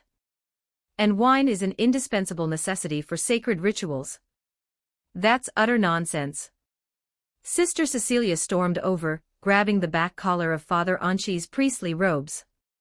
"You weren't saying that last night when you were dead drunk. You were muttering about it being a fine wine personally bestowed by the sovereign. Tell me, what sacred ritual requires you to drink yourself into that state?" Hans stood at the entrance, observing the scene, gravely doubting if he had come to the right place. Danica emerged from a side door. She saw Hans, paused, then her face lit up with surprise. "Mr. Hans. What brings you here?" Her voice drew everyone's attention. Sister Cecilia released Father Anchi's collar, turned, and scrutinized Hans up and down. "The guild leader of the Sunflower Merchant Guild." She narrowed her eyes. "What are you doing in our impoverished little corner?" Hans's mouth twitched. He stepped into the hall, his gaze sweeping past the obstructive Sister Cecilia, locking onto Father Anchi, who was just straightening his collar. "I'm here to discuss a business proposition." Father Anchi finally put down his rag. He turned, his perpetually expressionless face now etched with vigilance. "Business?" Hans nodded, pulling the slightly dog-eared proposal from his pocket. "I plan to establish orphanages across the empire, to be called the Sunflower Homes." He walked up to Father Anchi, handing him the proposal. "I need staff, caring, patient, nurturing staff. And the Evernight Cathedral perfectly fits the bill." Father Anchi took the proposal, opened the first page, and quickly scanned it. Then he looked up, giving Hans a look as if he were an idiot. "So you want us to work for you for free?" "Certainly not for free," Hans immediately countered. "Every clergy member assigned to a Sunflower Home will receive a monthly salary of 5 silver coins. Room and board included, and 1 day off per week." Father Anchi's expression remained unchanged. "Sounds decent." He closed the proposal and casually tossed it back to Hans. "But I refuse." Hans caught the proposal smoothly, his brows furrowed. "May I ask why?" "Why?" Father Anchi's voice was devoid of emotion. "Firstly, we are already short-staffed ourselves. As you can see, the number of worshippers coming to the cathedral daily is growing. My nuns here don't even have time for staggered breaks, so where would I find extra people to send to you? Secondly, I don't know you. Why should I believe your orphanages aren't just some scheme to defraud people? Thirdly," he paused, his tone growing even colder, "I dislike trouble." Hans was silent for a moment. Then he smiled. "Father Anchi, I believe you've misunderstood something. He put the proposal away, shoved his hands into his pockets, and his tone became relaxed. I'm not here to ask for your help. I'm here to do business with you. Father Anchi raised an eyebrow. Is there a difference? Of course. Hans walked over to the giant skeleton statue and looked up at it. You said earlier that you're short-staffed, right? Father Anchi remained silent, but Sister Cecilia, unable to restrain herself, blurted out, Isn't that obvious? Aside from Anchi, that lazy oaf who only knows how to drink, the only ones who can actually work here are me, Danica, and a dozen new recruits who don't know anything.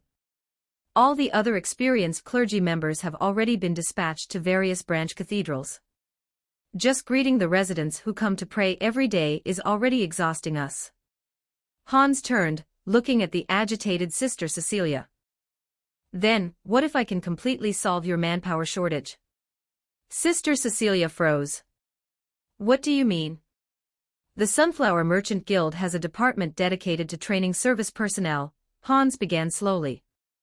I can provide the Evernight Cathedral with 10 trained assistants for free, to handle reception, guidance, registration, and other tasks. For a period of 3 months. If you are satisfied after 3 months, you can choose to retain them, and their salaries will be paid by me. Sister Cecilia's eyes sparkled. Really? Absolutely true. Hans nodded definitively, then turned his gaze back to Father Anchi. In exchange, the Evernight Cathedral will need to dispatch 5 clergy members to my sunflower homes in every future city we establish. I will still pay their salaries, but their daily management will fall under my responsibility. Father Anchi's fingers tapped lightly on his robes. He didn't answer immediately, instead staring at Hans for a long time. You're trading people for people. Exactly. Hans admitted it frankly. But what you gain is more than what you give.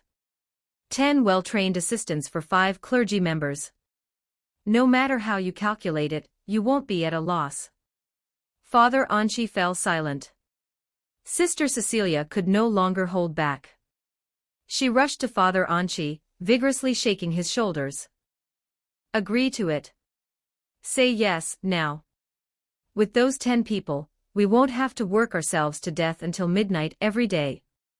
We'll even have time to make decent meals in the kitchen.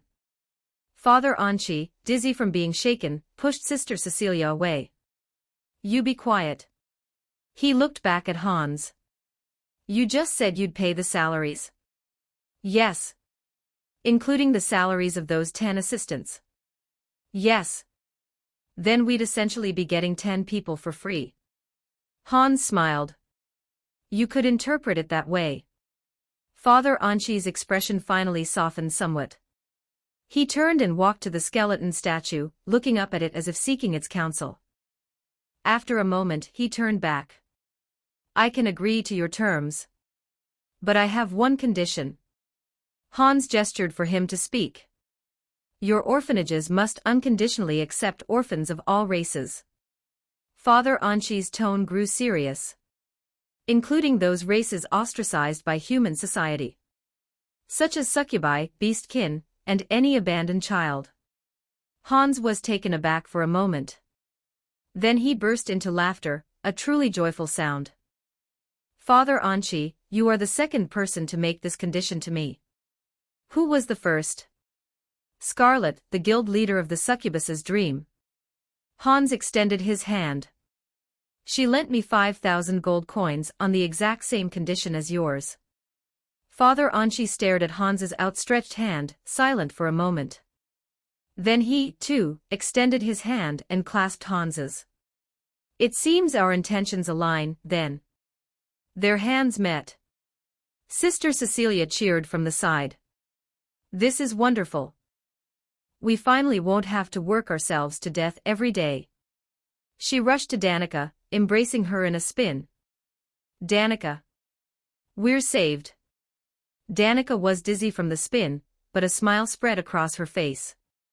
Indeed, Sister Cecilia. Hans released his hand, pulling a contract from his pocket. These are the specific terms of cooperation. You can take a look. Father Anchi accepted the contract, diligently reading through it page by page.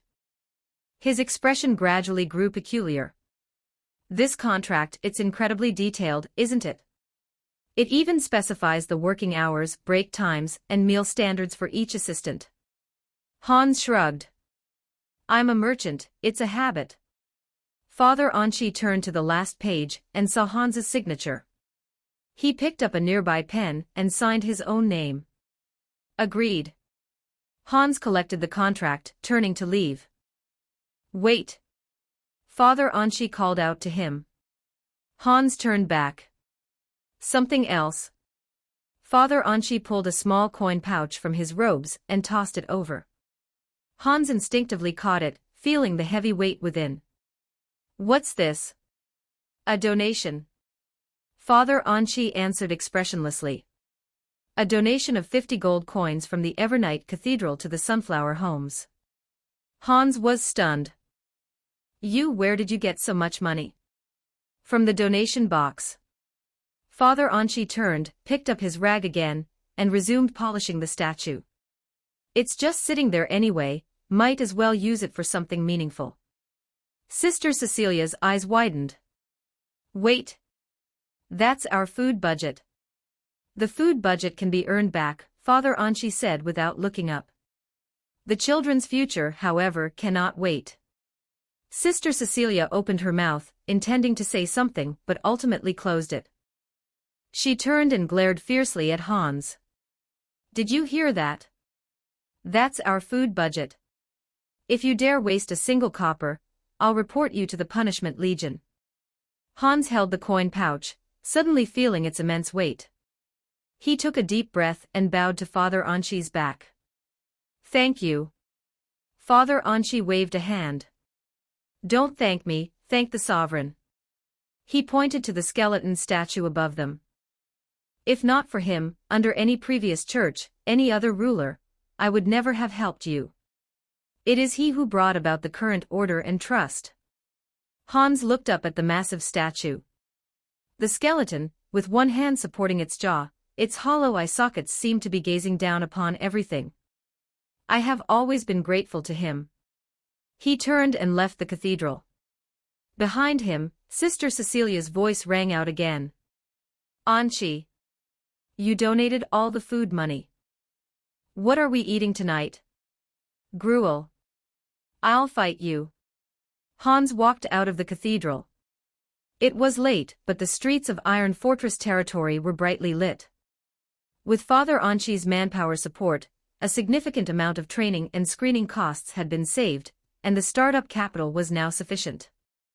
The Sunflower Homes project could finally officially begin. 20 advanced chapters now available on Patreon. https://www.pat-rayon.co-m/c/hollaborn. Just remove the hyphen symbol to access Patreon normally. If you like this novel, please consider leaving a review. That's helped the story a lot. Thank you. Chapter 177, Communication. 1478 words. Chapter 177, Communication. Meanwhile, above the waters surrounding the Dragon's Nest Island, 2 adult red dragons circled listlessly. Carl, what do you think Igneous really encountered on the mainland? The younger red dragon, Lex, flicked his tail, breaking the silence. Carl, the red dragon, yawned, exhaling a puff of hot air that raised the ambient temperature a few degrees. Who knows? Perhaps he found those humans too weak, not worth his interest. I wouldn't be so sure. That old lizard has been like a different dragon since he came back, holed up in his cave all day. Lex grumbled.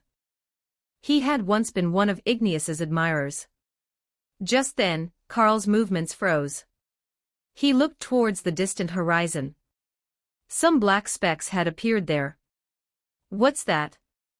Lex followed Carl's gaze. The black specks rapidly grew larger in their vision. Not sea monsters. They were ships. A vast fleet of them. The lead vessel was of a size that defied their understanding of human shipbuilding. It resembled more a moving fortress upon the waves. On every ship's mast a black banner fluttered, emblazoned with a simple, skeletal skull design. Carl's expression grew grim. Unidentified fleet approaching the dragon's nest. Lex, issue a warning. Lex nodded, opening his massive maw. A deafening dragon's roar pierced the heavens. This was a signal of expulsion. However, the fleet did not stop, nor did it alter its course. It continued to steam directly towards the dragon's nest island. They ignored the warning. Lex sounded enraged. Let's go down and see. Carl flapped his wings, descending, flying towards the fleet. Lex followed close behind. Soon, 3 more patrolling dragons arrived from other directions converging. 5 colossal dragons circled above the fleet, their immense shadows enveloping the leading behemoth. Halt your vessels. This is Dragonkin territory, entry is forbidden.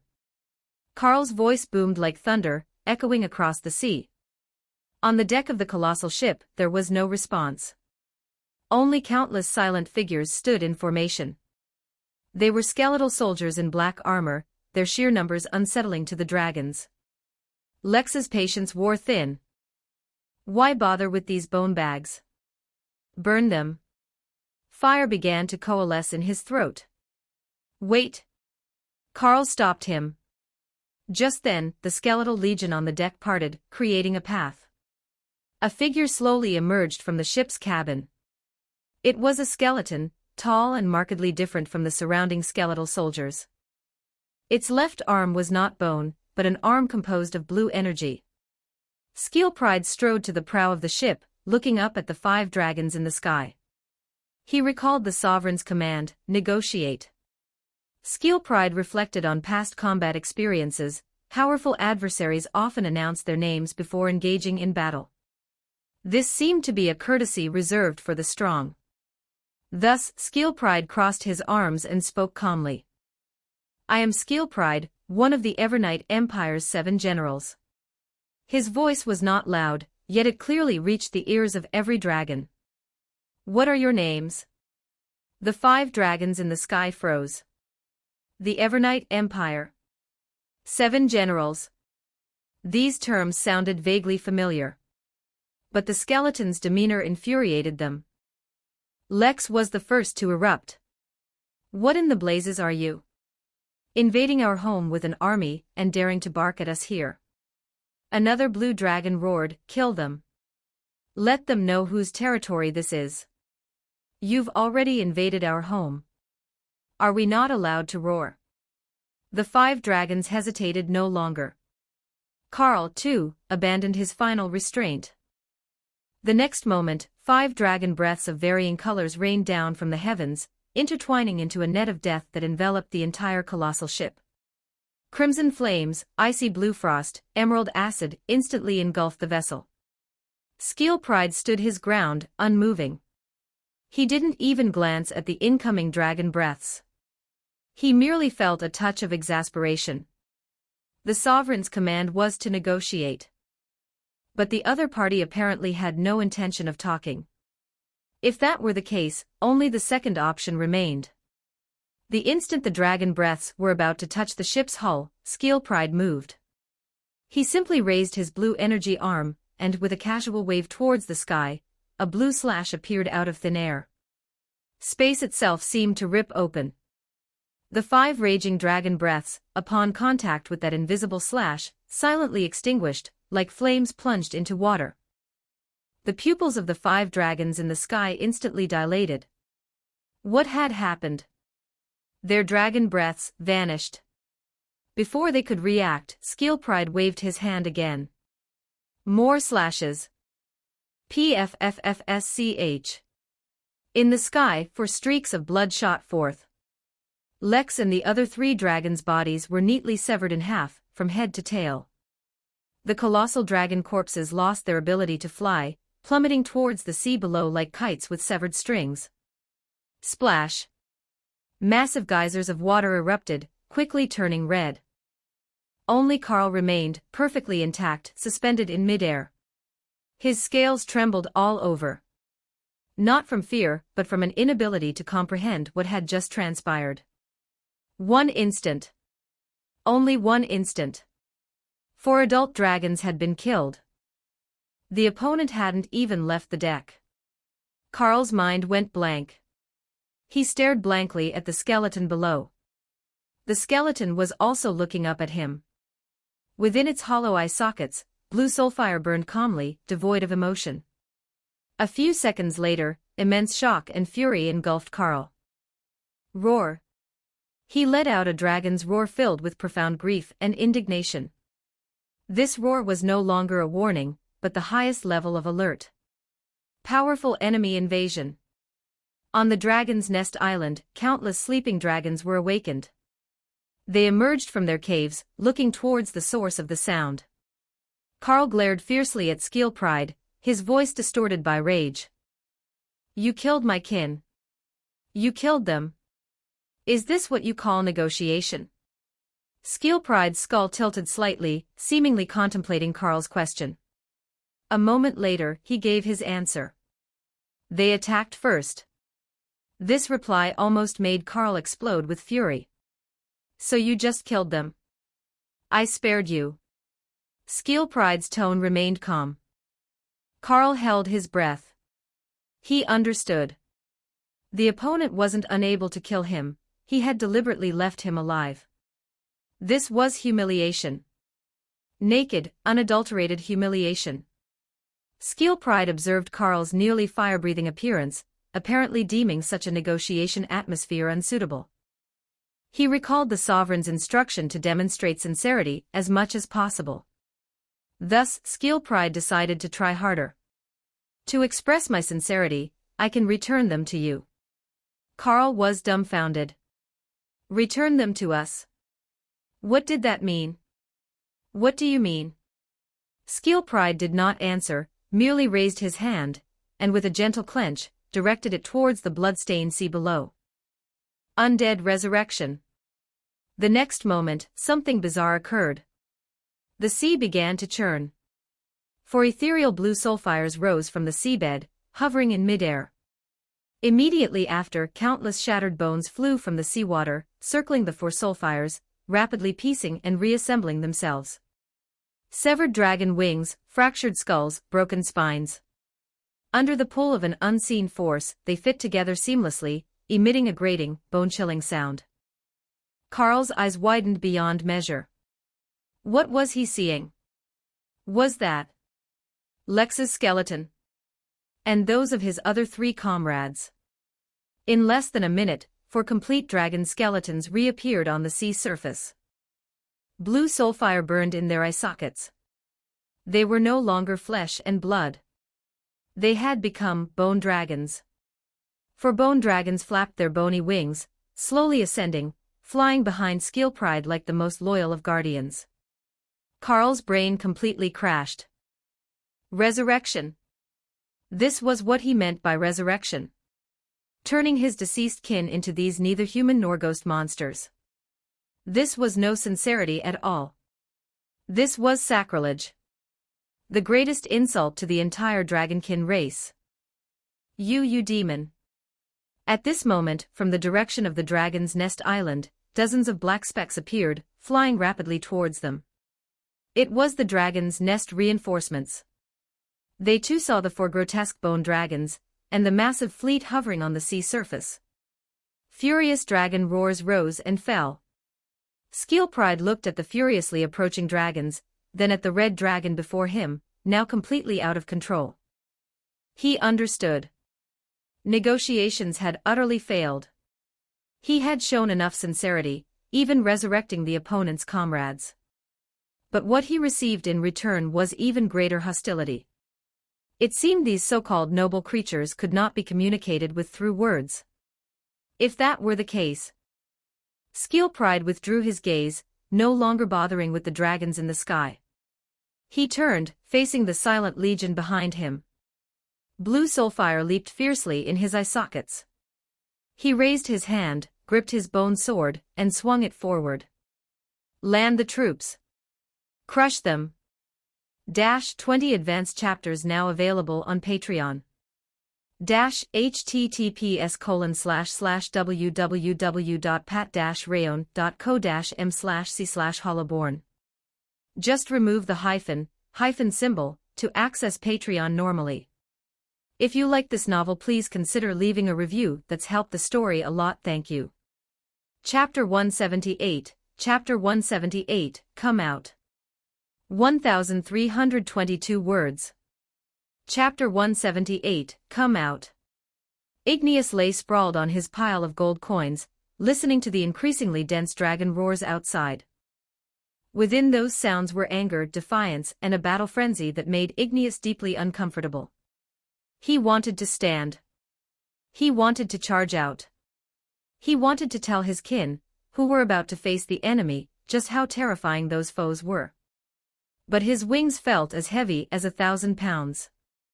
What's wrong with me? Igneous looked down at his claws, the same dragon claws that had torn countless enemies to shreds, now trembling slightly. Not from anger. From fear. The skeleton's image reappeared in his mind. That sense of utter suppression, the despair of being unable to resist no matter how much he struggled, seemed etched deep into his soul. They are invincible. Once this thought emerged, he could no longer suppress it. Igneous closed his eyes. Just then, a commotion erupted outside his cave. Quick! Get inside. Squeeze in further. This is Lord Igneous's lair. The safest place in the entire dragon's nest. Don't push me. My scales are going to be ripped off. Igneous's eyes snapped open. What was happening? He crawled out of his gold pile and went to the cave mouth to look out. Dozens of juvenile dragons, escorted by adult dragons, were surging towards his lair. These little ones usually adored him, always crowding around him, asking questions. A small red dragon, running too quickly, tripped over a stone and tumbled to the ground, rolling several times before stopping. Woo-woo. The little one scrambled up, tears welling in its eyes, but not daring to cry aloud. Igneous watched the scene, an indescribable feeling swelling within his heart. Soon, the juvenile dragons were settled into a specially constructed sanctuary next to his lair. It was a massive natural cave, with a narrow entrance but a spacious interior, easy to defend and difficult to attack. It was Igneous himself who had initially proposed building a sanctuary here. At that time, full of youthful vigor, he had told Elder Basaka, "If even my lair is breached, then nowhere in the entire dragon's nest will be safe." Thinking about it now, it was truly ironic. Lord Igneous, a robust blue dragon, responsible for escorting the juvenile dragons, immediately flew over to him. The enemy has already begun landing on the island. The elders are organizing defenses. The blue dragon's words trailed off midway. He saw the flicker of hesitation in Igneous's eyes. Such an emotion, appearing in this genius dragon. What's wrong with you? The blue dragon's brow furrowed. Igneous opened his mouth, wanting to say something, but ultimately nothing came out. The blue dragon waited a few seconds, seeing no response, and could only shake his head. Never mind. You rest well, the elders will handle it. With that, the blue dragon turned and flew away. Igneous stood blankly. He could feel the disappointment in the blue dragon's eyes. He wanted to explain, to say he didn't not want to go, but the words caught in his throat, unable to be spoken. Inside the sanctuary, dozens of juvenile dragons huddled together, whispering. What's happening outside? It seems like many skeletons are attacking. Skeletons? You mean those bone bags that crumble with a squeeze? What's there to be afraid of? I don't know, but Uncle Tiger, who escorted us, looked very serious. He said the enemy is terrifying. What's there to fear? This is Lord Igneous's territory. Lord Igneous will protect us, right? Right. Lord Igneous is the strongest genius of the dragon kin. These innocent little ones had no idea how brutal the battle outside truly was. They only knew that this was Lord Igneous's territory. As long as Lord Igneous was here, there was nothing to fear. Igneous listened to these conversations, a new emotion, one he hadn't experienced before, stirring within him. He turned, wanting to return to his pile of gold. But as he took 2 steps, a very childish voice called out from the sanctuary. Lord Igneous. It was the same red dragon hatchling that had fallen earlier. The little one lay at the entrance of the sanctuary, looking up at him expectantly. Lord, you'll drive away those bad guys, right? Igneous's steps halted. He turned, looking at those trusting eyes. I. The words reached his lips, then he swallowed them back down. Seeing him remain silent, the little hatchling, thinking he was pondering something important, immediately added, They all say the enemy outside is terrifying, but I'm not afraid. Because Lord is here. Lord is the strongest dragon in the entire dragon's nest. Those bad guys definitely can't beat Lord. The other juvenile dragons chimed in. Yeah. Lord Igneous is invincible. Lord will definitely burn them all to ashes. Go, Lord. These childish voices echoed in the cave. Igneous stood motionless. His claws clenched tighter and tighter. Suddenly, a loud crash echoed in the distance. The entire dragon's nest island trembled. Then came the agonizing screams of countless dragons. Battle had already begun. And by the sound of it, the dragonkin were in a very dire situation. The juvenile dragons were startled by the sudden noise, huddling deeper into the sanctuary. Only the red dragon hatchling remained at the entrance, looking at Igneous. Lord! Are you going to fight the bad guys? Igneous looked into those eyes. In them, there was no doubt, no hesitation. Only pure trust. He took a deep breath. Then, he slowly turned, facing the direction of the battlefield outside. His wings were still heavy. His claws were still trembling. But this time, he did not retreat into his lair. You all stay inside. Don't come out. Igneous's voice was soft, but every word was crystal clear. I'm going to take a look. With that, he flapped his wings and flew towards the battlefield. His speed was slow. His flight posture was even a little unsteady. But he flew out nonetheless. The red dragon hatchling watched his receding figure, its eyes sparkling.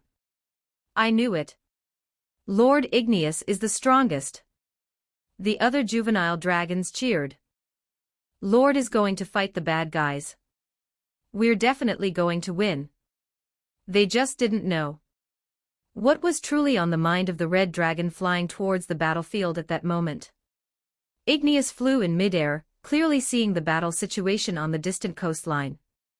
Dozens of adult dragons were attacking the landing skeletal legion. Dragon breaths intertwined into a sea of fire, dyeing the entire beach crimson. But the skeletons, like a tide, continuously poured from the ships. Skeletons burned to ashes by dragon breath reassembled themselves within seconds. Skeletons torn to shreds by dragon claws regenerated in the blink of an eye. This was not a battle at all. This was a slaughter. And the ones being slaughtered were the dragonkin. Igneous saw a robust green dragon, surrounded by dozens of skeleton kings, its wings severed, plummeting from the sky. He saw an ancient black dragon unleash its full power in a dragon breath, only to be cut in half by a blue slash. He saw that familiar figure, standing at the prow of a ship on the shore, calmly observing it all.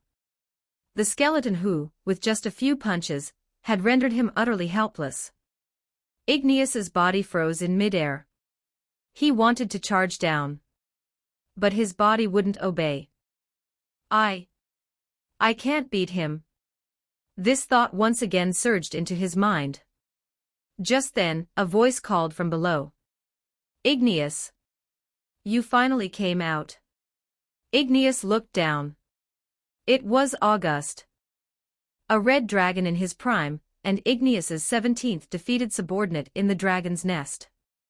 20 advanced chapters now available on Patreon. https://www.pat-rayon.co-m/c/holloborn. Just remove the hyphen symbol to access Patreon normally. If you like this novel, please consider leaving a review. That's helped the story a lot. Thank you. Chapter 179. Chapter 179, Rest. 1124 words. Chapter 179, Rest. August's right wing was almost completely severed at the root, the wound a bloody, mangled mess. Blood gushed out, forming a large, ever-expanding pool on the ground. Seeing this, Igneous dove down, landing steadily beside August. Up close, the injury was far more severe than he had imagined. The dragon scales and muscle tissue around the wound showed a necrotic discoloration, and life force was rapidly draining away. Are you insane? Get back, now. Igneous's voice held a note of urgency. He tried to prop August up with his front claws, but the other dragon stubbornly shook his claws off. I can still fight. August gritted his teeth, stubbornly pushing his broken body to a shaky stand. His left wing trembled uncontrollably, struggling to maintain his balance. The massive wound on his right side tore further open with this standing motion, and blood gushed out even faster. What good is fighting in that state? Why didn't you escape? Igneous's voice was filled with exasperation. He couldn't understand why this fellow insisted on waiting for death here. But August simply looked up, his bloodshot dragon eyes fixed on him. Because you came. August's voice was hoarse, yet exceptionally clear. Since losing to you, I've trained every single day. Every swing of my claw, every breath I exhaled, I thought, next time I see you, I will be stronger. I will catch up to your footsteps. Igneous was stunned. August completely ignored Igneous's reaction, continuing to speak slowly and deliberately. Actually, I don't hate you for defeating me. On the contrary, I thank you. You made me realize how high the sky truly is, how far the path of the strong extends. I've been waiting for an opportunity to fight alongside you. August forced a grim smile, blood dripping from the corner of his mouth. I didn't expect this opportunity to come so quickly, so suddenly. Igneous's throat felt as if it were clogged by something. He opened his mouth but couldn't utter a sound. After a long while, he finally managed to squeeze out a few words from his throat. I am not that Igneous anymore. Igneous's gaze darted away, completely unwilling to meet August's dazzling dragon eyes directly. I chose to run. I don't deserve to be called the Dragonkin's undefeated genius anymore. No sooner had the words left his mouth than Igneous felt a tremendous force strike his head. It was August. He had used his remaining, still trembling, left wing to forcefully smack Igneous's head. What nonsense are you spouting? August's voice held a hint of annoyance. You're standing right here, alive and well, in front of me, isn't that damn well enough? Are you saying that after being called a genius, you don't even have the right to catch your breath? Rest for both body and mind is also crucial training. Igneous stared blankly at August. This prime-aged red dragon, now covered in blood, his wings mangled. Life force was rapidly draining from him, yet he still held his unyielding spine straight. From the perspective of a worshipper, August took a deep breath. I won't allow you to call this running away. You were just tired, taking a moment to rest, that's all. What's there to be ashamed of? He paused, his tone shifting. Now, as your defeated opponent, here's what I have to say. August raised a front claw and forcefully thumped Igneous's chest. Go on. The Dragonkin right now need a genius as overwhelmingly strong as you. His gaze swept over Igneous, a flicker of unconcealed envy in his eyes. Haven't you rested well enough? Look at those scales, look at those muscles, even your claws are sharper than before. You're in peak condition. August's words were like a fuse. Igneous felt something ignite within him. Mana began to surge. That long-lost instinct for battle was being reawakened. He looked up, towards the distant battlefield. Flames soared to the heavens. Dragon roars deafened the ears. And there were his kin, constantly falling. Yes. Igneous murmured softly. I have indeed rested enough. The best rest. His voice gradually grew louder, the hesitation in his eyes vanishing, replaced by a fervent light. Next. Igneous spread his wings, the scales on his dragon wings shimmering with a dazzling red light in the sunlight. It's my turn to let everyone rest. August looked at Igneous, a satisfied smile gracing his face. That's more like it. Go, let those bone bags see what a true genius is made of. Igneous said no more. He simply gave August a profound look. Then, with a fierce flap of his wings, his entire body shot skyward. The powerful airflow swept away all the surrounding debris. August was pushed back a few steps by the current, but he simply steadied himself, looking up at the red figure in the sky. So fast. He grinned. Truly worthy of being my goal. Igneous circled once in the air. He didn't immediately charge into battle. Instead, he closed his eyes, taking a deep breath. Mana surged wildly within his body. Those dormant powers were slowly awakening. He felt it. His physical condition was indeed incredibly good. This past month of rest, though forced by fear, had objectively allowed his body and mind to fully recover. He was even stronger than before. So that's it. Igneous opened his eyes. He finally understood the meaning of Elder Basaka's words. Only a dragon who knows reverence can reach the end. It wasn't that reverence would make a dragon cowardly and simply survive. Rather, it was only when you truly recognized that there were forces in the world you could not overcome that you would cast aside useless arrogance and learn to pause and examine yourself. Only then would you know when to rest, when to gather strength, and when to set forth anew.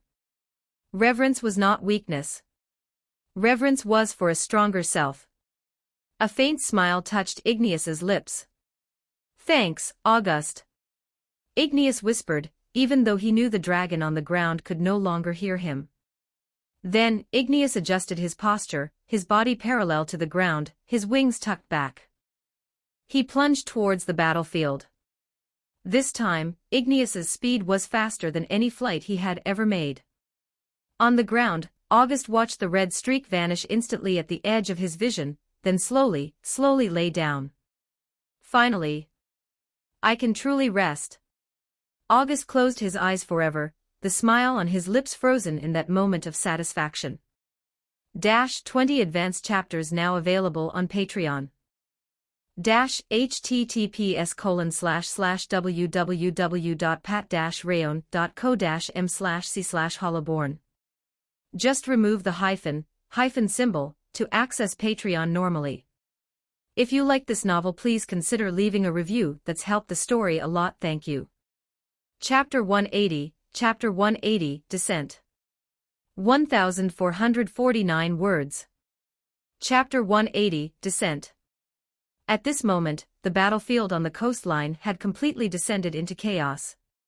Tens of thousands of dragons clashed in the sky and on the ground, dragon breaths intertwining into a sea of fire that dyed the entire beach crimson.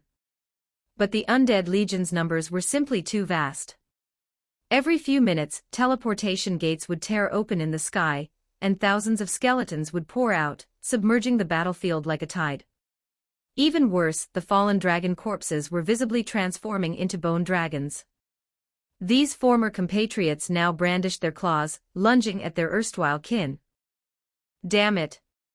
A Tier 5 blue dragon roared, unleashing lightning that shattered a dozen skeletal berserkers before him. But the next second, more skeletons surged from a teleportation gate, surrounding him completely.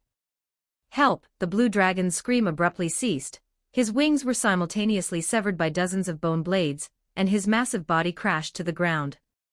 Similar scenes were unfolding across the battlefield. The Dragonkin's front line was slowly collapsing. A dozen Tier 6 elders desperately tried to maintain order, each fighting against several myriad captain-level undead. But these undead simply couldn't be killed. Torn bodies would reassemble, and bones burned to ashes would regenerate from the void. This can't go on. Ignatz roared, his scorching dragon breath engulfing 3 myriad captains before him. But after the flames dissipated, the 3 skeletons merely swayed before standing upright again. Basaka surveyed the battlefield, instantly making a judgment. Altair Sixs, abandon these fodder. His voice resonated in the minds of all the elders. The 5 color elders, follow me. The other elders, continue to assist our tier 4 and 5 kin. No sooner had he spoken than Basaka fiercely flapped his wings, flying towards the rear of the battlefield. Ignatz, Delos, Vinodo and Raijin, the 4 5-color elders, immediately followed. Their target was clear. It was the skeleton standing at the prow of the ship, who had yet to make a move. Skill Pride. If they could eliminate this commander, perhaps the tide of battle could still turn. Skill Pride seemed to have anticipated this. He looked up at the 5 dragons charging towards him, drawing his greatsword from the void. They've arrived. The next moment, the 5 dragons attacked simultaneously. Basaka was the first to charge in, his inky black dragon claws tearing through the air, aiming directly for Skill Pride's skull. Skill Pride sidestepped, his greatsword slashing diagonally. Clang! Dragon claw and bone sword collided, erupting in a deafening metallic clash. Basaka was forced back several meters, but then, Ignatz's dragon breath roared in. Crimson flames completely engulfed Skill Pride. Just then, Delos attacked from the other side, her extreme cold breath intertwining with the flames, forming a desperate realm of ice and fire. Vinodo and Raijin were not idle either, one released a toxic mist, the other summoned lightning, 4 elements instantly completely locking down Skill Pride. Did it work? Ignatz gasped, staring at the center of the explosion. But the next second, a black sword light tore through all the elements. Skill Pride emerged from the dust, without a single scratch on him. Good coordination. He looked up, soulfire flickering in his eye sockets. But not enough. Before his voice faded, Skill Pride's figure vanished from his spot. When he reappeared, he was already behind Raijin. Watch out! Basaka roared, desperately charging forward, using his own body to block the lethal blow. The blade cut through Basaka's dragon scales, leaving a bone-deep wound. But Basaka gritted his teeth, enduring, and counterattacked with a claw aimed at Skill Pride's skull. Skill Pride took half a step back, sweeping his greatsword horizontally. Basaka was forced to retreat again. Sky. Take the battle to the sky. Ignatz roared, being the first to shoot skyward. The other 4 elders immediately understood, simultaneously spreading their dragon wings, and flying towards higher altitudes. The sky was the Dragonkin's domain.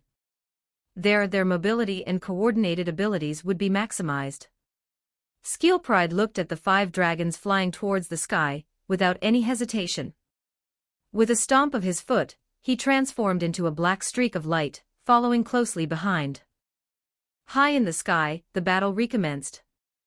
The 5 dragons formed a perfect encirclement, trapping Skill Pride in the center. At times, 4 dragons would cooperate, with one acting as the main attacker, and at others, 2 dragons would attack while 3 others created diversions, their coordination flawless. Ignatz's dragon breath blasted from the front. Skill Pride was about to dodge when Dales's ice spikes already struck from the side. He was forced to take the blow, but just as his body stabilized, Vinodo's toxic mist engulfed him. Raijin seized the opportunity to unleash lightning, countless bolts exploding within the toxic mist. Basaka, seeing his chance, swooped down from above, his dragon claws fiercely raking Skill Pride's shoulder. Crack! The sound of shattering bone echoed. Skill Pride was knocked backward by the claw, tumbling several times in the air. Good! Ignatz roared with excitement. But he quickly noticed that Skill Pride's shattered shoulder was healing at a visible rate. Damn it! Ignatz's excitement vanished instantly. Skill Pride regained his balance, flexing his newly healed shoulder. The coordination is indeed good. His tone remained calm. But you have one fatal weakness. No sooner had he spoken than Skillpride's figure vanished again. The 5 elders immediately became more vigilant, their dragon wings vibrating simultaneously, preparing for the next attack. But Skillpride's target had been clear from the beginning. He appeared behind Delos, his greatsword raised high. No. Basaka reacted instantly, desperately charging towards Delos. But it was too late. Delos's turning motion was a half-beat too slow. Her reaction speed was the slowest among the 5 elders. This half-beat mistake was precisely seized by Skillpride. The greatsword slashed down diagonally. Pffsch. Delos's left wing was severed at the root, blood gushing forth. She let out a piercing scream, her massive body losing balance, plummeting towards the ground. Delos. The other 4 elders roared simultaneously. But Skillpride gave them no time to react. His figure flickered again, this time targeting Vinodo. Basaka desperately tried to intercept, but Skillpride's speed was too great. A flash of sword light. Vinodo's abdomen was ripped open with a massive wound, his internal organs almost spilling out. Next was Raijin, his hind leg severed. Then Ignatz, half of his dragon horns shaved off. Finally, Basaka, his chest pierced, blood staining the entire sky. In just a moment, all 5 Tier 6 elders were gravely wounded. They fell from the sky one after another, crashing to the ground with dull thuds. Cough, cough. Basaka struggled to stand, but his body had completely stopped obeying. He looked up at the figure slowly descending from the sky. Why? They had been evenly matched just moments ago. There had been a glimmer of hope. Basaka's vision began to blur. The surrounding Dragonkin warriors saw this scene, their morale instantly plummeting to rock bottom. Even their 5 strongest elders had fallen. What else could they do? Skillpride landed on the ground, slowly walking towards the fallen elders. He raised his greatsword, preparing to deliver the final blow. Just then. Boom. A colossal figure descended from the sky, crashing directly into Skillpride with a furious impact. Skillpride looked up, the soulfire in his pupils flickering slightly. The next second, he was sent flying, his body smashing through a giant ship on the shore. Wood splinters flew, and the colossal ship collapsed with a thunderous roar. All the dragons on the battlefield froze. They looked up at the figure hovering in midair. Crimson scales gleamed dazzlingly in the sunlight. Massive dragon wings were fully spread, obscuring half the sky. The red dragon let out a long, defiant roar, its cry echoing across the entire battlefield. It's Igneous. A young blue dragon trembled as he called out the name. Lord Igneous has returned. We haven't lost yet. The previously despairing Dragonkin warriors' eyes rekindled with the flames of hope. Igneous hovered in midair, looking down at the colossal ship he had shattered. From the broken wood, Skillpride slowly stood up. He brushed the dust from his body, looked up, and met Igneous's gaze. It's you. Somewhat interesting. Igneous did not reply. He simply spread his dragon wings, twisted his body, and the mana within him began to surge wildly, channeled by his draconic dance. On the ground, Basaka struggled to look up, seeing the familiar figure in the sky. A weak smile pulled at his lips. You finally returned. Igneous. 20 advanced chapters now available on Patreon. https://www.pat-rayon.co-m/c/hollowborn. Just remove the hyphen symbol to access Patreon normally. If you like this novel, please consider leaving a review. That's helped the story a lot. Thank you. Chapter 181, Opportunity. 1578 words. Chapter 181, Opportunity. Igneous did not charge immediately. He hovered in midair, his wings slowly beating, maintaining balance. His gaze was fixed on the skeleton below, now rising from the wreckage. Humph. He took a deep breath. Mana coursed through his body, and scorching dragon breath churned deep in his throat. In Igneous's mind, countless images flashed. They were the battle scenes he had replayed repeatedly during his days of decadence in his lair. Every move the skeleton made, every action, every trajectory of evasion. He remembered them all. He had rehearsed them over and over in his mind. How to respond if they met again. How to dodge if he attacked from the left. What method to use to intercept if he suddenly accelerated. How to protect vital areas if he aimed for the wings. Countless simulated battles. Countless failures. Countless restarts. Until now. Come on. Igneous roared softly, his body plunging downwards. Skillpride looked up, his bone sword held horizontally before his chest. Boom. Igneous's dragon claws slammed fiercely against Skillpride's blade, erupting in a deafening metallic clang. The immense impact carved a deep crater in the ground, sending shattered rock flying. But this time, Skillpride couldn't easily block it as before. His body was pushed back half a step by the force. Half a step. Just half a step. But that was enough. Igneous instantly noticed this change, sweeping his dragon tail horizontally. Skillpride sidestepped, his bone sword slashing diagonally towards Igneous's neck. Igneous had anticipated this, flapping his wings fiercely, his entire body leaping into the air, barely dodging the fatal strike. Almost simultaneously, a crimson dragon breath rained down. Skillpride did not meet it head-on, his figure flickering, reappearing 10 meters away. The dragon breath slammed into the ground, exploding into a sea of fire. Skillpride tilted his head, pointing his sword at Igneous. "Since you've returned. Then let's start with you." Igneous did not reply. He knew that engaging an opponent of this caliber, any lapse in concentration could be fatal. His dragon wings beat again, Igneous charged from the side. The wind pressure generated by his high-speed movement sent sand and stone swirling. Skillpride raised his bone sword, preparing to block. But just as they were about to connect, Igneous's figure suddenly swerved, biting from another angle. This was a feint.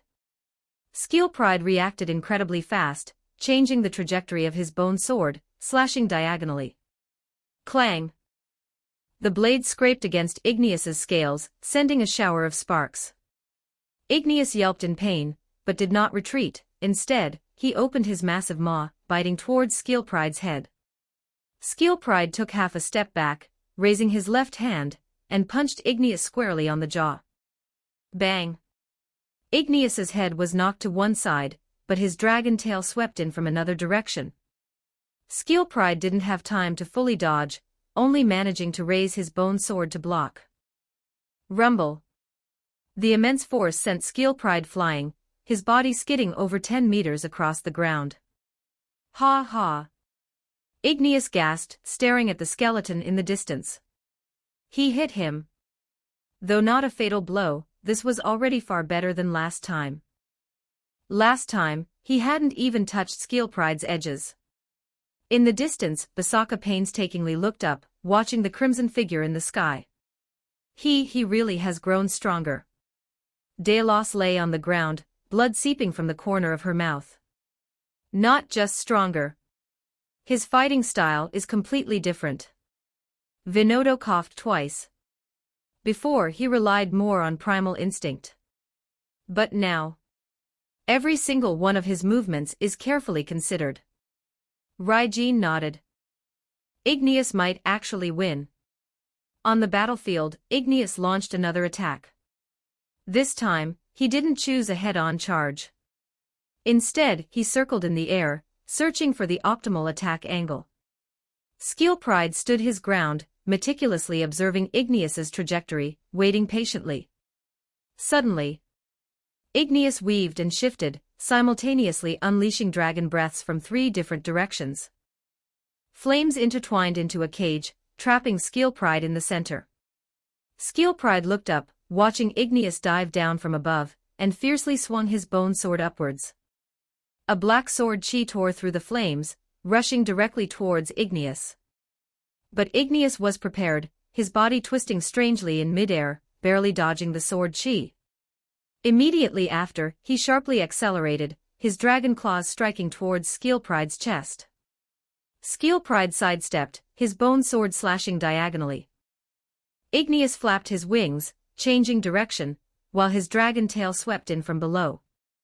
Skeelpride leaped, dodging the dragon tail, his bone sword striking downwards, directly at Igneous's spine. Igneous rolled sharply, the blade grazing his scales. Almost simultaneously, a dragon breath blasted out at close range. Boom! Skeelpride was struck head-on, his entire body sent flying backward. Good! The surrounding dragonkin warriors erupted in cheers. But the next second the cheers abruptly ceased. Skeelpride stood up from the wreckage, brushing dust from his body. Not a single crack marred his skeletal frame. Not bad.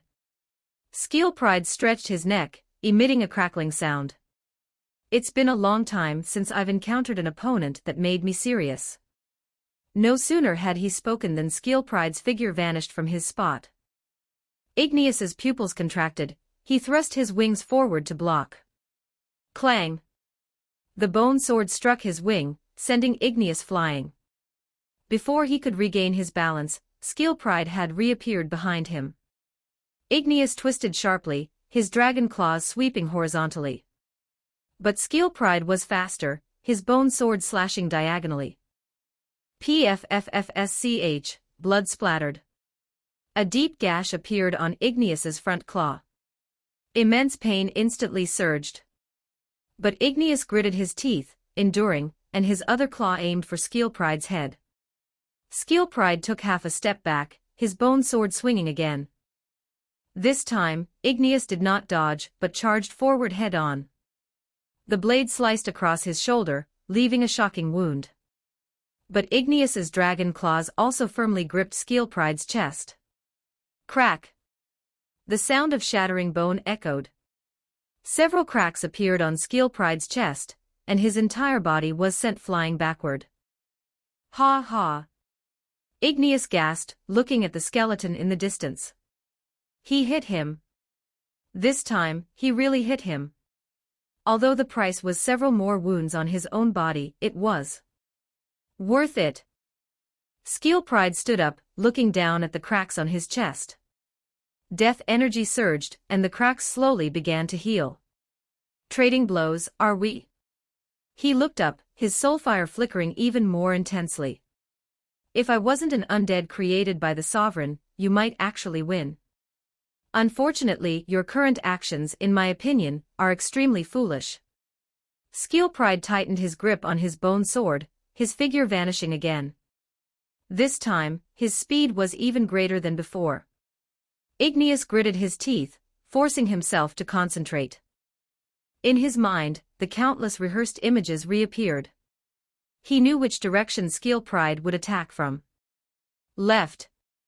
Igneous twisted sharply, his dragon claws sweeping horizontally.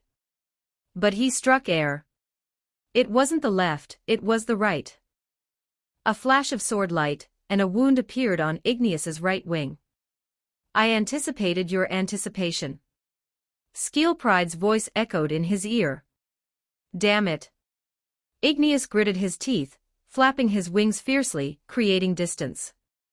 He couldn't fight according to his rehearsed routines anymore. Skeelpride had seen through his thoughts. Then. Improvise. Igneous took a deep breath, his body plummeting, charging towards Skeelpride. This time, he had no routine. He was fighting purely on instinct. Skeelpride raised his bone sword, preparing to respond. But Igneous's attack trajectory was completely unpredictable. Sometimes left, sometimes right. Sometimes a high-altitude dive, sometimes a low-to-the-ground slide. Dragon claws, dragon tail, dragon breath, dragon wings. Every part of his body became a weapon. Skeelpride was forced to react, his bone sword constantly swinging, deflecting Igneous's attacks one by one. But he found that he couldn't counterattack as easily as before. because Igneous simply gave him no opportunity to counterattack. After every strike, he immediately retreated, creating distance.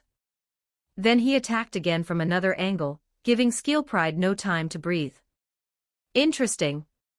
Skillpride blocked another of Igneous's attacks, laughing aloud. Truly interesting. Time passed, minute by minute. On the battlefield, the two figures constantly intertwined. The Crimson Dragon's shadow and the Black Skeleton moved back and forth between the ground and the sky. Igneous's wounds multiplied. But the cracks on Skillpride's body also steadily increased. Neither could completely overpower the other. After another fierce collision, both simultaneously retreated, creating distance. Igneous gasped, covered in blood. Skillpride stood his ground, his skeletal frame riddled with cracks. Skillpride lowered his head to examine himself for a moment, then suddenly spoke. Seeing how hard you've tried. He paused. If you can defeat me once, I will agree to give you another chance at negotiation. At these words, the entire battlefield fell silent. Basaka suddenly looked up. What? Igneous's eyes widened. What did he say? Delos stared incredulously at the skeleton. A chance for negotiation. Vinodo and Raijin exchanged glances, both seeing shock in the other's eyes. Igneous stared at Skillpride, asking in a low voice, Are you serious? I never lie. Skillpride raised his bone sword, pointing it at Igneous. If you can defeat me once, I will give you this opportunity. But his tone shifted. There is only one chance. If you fail, then don't blame me for being ruthless. 20 advanced chapters now available on Patreon.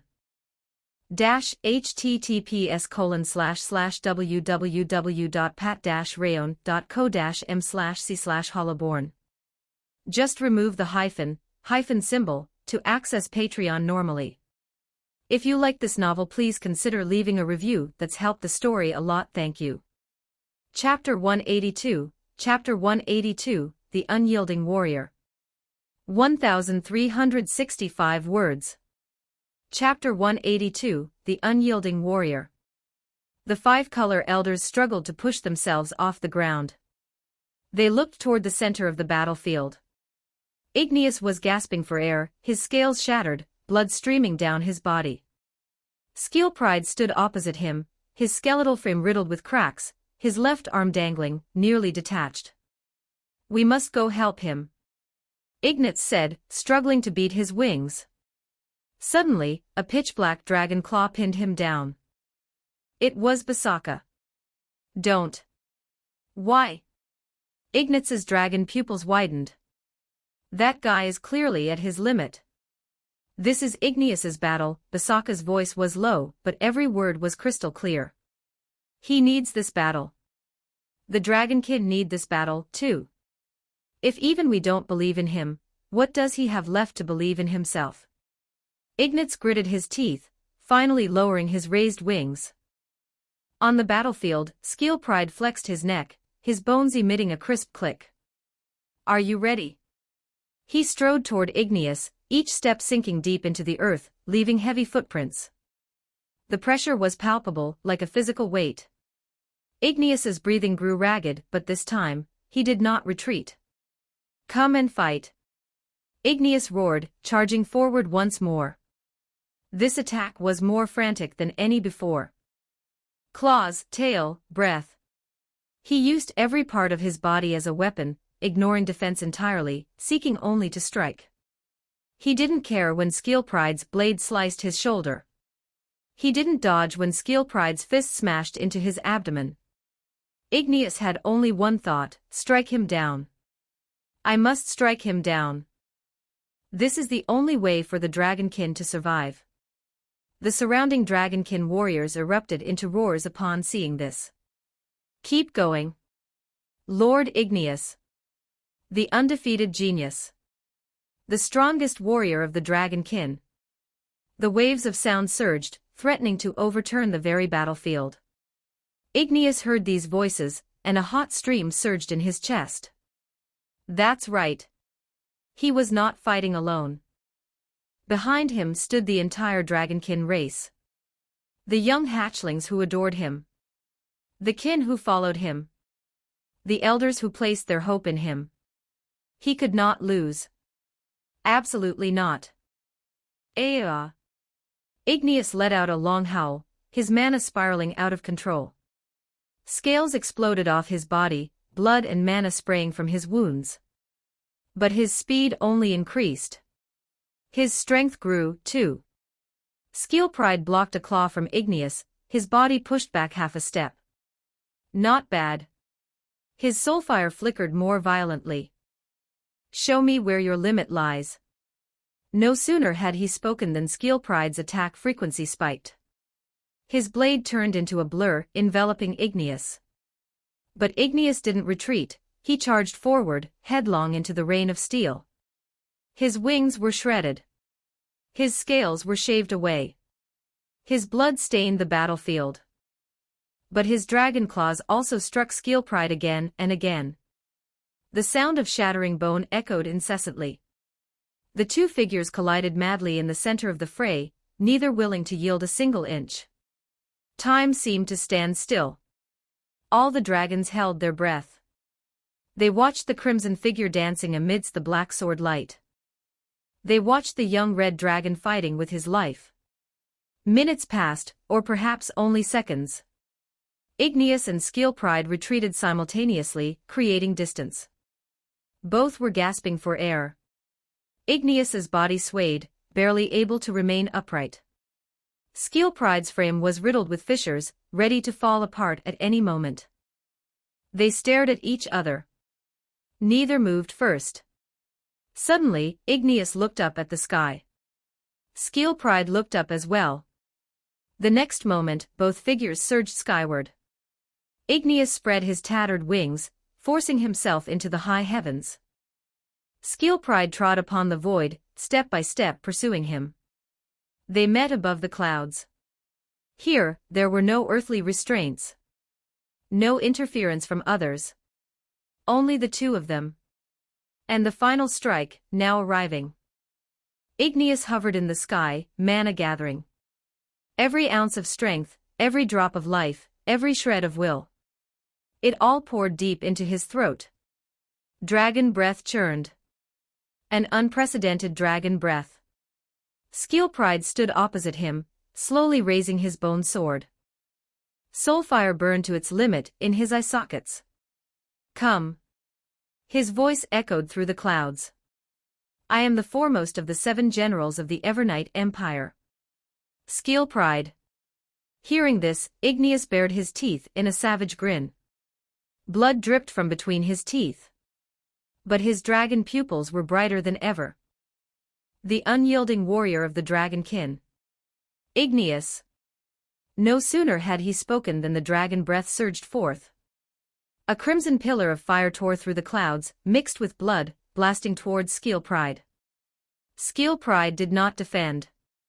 He tightened his grip on his bone sword, and charged head-on into the dragon fire. Flames wrapped around his skeletal frame, igniting him entirely. But he did not stop. 1 step. 2 steps. 3 steps. Skill Pride, engulfed in flames, walked step by step through the dragon breath towards Igneous. Watching this, Igneous felt a chill creep into his heart. Escape. Flee. This thought struck him again. But only for an instant. Igneous gritted his teeth, pouring the last of his mana into the breath. I must be the one to defeat you. The temperature of the dragon breath spiked. Skill Pride's skeleton began to show signs of pulverization under the extreme heat. But he kept advancing. 10 meters. 5 meters. 3 meters. 1 meter. Skill Pride burst out of the flames, his bone sword raised high. Slash. Pffffsch, Igneous's body was severed at the waist. His upper and lower halves separated, plummeting towards the ground. But almost simultaneously, as Skill Pride landed, his entire body of bones clattered into a pile. The battlefield fell into a deathly silence. All the dragons were stunned. Igneous fell from the sky, his vision blurring. Mana exhausted. Life fading. Consciousness drifting away. Did I do it? He struggled to open his eyes, looking at the pile of bones reassembling on the ground. Will he keep his promise? Forget it. So tired. Eyelids are so heavy. Igneous closed his eyes. On the ground, Skillpride's bones reassembled. He stood up and slowly walked toward the fallen Igneous. Basaka saw this, his pupils contracting sharply. No. He roared, forcing himself up from the ground. Dragon breath gathered deep in his throat.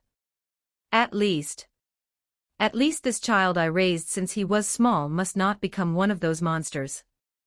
Absolutely not.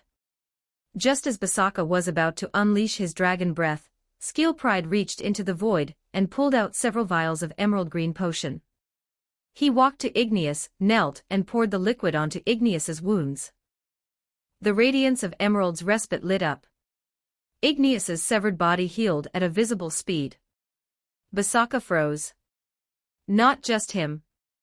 All the dragons were stunned. Skillpride stood up and raised his hand. Post-battle recovery. No sooner had he spoken than countless skeletons pulled Emerald's respite from their spatial bags, walking toward the dragons collapsed on the ground. They knelt, pouring the potion onto wounds. Combined with the Dragonkin's terrifying regenerative power, dragons who had been on the brink of death healed at an astonishing pace. Severed wings regrew. Shattered scales sprouted anew. Even the 5-color elders were restored to their former states by the potion. Delos looked at her regrown left wing, her mind completely blank. This is... Vinodo touched his healed abdomen, his mouth wide open. Raijin flexed his regrown hind leg, his dragon pupils full of disbelief.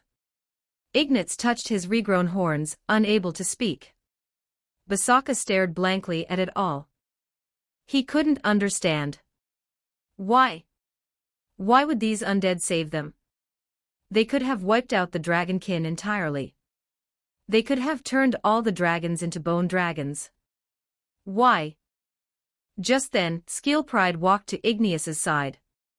Igneous had regained consciousness, and was struggling to climb to his feet. He looked up at the skeleton standing before him. Skillpride extended a hand. I recently read a novel about dragon knights. He paused. Are you willing to become my partner? 20 advanced chapters now available on Patreon. https://www.pat-rayon.co-m/c/hollowborn. Just remove the hyphen symbol to access Patreon normally. If you like this novel, please consider leaving a review. That's helped the story a lot. Thank you. Chapter 183, Aftermath. 1344 words. Chapter 183, Aftermath. On the beach of the Dragon's Nest Island, the sun was shining bright. A skeleton swordsman squatted in the sand, poking a hermit crab hiding in its shell with a bony finger, over and over again. Come out. The hermit crab didn't budge. I'm counting to 3. The hermit crab still didn't budge. The skeleton swordsman tilted its head, the soulfire in its eye sockets flickering. Fine, you're good at playing dead, aren't you? I can do that too. With that, the skeleton swordsman flopped down flat on its back on the sand, limbs splayed, utterly motionless. Several nearby skeletons saw this and also laid down. Brother, we're already dead. What's the point of playing dead? Then should we play alive? How? Like humans. By breathing. The skeletons began to heave their chests in unison, emitting a raspy, wind-like huffing sound. In the distance, a newly adult green dragon was sunning itself on a rock. Suddenly hearing this eerie sound, it snapped its head up. It saw a dozen skeletons lying in a neat row on the beach, chests rising and falling, emitting that bizarre breathing noise. The green dragon's scales bristled instantly. By the gods! The skeletons have mutated. It shrieked, scrambling in a panic toward the safety of its lair. Elsewhere, several skeletons climbed one of the volcanoes on the Dragon's Nest Island. 3 soldiers were perched on the rim, peering curiously inside. It's all red in there. The novels call this magma. It looks so hot. I can't feel it, but the books say it's hot. Should we jump in and see? Are you stupid? That's magma. What are you afraid of? We can't burn to death. The sovereign said we must be brave in exploring the unknown. The skeletons looked at each other, soulfire flickering. Seems. That makes sense. Long live the sovereign. So, holding hands and shouting slogans, the 3 skeletons jumped into the magma pool together. Plop. The skeletons sank slowly into the magma. A few seconds later, 3 bare skeletal heads bobbed back to the surface. Whoa! It feels nice and warm in the bone cracks. Much more comfortable than sunbathing. Suddenly, one skeleton lifted its arm, watching the bone begin to blacken and char. Brothers, something's wrong. I think we're on fire. They scrambled out of the magma in a panic, still burning. Quick, extinguish it. How? Roll. The academy taught us that rolling extinguishes fire. The skeletons watching from the sidelines observed with great interest, one even pulling out a small notebook to record the event earnestly. Remember to tell the brothers back home, do not jump into magma. Understood, noted. On the other side of the island, several skeleton swordsmen stood before the entrance of a dragon lair. Are there dragons inside? Probably, it's such a large cave. Should we go in and look? Would that be rude? We already won the war, why worry about politeness? And so, they swaggered inside. Deep in the cave, a green dragon that had just returned was preparing to sleep on its pile of gold coins. Suddenly hearing footsteps, it snapped its eyes open. It saw the skeletons standing at the entrance, curiously examining it. The green dragon froze, its entire body stiffening. What do you want, coming in here? Nothing, just passing by, thought we'd look around. One skeleton walked to the pile of gold coins, knelt and picked one up, staring at the coin from a bygone era. This is old world currency, right? It doesn't circulate in the Empire anymore. Why do you dragonkin collect it? The green dragon swallowed hard. Because it's pretty. The skeleton tilted its head. I don't see what's pretty about it. It tossed the coin back onto the pile. Another skeleton walked up to the green dragon and reached out to touch its scales. Don't be scared. We're on the same side. The green dragon remained stiff, not daring to move. After wandering around the cave for a while, the skeletons apparently found it boring and swaggered back out. The green dragon watched their retreating figures, its mind completely blank. They just left. Didn't steal the gold. Didn't kill the dragon. Just left. It lay there on the gold pile, unable to process what had happened for a long time. Meanwhile, at the center of the Dragon's Nest Island, at the foot of the massive active volcano, inside a giant cavern, the 5 dragon elders sat face to face with Skeel Pride. The elders had transformed into their dragonman forms, human bodies with dragon heads, to show respect while remaining capable of communication. Basaka sat in the center, his dragon eyes locked on the skeleton opposite him. Skeel Pride sat casually on a rock, holding a novel he had brought from the Empire. Basaka spoke. Speak. Your Empire's conditions.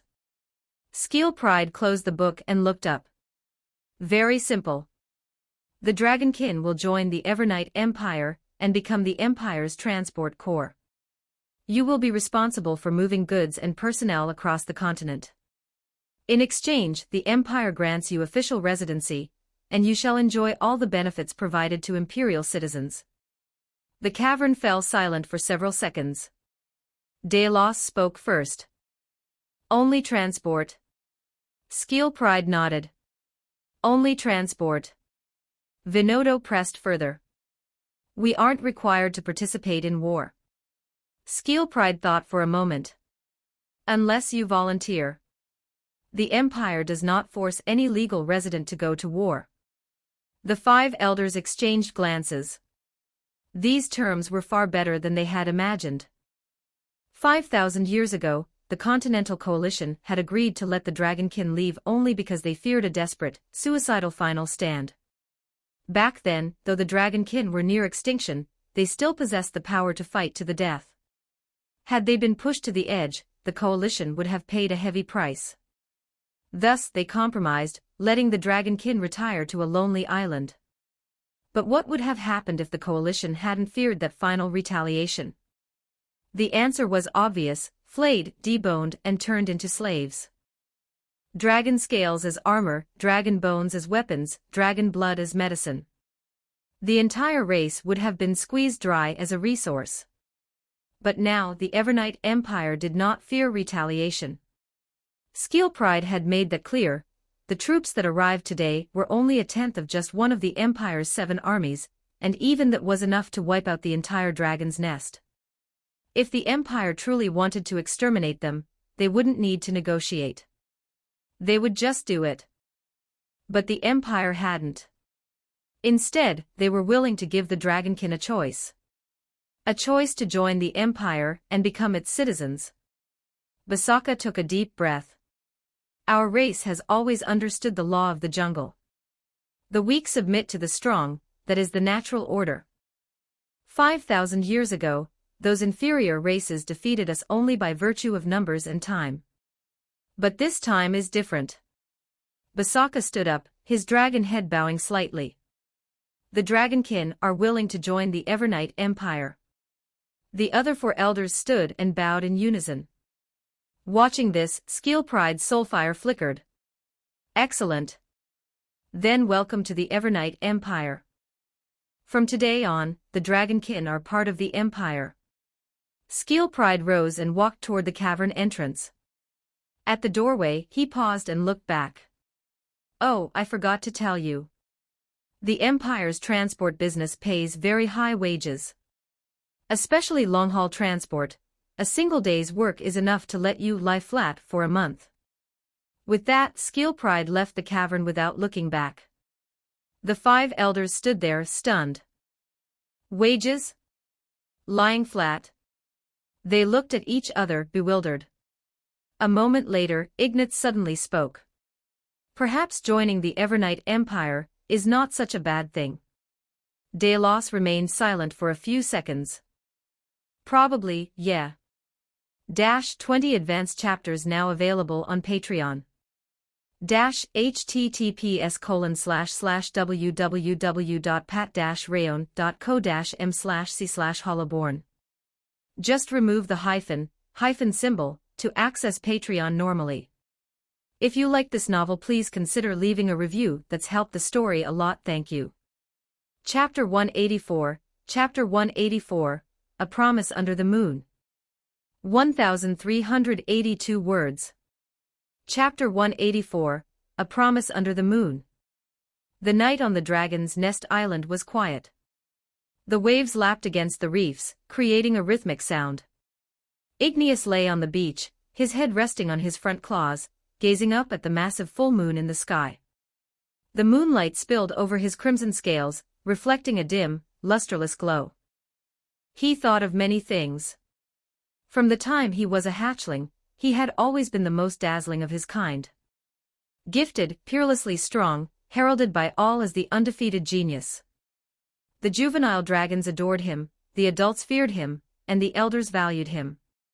He had truly believed he would remain that strong forever.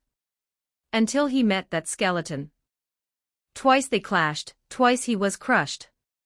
The first time, he hadn't even touched the hem of the enemy's garment before fleeing in disgrace.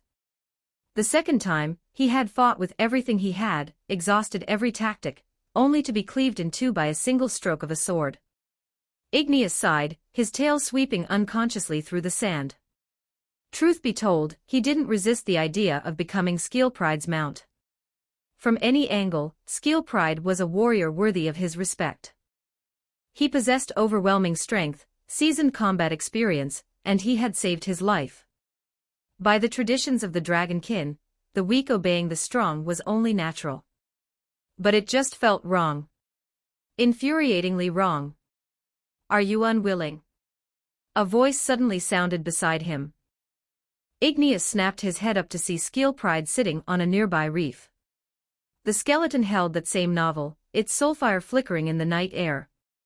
Igneous blinked, then lowered his head back onto his claws. "Nothing to be unwilling about," he said in a low voice. "Lost is lost." Skill Pride closed the book and tilted his head at him. "You say that, but that's not what you're thinking in your heart." Igneous was silent for a few seconds. "You want the truth?" "Of course." Igneous took a deep breath. "I'm not refusing to accept my defeat. I accept it. You are stronger than me, far stronger." He paused, then continued. "It's just that I feel awkward. My whole life I've been the strongest. Every dragon said I was a genius, that I'd surely become the Dragon King one day. And now, look at me." Igneous laughed at himself. "I go out once, get beaten like a bug. I come back, spend a month lying around thinking about revenge, and get cut in two by your sword again." He looked up at the moon. "I'm wondering what my life even amounts to now. A genius. A joke. The strongest of the Dragonkin. An even bigger joke."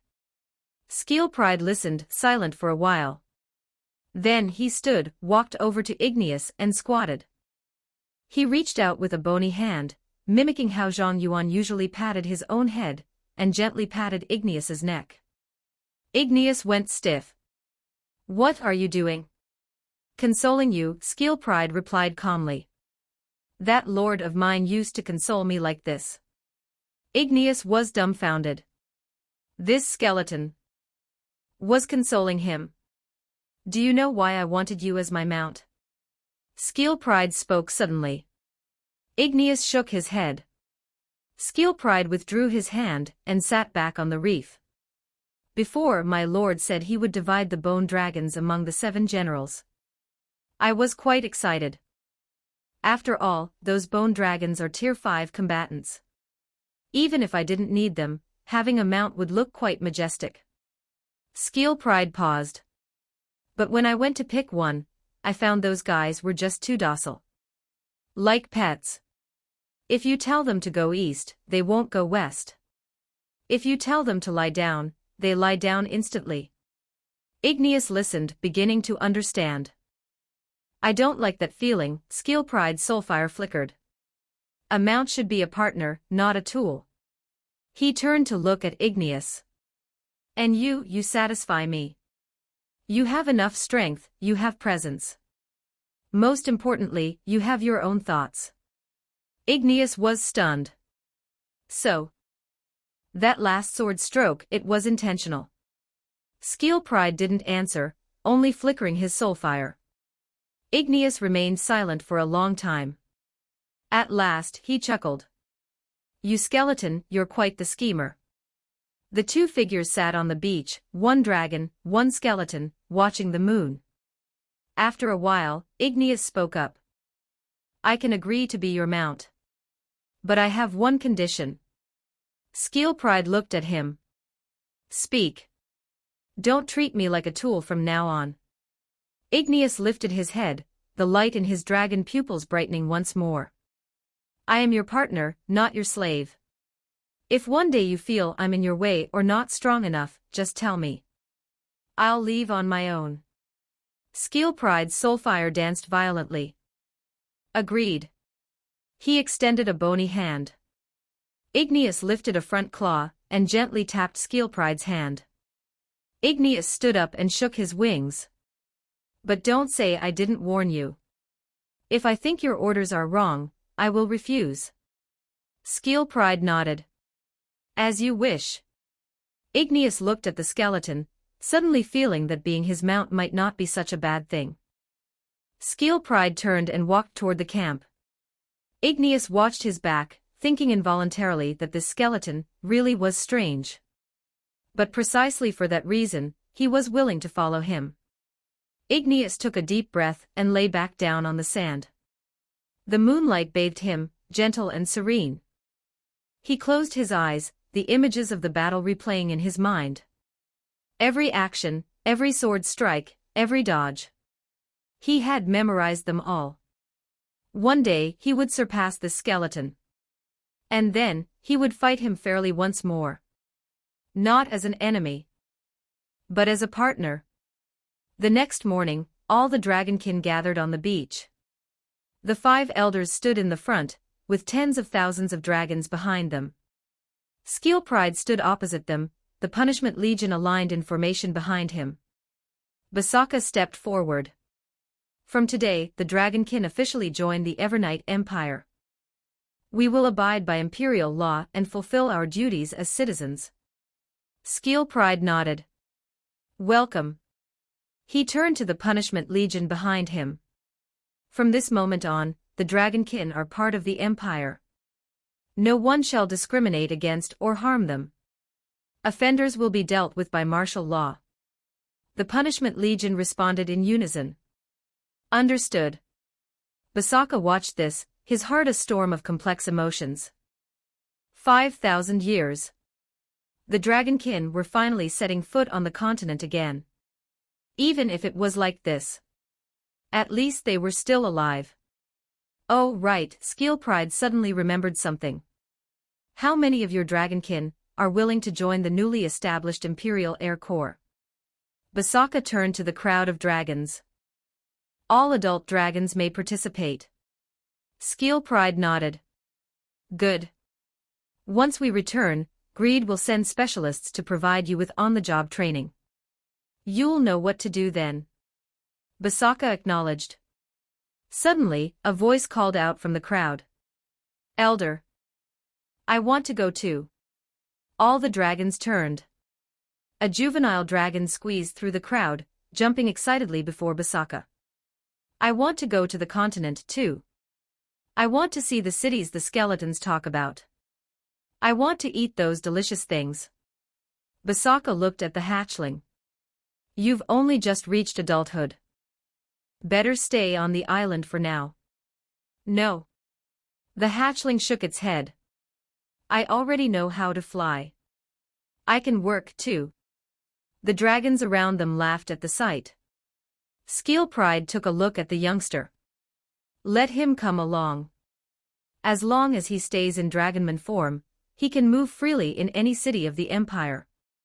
Hearing this, the hatchling cheered. Great. Basaka looked at the scene and sighed. Whatever.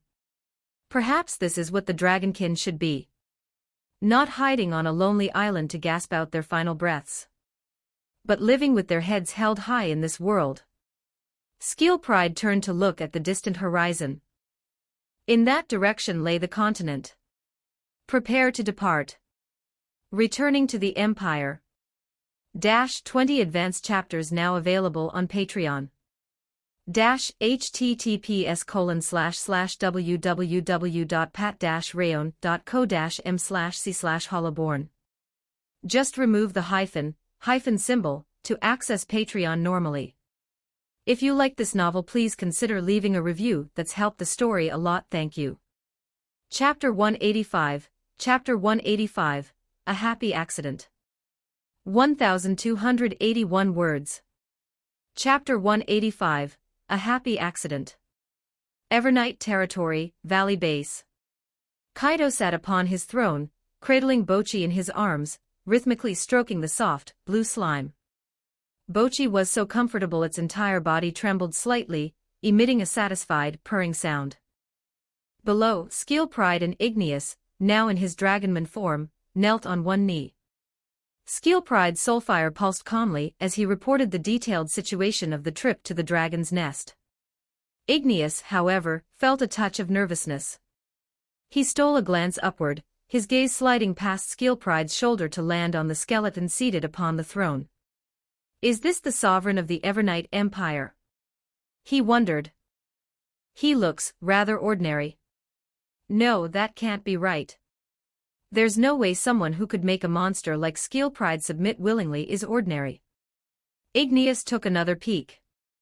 The skeleton was currently focused on petting the slime in his lap, poking the blue, gelatinous mass with his bony finger. The slime seemed to enjoy it, its body puffing up and down. This scene, how should I put it? It's kind of cute. No, definitely an illusion. Igneous quickly averted his eyes, forcing himself to maintain a posture of reverence. And that, my lord, was the situation. Skillpride's report concluded. He bowed his head, awaiting the sovereign's response. Kaido's hand froze on Bochi. His mind was currently occupied by a single thought: what the hell? He had sent Skillpride to the dragon's nest to negotiate. To talk nicely. To talk in a friendly manner. If that failed, a little intimidation was fine, too. But what happened? The guy walked in and immediately hacked for dragons to pieces. Then he resurrected the dead dragons into bone dragons. Finally, he triggered a full-scale war, resulting in the Empire gaining several thousand bone dragons. Does he call this negotiation? This is a declaration of war. Kaido took a deep breath. Forget it. At least the outcome is good. The Dragonkin had joined the Empire, and were willing to participate in air transport. Greed was already arranging the training. Even though the process was absurd, the result met his expectations. Perhaps this was what they called a happy accident. Kaido rubbed his own skull. Well done. He tried to keep his voice as calm as possible. Skillpride raised his head, his soulfire pulsing more intensely. Thank you for your praise, my sovereign. Kaido waved a hand. Since the Dragonkin matters are arranged, you should go back and rest. As you command. Skillpride rose and left the council hall. Igneous followed suit, preparing to depart with him. Wait. Kaido spoke up suddenly. Igneous stiffened and turned around. You must be Igneous. Yes, my lord. Igneous lowered his head respectfully. Kaido examined the dragonman. Tall, streamlined muscles, crimson scales covering his skin, he was quite imposing. Dragon horns extended from his forehead, and a tail swayed slightly behind him. Overall, he truly fit the image of a Dragonkin warrior. Skillpride tells me you have impressive strength, Kaido said casually. Igneous blinked. You are too kind, my lord. My strength is meager, it is not worth mentioning in the presence of Lord Pride. Igneous answered honestly. Kaido smiled. No need to be humble. Being able to hold out for so long against Skillpride is already quite remarkable. He paused. Follow Skillpride well in the future. Between us, he was the first undead ever born in the Evernight Empire. Igneous felt a stir in his heart. This sovereign, he doesn't seem as terrifying as I imagined. I understand, my lord. Go. Kaido waved his hand. Igneous bowed and backed out of the council hall. Only after the doors closed did Kaido let out a sigh of relief. He placed Bochi on the armrest of the throne, and leaned back against the chair. Bochi, Kaido poked the slime's squishy body. Tell me, why are my subordinates getting more and more ridiculous? Bochi tilted its body, unable to comprehend the question. Kaido sighed. Never mind. You wouldn't understand even if I told you. Hearing this, Bochi instantly became displeased. It puffed itself up, two tiny tentacles extending from its sides. It mimicked a human by putting its hands on its hips, striking a pose that clearly screamed, "Who are you looking down on?" Unfortunately, Kaido didn't pay it any mind. He stood up from the throne and walked outside. No, I have to go find Greed personally, and ask about the exact situation regarding the Dragonkin settlement. Although Skillpride reported that everything was going smoothly, he was still a bit uneasy. What if these dragons cause trouble in the city? What if the residents are afraid of them? The more Kaido thought about it, the more his head ached. As he stepped outside, he ran straight into Greed, who was walking toward him. "My sovereign," Greed bowed slightly. "I was just coming to find you." Kaido nodded. "How are the arrangements for the Dragonkin coming along?" Greed pulled out a file. "Everything is proceeding smoothly. As of now, 3,027 adult dragons have signed up for the Air Corps training. The curriculum includes flight regulations, cabin management, and emergency response. They are expected to be officially on duty in a week." Kaido felt a bit more at ease hearing the data. "And the residents' reactions?" Greed flipped through the file. There was indeed some panic initially. After all, the Dragonkin's reputation on the continent isn't exactly stellar. But after we issued the official announcement regarding the Dragonkin joining the Empire, things improved significantly. Especially when the residents saw the Dragonkin in their Dragonman forms, the fear diminished noticeably.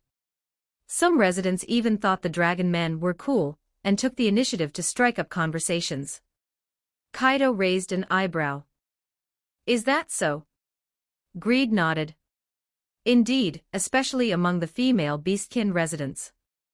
They are quite interested in the Dragonmen's appearance. A few of the younger dragons even found themselves being surrounded by onlookers." Kaido's mouth twitched. Why did the tone of the world suddenly get so strange? "That's fine, then." He waved his hand. "Keep an eye on them. Make sure no trouble breaks out." "As you command." Greed put away the file and turned to leave. Kaido stood in the hallway, looking out at the sky. The matter of the Dragonkin was settled for now. Next, he thought of the plan he had set earlier. The Empire's development was on the right track, with all industries steadily advancing. Perhaps it was time to consider the next step. Kaido turned and walked toward his study. Bochi clung tightly to his shoulder, emitting a purring sound.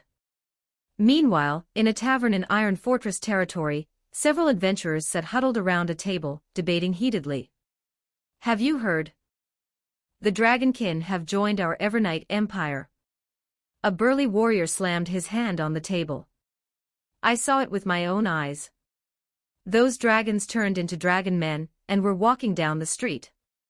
"For real?" The mage next to him pushed up his glasses. "Don't the Dragonkin avoid leaving their nest in large numbers?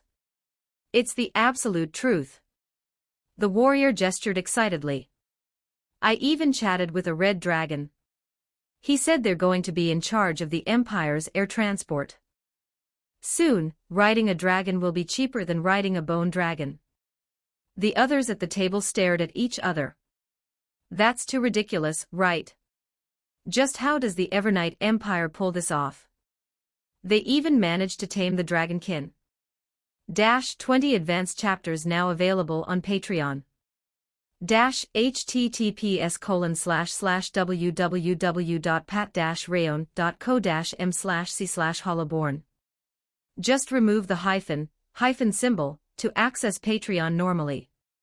If you like this novel, please consider leaving a review. That's helped the story a lot, thank you. Chapter 186, A Sense of Loss. 1,180 words.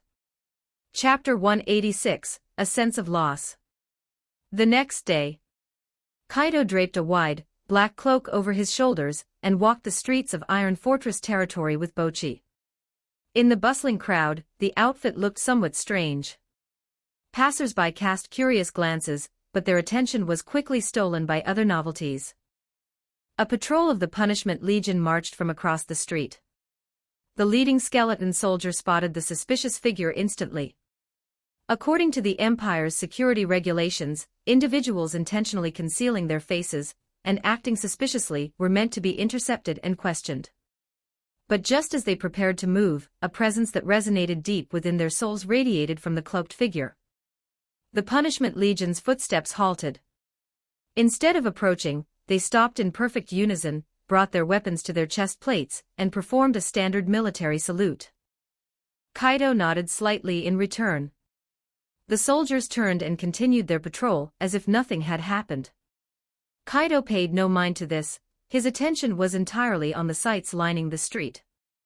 The entire Iron Fortress territory was overflowing with a near-frantic vitality, especially among the dragonkin, who had just joined the Empire.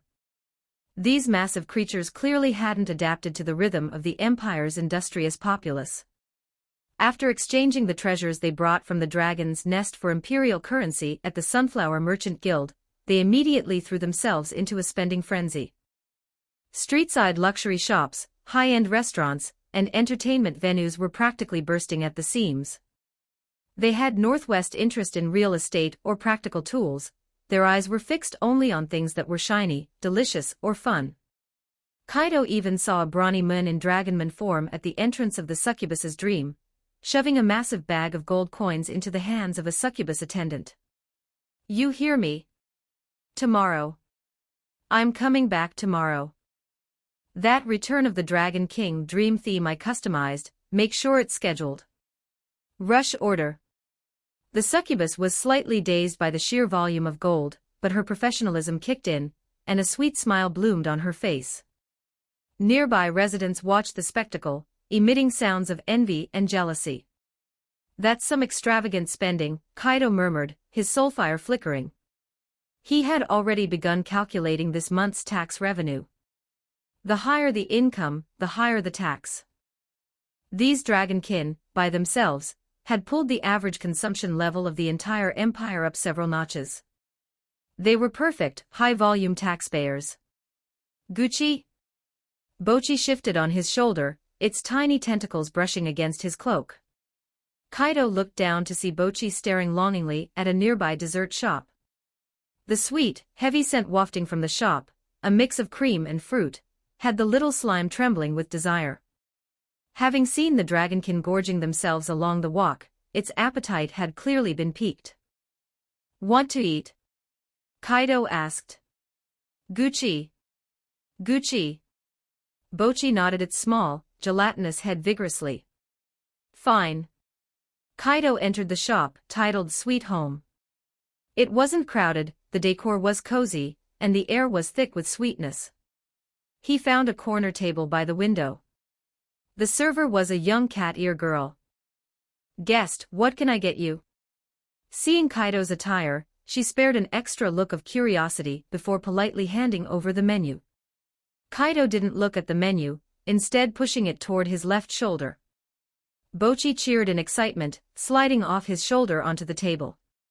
It extended two small tentacles, poking excitedly at the menu pictures of various desserts like human fingers. It ordered a king-sized strawberry cream pudding mountain, 3 plates of honey-toasted bread smeared with butter, a large platter of caramel egg tarts, and a cup of mint-infused fruit special. The cat-ear girl's mouth twitched, but she maintained a professional smile as she took the absurd order.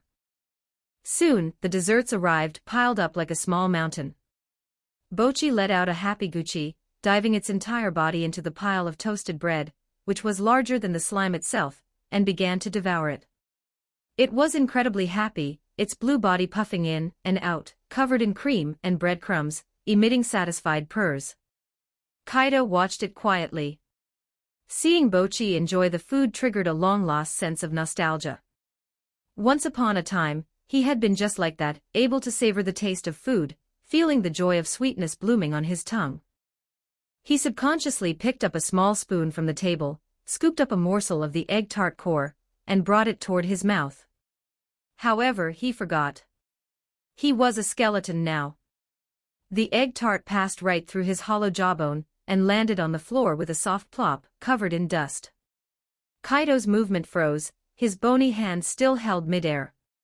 He looked down at the pudding on the floor, then at the empty spoon in his hand. A sense of loss he couldn't put into words hit him instantly. He set down the spoon, and let out a soft sigh. Even though he had accepted his current identity, occasionally, in moments like this, his human emotions would surface unbidden.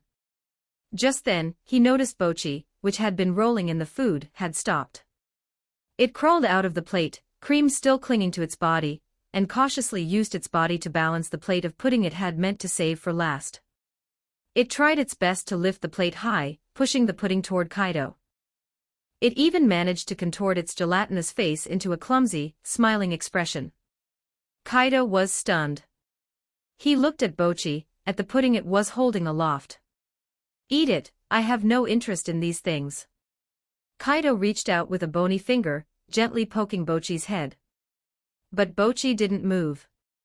It could feel its master's mood. It didn't know why its master was unhappy, but it knew that eating something good made one feel better. This was its simplest understanding as a slime. And so it pushed the plate, the one it considered the most delicious, with all its might toward Kaido. Gucci. Its voice held a hint of pleading. Watching its persistence, the sense of loss in Kaido's heart suddenly dissipated quite a bit. He didn't refuse again. He picked up the spoon, scooped up the pudding, and delivered it, spoonful by spoonful, into his empty, hollow mouth. With every spoonful, the food passed through the gaps in his bones and fell to the floor. He could taste nothing, he could feel nothing. But seeing Kaido eat it, Bochi became happy. It rocked back and forth on the table in joy, as if performing a comical dance, emitting happy, bubbling sounds. Kaido watched Bochi's joy, the soul fire in his eye sockets turning calm and gentle once more. He reached out and petted Bochi's head again. Perhaps being able to watch this quietly was, in itself, a form of happiness. 20 advanced chapters now available on Patreon. https://www.pat-rayon.co-m/c/hollowborn. Just remove the hyphen symbol to access Patreon normally. If you like this novel, please consider leaving a review. That's helped the story a lot. Thank you. Chapter 187, The Evernight First Class. 1635 words. Chapter 187, The Evernight First Class. Evernight Territory, Aviation Department Training Grounds. 1 week was all it took for that pack of dragons, whose brains were usually filled only with gold coins and roasted meat, to memorize the Empire's flight route map by heart. Mostly because they had no choice. The first page of the training manual, personally compiled by Greed, was written in bold red ink. Flying off course once, 1 month's wages docked. Causing passenger complaints, 2 months' wages docked. Getting lost and delaying a flight, 6 months' wages docked, plus 3 days of public shame in the Central Plaza. For the dragons, who had just tasted the joy of consumerism and spent every day lingering in the succubus's dream, or luxury boutiques, these regulations were more devastating than their wives running off with the neighbor. And so, a new batch of Dragonkin pilots graduated. At that moment, Kaido was sitting by the moat outside Evernight City. He had a line tied to the end of his fishing rod, but there was no hook, no bait, nothing. Kaido was simply enjoying the process. Greed stood behind him, cradling a file, reporting on work. My lord, according to the final results of the Dragonkin training camp, all participating dragons have met the standard for duty. Starting tomorrow, Bone Dragon Aviation will be officially renamed Evernight Aviation, and the giant dragons will fully replace the bone dragons in all transport operations. The relevant notices and publicity have been posted on bulletin boards throughout the Empire. Greed extended the file as he spoke. Kaido didn't take it, his gaze still fixed on the river. What about the bone dragons coming off duty? How are they being arranged? Greed answered immediately. My lord, the vast majority of the bone dragons have submitted applications, hoping to join the 7 generals' armies and continue serving the Empire. However, about 100 or so bone dragons, they don't want to leave the aviation department. Kaido's soulfire flickered. They don't want to leave. That was curious. Greed explained. I personally went to inquire, and their answers were consistent. They said they enjoy their current work. They like carrying those noisy passengers, flying to every corner of the continent and seeing different scenery. Most importantly, they love the words thank you that the passengers say to them when they disembark. Kaido tapped his kneecap with a bony finger. A group of undead creatures actually felt nostalgic because of a passenger's gratitude. What a strange turn of events. If they want to stay, let them stay. But we can't use the old pods anymore. The giant dragon's advantage is massive cargo capacity and speed. They are meant for efficient, civilian-style routes. So, these remaining bone dragons will take a different path. Kaido transmitted an idea through the soul link directly into Greed's mind. It wasn't a blueprint but a concept, a massive, independent cabin that wrapped around the bone dragon's entire chest and abdomen. Inside the cabin, it wouldn't be 2 rows of cold seats. Instead, it would have carpeting, sofas, a bar counter, and even an independent room to lie down and rest. Greed received the concept, his eyes brightening instantly. My lord is brilliant. This is to provide exclusive, high-end service for the wealthy class. Correct, Kaido affirmed. Call it the Evernight First Class. Set the ticket price at 10 times that of a standard flight. Greed's body trembled slightly with excitement, he bowed deeply. As you command, my lord. I will arrange for the best craftsman in the Iron Fortress immediately. Wait, Kaido called him back. One more thing. What about the bone dragons that want to join the army? Greed stopped and turned around. My lord, the only generals who have clearly requested to incorporate these bone dragons into their legions are General Pride and General Envy. However, General Pride is still hesitant. He believes the Punishment Legion's duty is maintaining order on the ground, and the addition of air units might disrupt his established deployment. Kaido's soulfire flickered. Giving bone dragons to Pride's Punishment Legion. The Punishment Legion were heavy infantry, bone dragons were air units, the two didn't mesh. Giving them to Envy's Silent Extinction Legion made perfect sense. The core of the Silent Extinction Legion was the Bone Withers, those high-attack, low-defense archers. A pairing of archers and bone dragons would not only avoid conflict but maximize the Bone Withers' range advantage. Moreover, the Punishment Legion's daily tasks were already overwhelming, patrolling, suppressing riots, and moonlighting as city management and judges. The Silent Extinction Legion, by contrast, was much freer, usually just guarding the walls or being pulled into temporary work by Greed. With the addition of the Bone Dragons, the aerial patrol duties for the entire empire could be officially handed over to them. Assign them all to Envy, Kaido said calmly. As you command, my lord. Greed bowed once more and walked off quickly, he had much to do. 3 days later, the Iron Fortress Central Plaza. A massive display platform was erected. In the center, a perfectly proportioned bone dragon lay quietly. Its chest and abdomen were wrapped in a set of magnificent silver-white metal armor. Intricate blue magical patterns were etched onto the surface, shimmering with radiant light in the sunlight. A small hatch was open on the side of the armor. Inside, one could vaguely see soft dark red carpeting and comfortable-looking sofas. The plaza was packed, surrounded completely by the crowd. What is that? Did they put armor on a bone dragon? Looks so grand. More grand than a merchant's carriage. What's inside that door? Can we go in and see? The crowd debated, pointing at the new invention on stage. Beside the platform, a vampire host in a tuxedo held a megaphone enchanted with amplification, speaking loudly. Residents of the Empire. Gentlemen. Ladies. Today, we proudly present to you the newest service from Evernight Aviation, the Evernight First Class.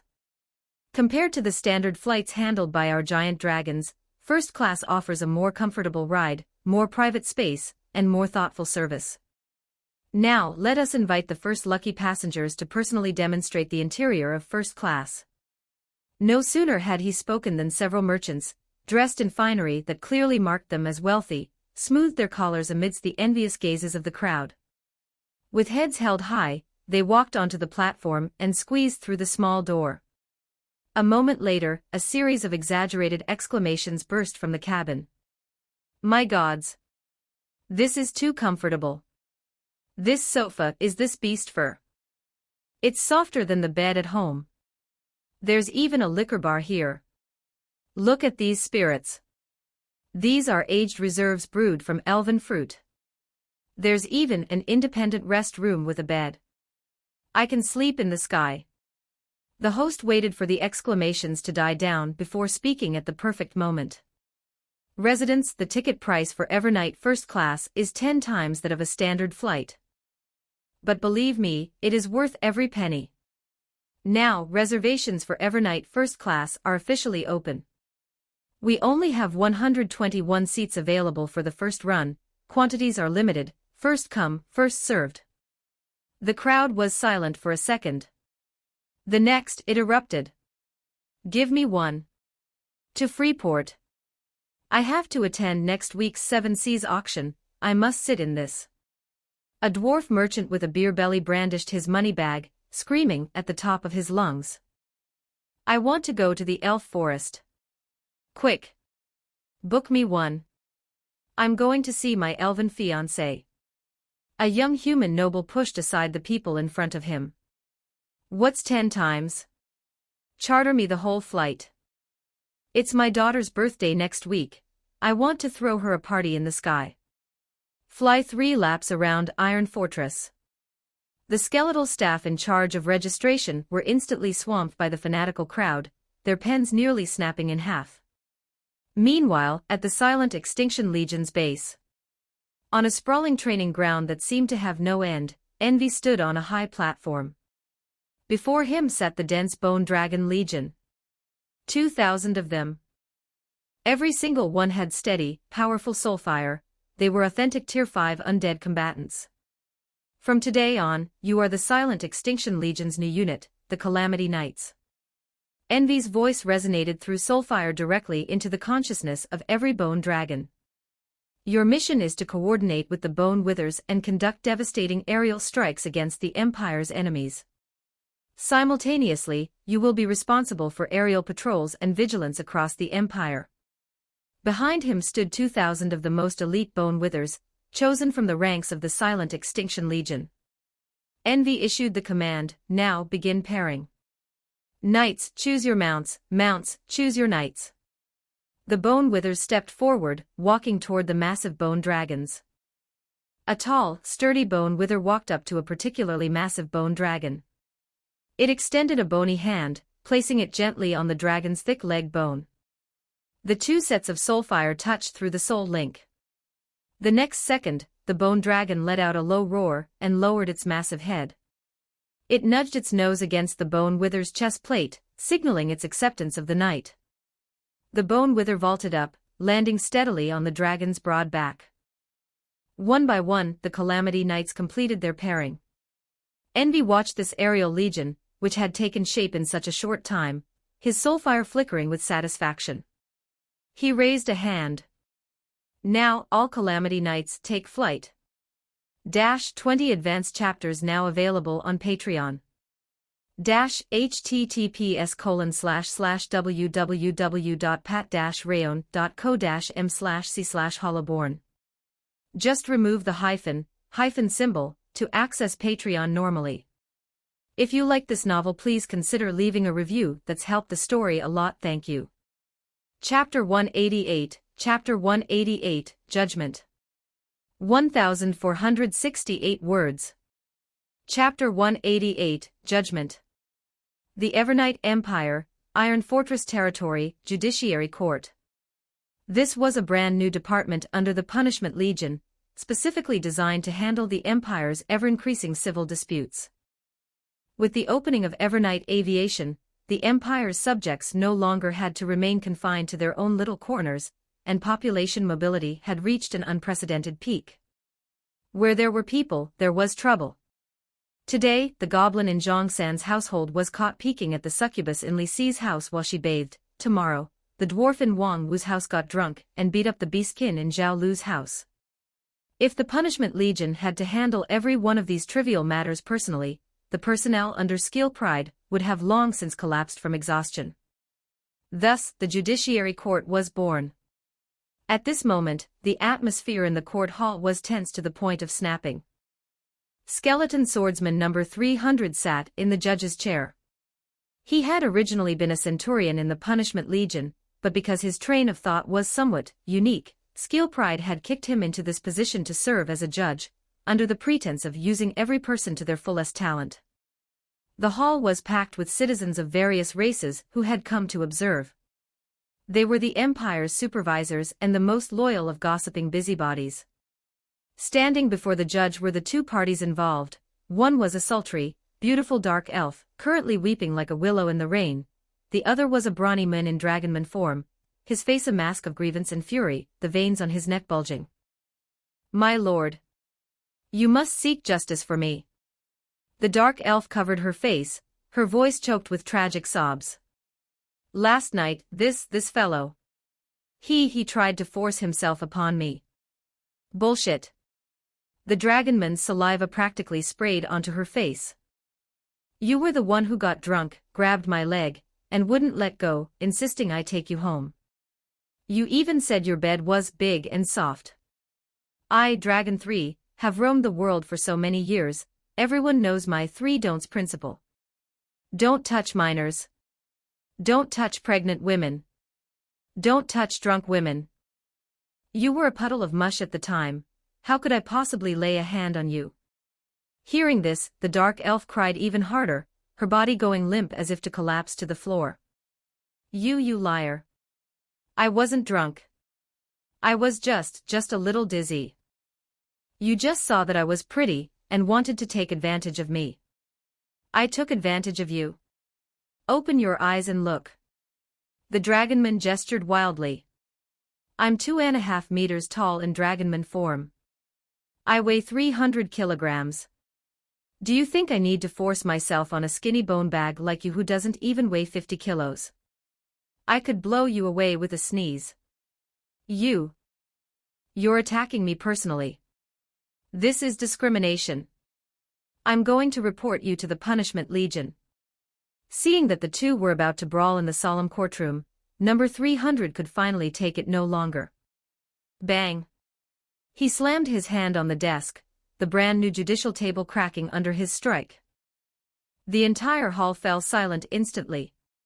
"All of you, silence."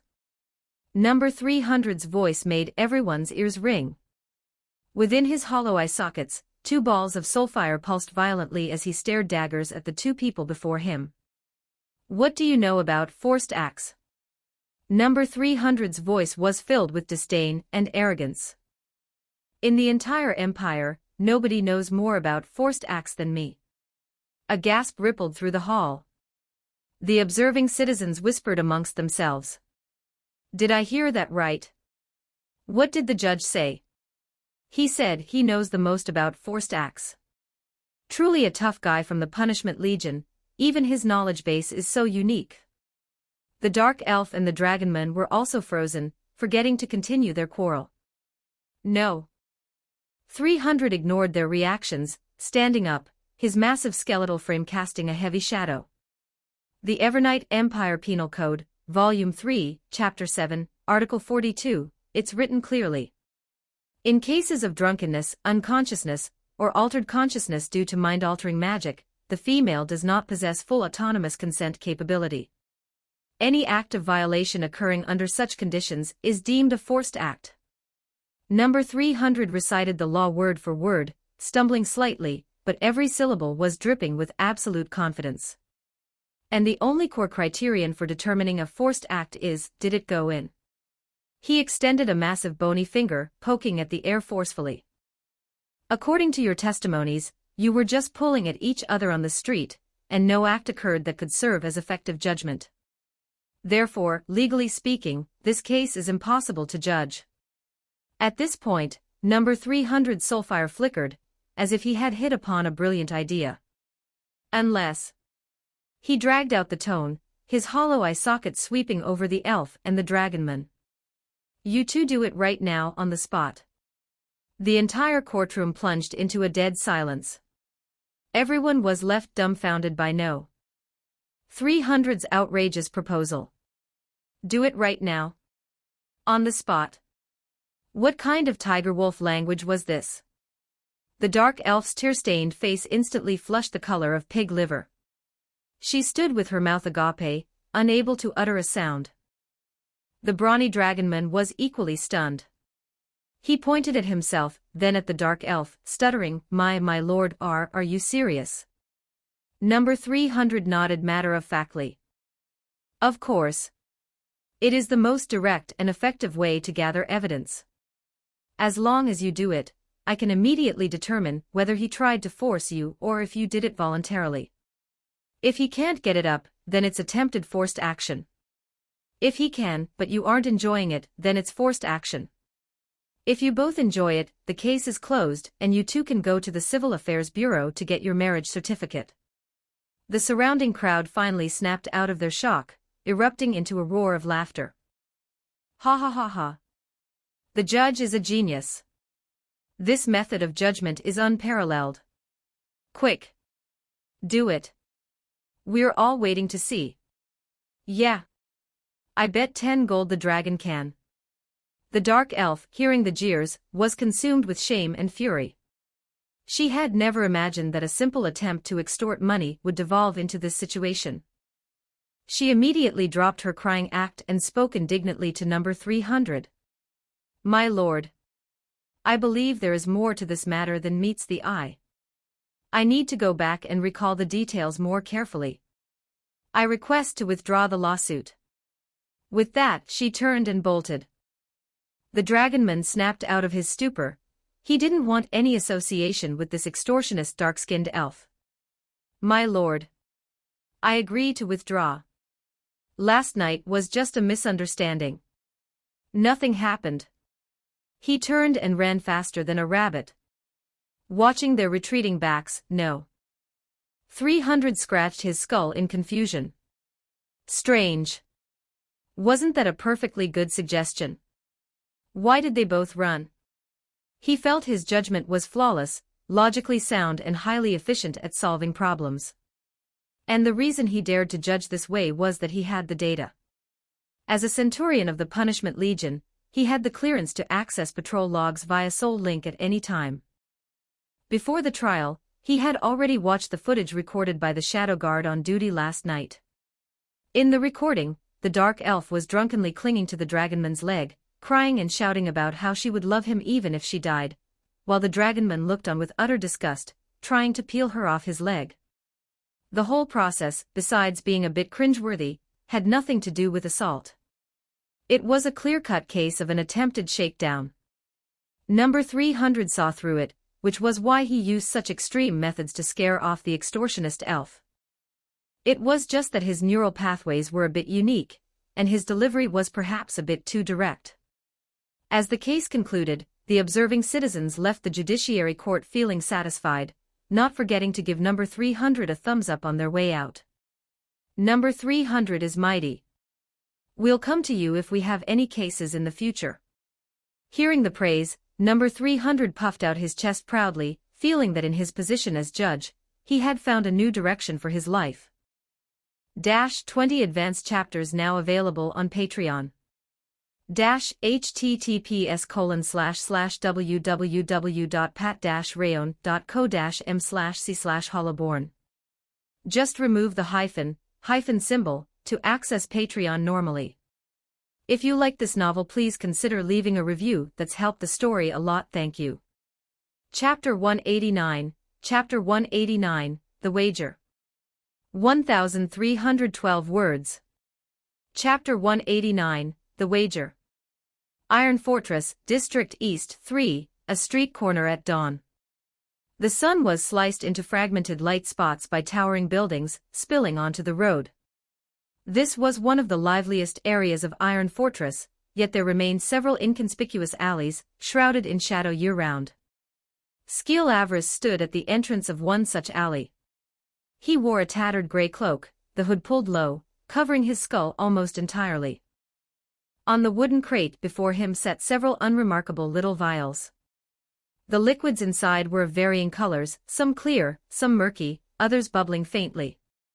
This is absolutely the stupidest decision I've ever made in my long, undead life, Avarice grumbled to himself. A few hours ago, Avarice had been in his laboratory, researching a breakthrough for his project. Then, the lab door was kicked open by Skill Lust. She carried a crystal vial containing a pale purple liquid. Avarice, I made something interesting. Avarice turned, sighing at the general, whose personality had become increasingly erratic since she began managing the Jade territory alone. General lust, according to the Imperial Material Management Regulations, damaging public property requires compensation at market value, and a handwritten self-reflection report of no less than 3,000 words. Oh, minor details, minor details. Lust shook the vial, wearing a smile that made Avarice feel uneasy. Look at this interesting thing I made. Avarice took the vial and began to observe it.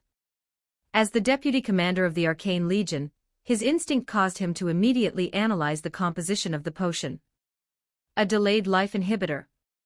Lust leaned against the laboratory bench, twirling a strand of her hair. Weren't you researching how to let the undead retain memories from their previous lives?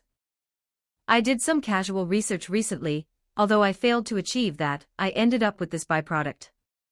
After drinking it, there's no reaction at all. But 1 month later, the subject will suddenly enter a state of suspended animation.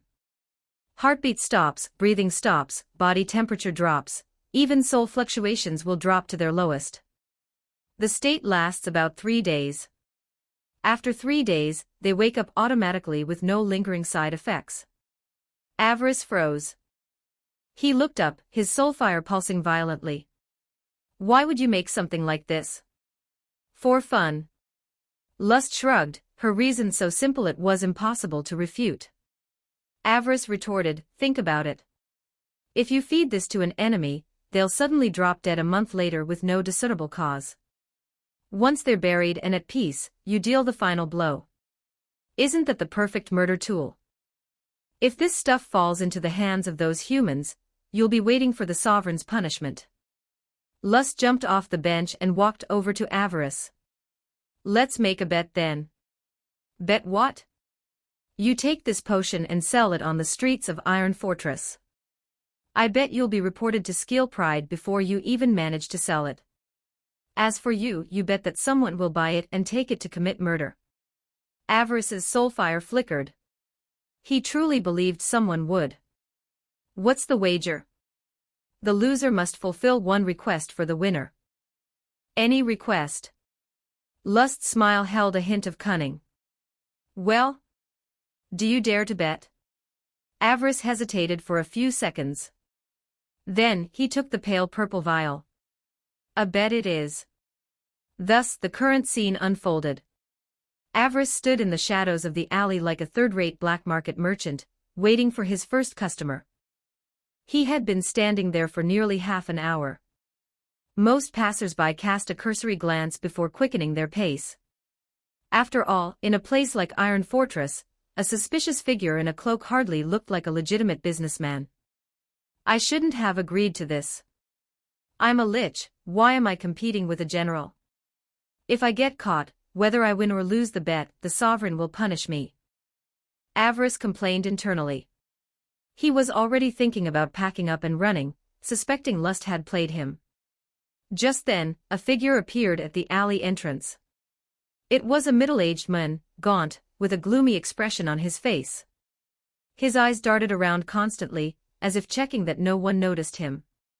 He walked briskly into the alley and approached Avarice. What do you sell here? The man's voice was low, laced with nervousness. Avarice's soulfire flickered. It's time. He cleared his throat, trying to make his voice sound more mysterious. Just look around. Everything is very cheap. The man's gaze fell on the vials on the crate. He reached out and picked up a bottle filled with a transparent liquid, holding it up to examine. What is this? A stamina-enhancing potion. Avarice concocted a reason on the spot. After drinking it, you can work for 3 days and 3 nights without feeling tired. The man frowned and put the bottle back. He picked up another, filled with green liquid. And this? A knockoff healing potion. Avarice continued to lie through his teeth. The effect isn't as good as genuine diluted emerald's respite, but it costs only a 20th of the price. The man inspected it for a moment, shook his head, and put it back. His gaze swept over the crate, finally stopping at the crystal vial filled with pale purple liquid. This? The man reached out but hesitated, not picking it up. What is this? Avarice's soulfire pulsed violently. He took a deep breath and lowered his voice. This is a good thing. He paused deliberately to build a mysterious atmosphere. After drinking it, there's no reaction, but 1 month later. A flash of eagerness appeared in the man's eyes. What happens a month later? Avarice's voice dropped to a whisper. Heartbeat stops, breathing stops, body temperature drops. Anyone who sees them will think they died of natural causes. Because as soon as this potion is drunk, regardless of who it is, their lifespan is fixed to exactly 1 month. The man's expression shifted to one of joyful surprise. His breathing quickened, his eyes fixed dead on the crystal vial. You're telling the truth. Of course I am, Avarice put on a mask of normalcy. I never lie. The man went silent. His fingers trembled, as if he were undergoing some intense internal struggle. After a long while, he finally spoke. How much? Avarice's soulfire nearly leaped out of his eye sockets. He won. Lust lost. Avarice tried his best to suppress his excitement, feigning indifference. Not expensive. 1 gold coin. 1 gold coin. The man's voice rose sharply, drawing side eyes from a few passers-by. He immediately realized his mistake and lowered his voice. Too expensive. I don't have that much money. Avarice was silent for a few seconds. He calculated rapidly. If he gave up now, it was an admission of defeat to lust. But if he lowered the price? Whatever. This potion wasn't meant to be sold for profit anyway. Forget it, forget it. It wasn't going to sell anyway. Fine, I'll take whatever you have on you. The man gritted his teeth. Deal. He pulled a coin pouch from his chest, trembling as he counted out 5 silver coins and placed them on the crate. Then, he carefully picked up the crystal vial and hid it inside his chest. Remember, Avarice said suddenly, just before the man turned to leave. It won't take effect until a month later. Don't be impatient. The man nodded and hurried out of the alley. Avarice watched the man's disappearing back, his soulfire dancing happily in his eye sockets. Let me see what kind of monstrous things you're going to do. 20 advanced chapters now available on Patreon. https://www.pat-rayon.co-m/c/hollaborn. Just remove the hyphen symbol to access Patreon normally. If you like this novel, please consider leaving a review. That's helped the story a lot. Thank you. Chapter 190, Observation. 1656 words. Chapter 190, Observation. Skill Avarice concealed his form within the shadows, following silently behind the middle-aged man. As a Tier 6 lich, this level of stealth was as effortless as breathing for him. He had fully expected the man to go straight to a target for revenge or to conspire in some dark, twisted plot. He anticipated a perfect murder, a display of humanity's ugliest side, about to unfold. This should have been the ironclad proof required for Skill-Lust to lose their wager. Instead, the man's first stop was the Adventurers Guild. Avarice stood in the most inconspicuous corner of the guild hall, his soulfire pulsing quietly, watching as the men stopped before the quest board. The notices pinned to the board were all the lowest-tier tasks in Iron Fortress: cleaning slimes from the sewers, hauling freight, scrubbing taverns, repairing walls. They were all dirty, grueling jobs with meager pay that no one else wanted to touch. The men stood before the board for a long time, finally reaching out to tear off 3 quest slips. Avarice's soulfire flickered. This guy, is he going to work manual labor?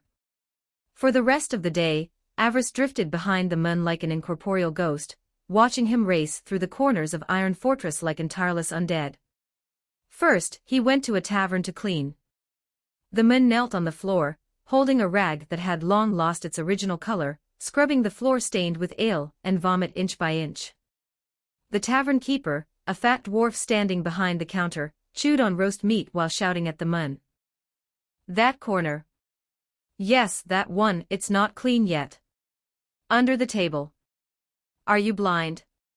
Can't you see all those footprints? The man did not retort, he simply kept his head down, scrubbing with even more force. A drunken beastkin staggered by and stepped on the floor the man had just finished cleaning, leaving a massive, muddy footprint. The beastkin walked away without a second glance, humming a discordant tune. The man looked at the footprint, his movements pausing for a second, before he continued kneeling and scrubbing it away, over and over again. After cleaning the tavern, he rushed without a moment's rest to the city gate.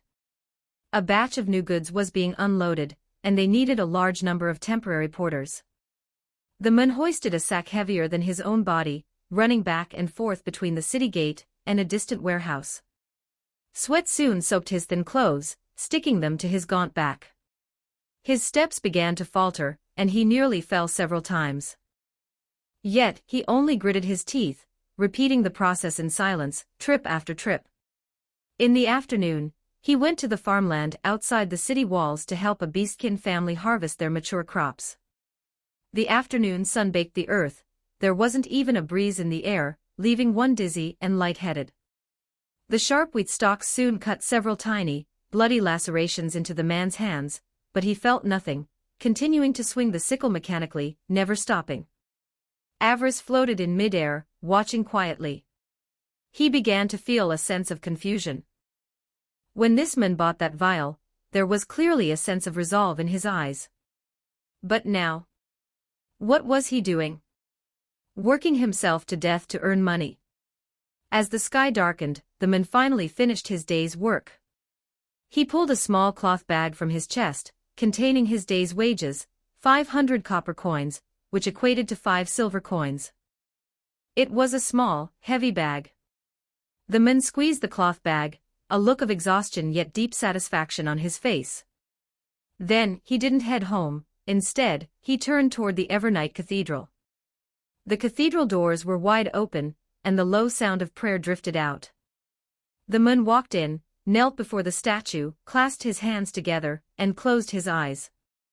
His lips moved, but the voice was too soft for Avarice to catch. After the prayer, the man rose and walked to the cathedral's side dispensary. A young nun stood there, organizing vials on the shelves. You again. The nun's face lit up with a gentle smile upon seeing the man. The man scratched his head, feeling sheepish. Yeah, sorry to trouble you again. It's no trouble at all. It's my job. The nun took a vial of diluted emerald's respite from the shelf and placed it on the counter. The usual? Yes. The man nodded and began fishing for coins from his cloth bag. He counted slowly, carefully, stacking the copper coins on the counter one by one. When he reached the 500th coin, he stopped. The bag was empty. The man rummaged through his bag, patted his clothes, sweat breaking out on his forehead. I had in the morning. At that point, he realized the morning's earnings had already been used to buy that vial. He stammered for a long time, flustered, his eyes filled with regret and panic. The nun watched him silently, her smile unwavering. Suddenly, she pushed the vial of diluted emerald's respite toward the man. Congratulations! You are the 10,000th worshipper to pray here today. According to cathedral regulations, you are eligible for a half-price discount. The man froze. Really? Of course. The nun smiled and nodded. The man was so moved his hands shook. He hurriedly pulled out the remaining coins and placed them on the counter. Thank you. Thank you so much. He bowed several times, then cradled the vial carefully and hurried out of the cathedral. The nun watched his retreating figure, letting out a soft sigh. Then, she reached into her own pocket, pulled out 5 silver coins, and placed them into the donation box. Avarice watched this, his soul fire flickering. He suddenly felt that this wager was not as simple as he had imagined. After leaving the cathedral, the man did not head straight home. He walked through the streets, very slowly. Passing the Evernight Mall, he stopped, standing before the display window, looking at the goods on exhibit. It was a set of brand new clothes, a simple style, but the fabric looked very comfortable. The man stared at the clothes for a long time, finally shaking his head and moving on. Passing a bookstore, he stopped again. In the window sat several newly published audio manga. The cover art was exquisite, and next to it was a sign reading, "Most popular this week." A flicker of yearning appeared in the man's eyes. But soon, he shook his head and kept walking. Passing a raffle stall, he didn't even cast a second glance. Avarice followed behind, growing more and more confused. What is this man doing? He was living in the most prosperous city in the empire, surrounded by entertainment and indulgence. Yet, he seemed completely uninterested in any of it. Finally, the man reached the edge of Iron Fortress. This was an old, cheap rental district. The houses here retained their wartime appearance, mottled walls and tattered roofs. Although Punishment Legion soldiers patrolled the area and public safety wasn't an issue, compared to everywhere else, it felt exceptionally desolate. Most people living here relied on imperial welfare, doing little else. The man walked into one of the most dilapidated houses and pushed open the door. The room was tiny, just one room. A bed, a table, a cabinet. That was all. A woman lay on the bed. Her complexion was pale, her body thin, covered by a thin blanket. Hearing the door open, the woman turned her head, a smile appearing on her face. "You're home."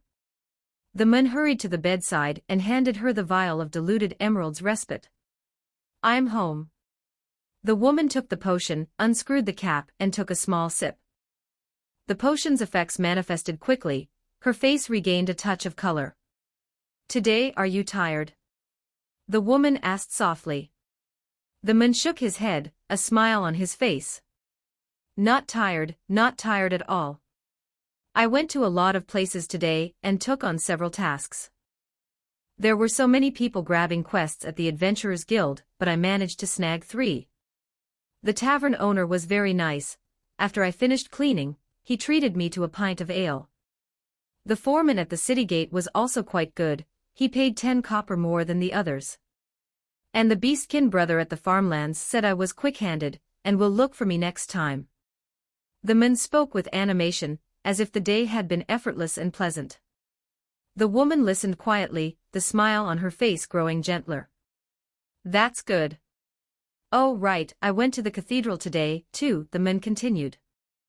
"The nun said I was the 10,000th worshipper today, so the potion was half price." "We're really lucky." The woman nodded. "Yes, we're really lucky." The two chatted on, the man recounting everything he had seen on the street. He talked about how the Evernight Mall had new arrivals, and how the clothes in the window were beautiful. He talked about how the audio manga in the bookstore were popular, with lines stretching out into the street. He talked about how a dwarf won a grand prize at the raffle and jumped for joy. He spoke happily, as if those events had happened to him. The woman listened, a smile constantly gracing her face. Avarice floated outside the window, watching the scene inside through the tattered glass. His soulfire pulsed slower and slower. He suddenly realized, this man had never intended to use that potion to harm anyone. He had bought that potion for himself. 20 advanced chapters now available on Patreon. https://www.pat-rayon.co-m/c/hollowborn. Just remove the hyphen symbol to access Patreon normally. If you like this novel, please consider leaving a review. That's helped the story a lot. Thank you. Don't forget to like and subscribe to Novels Wonderland.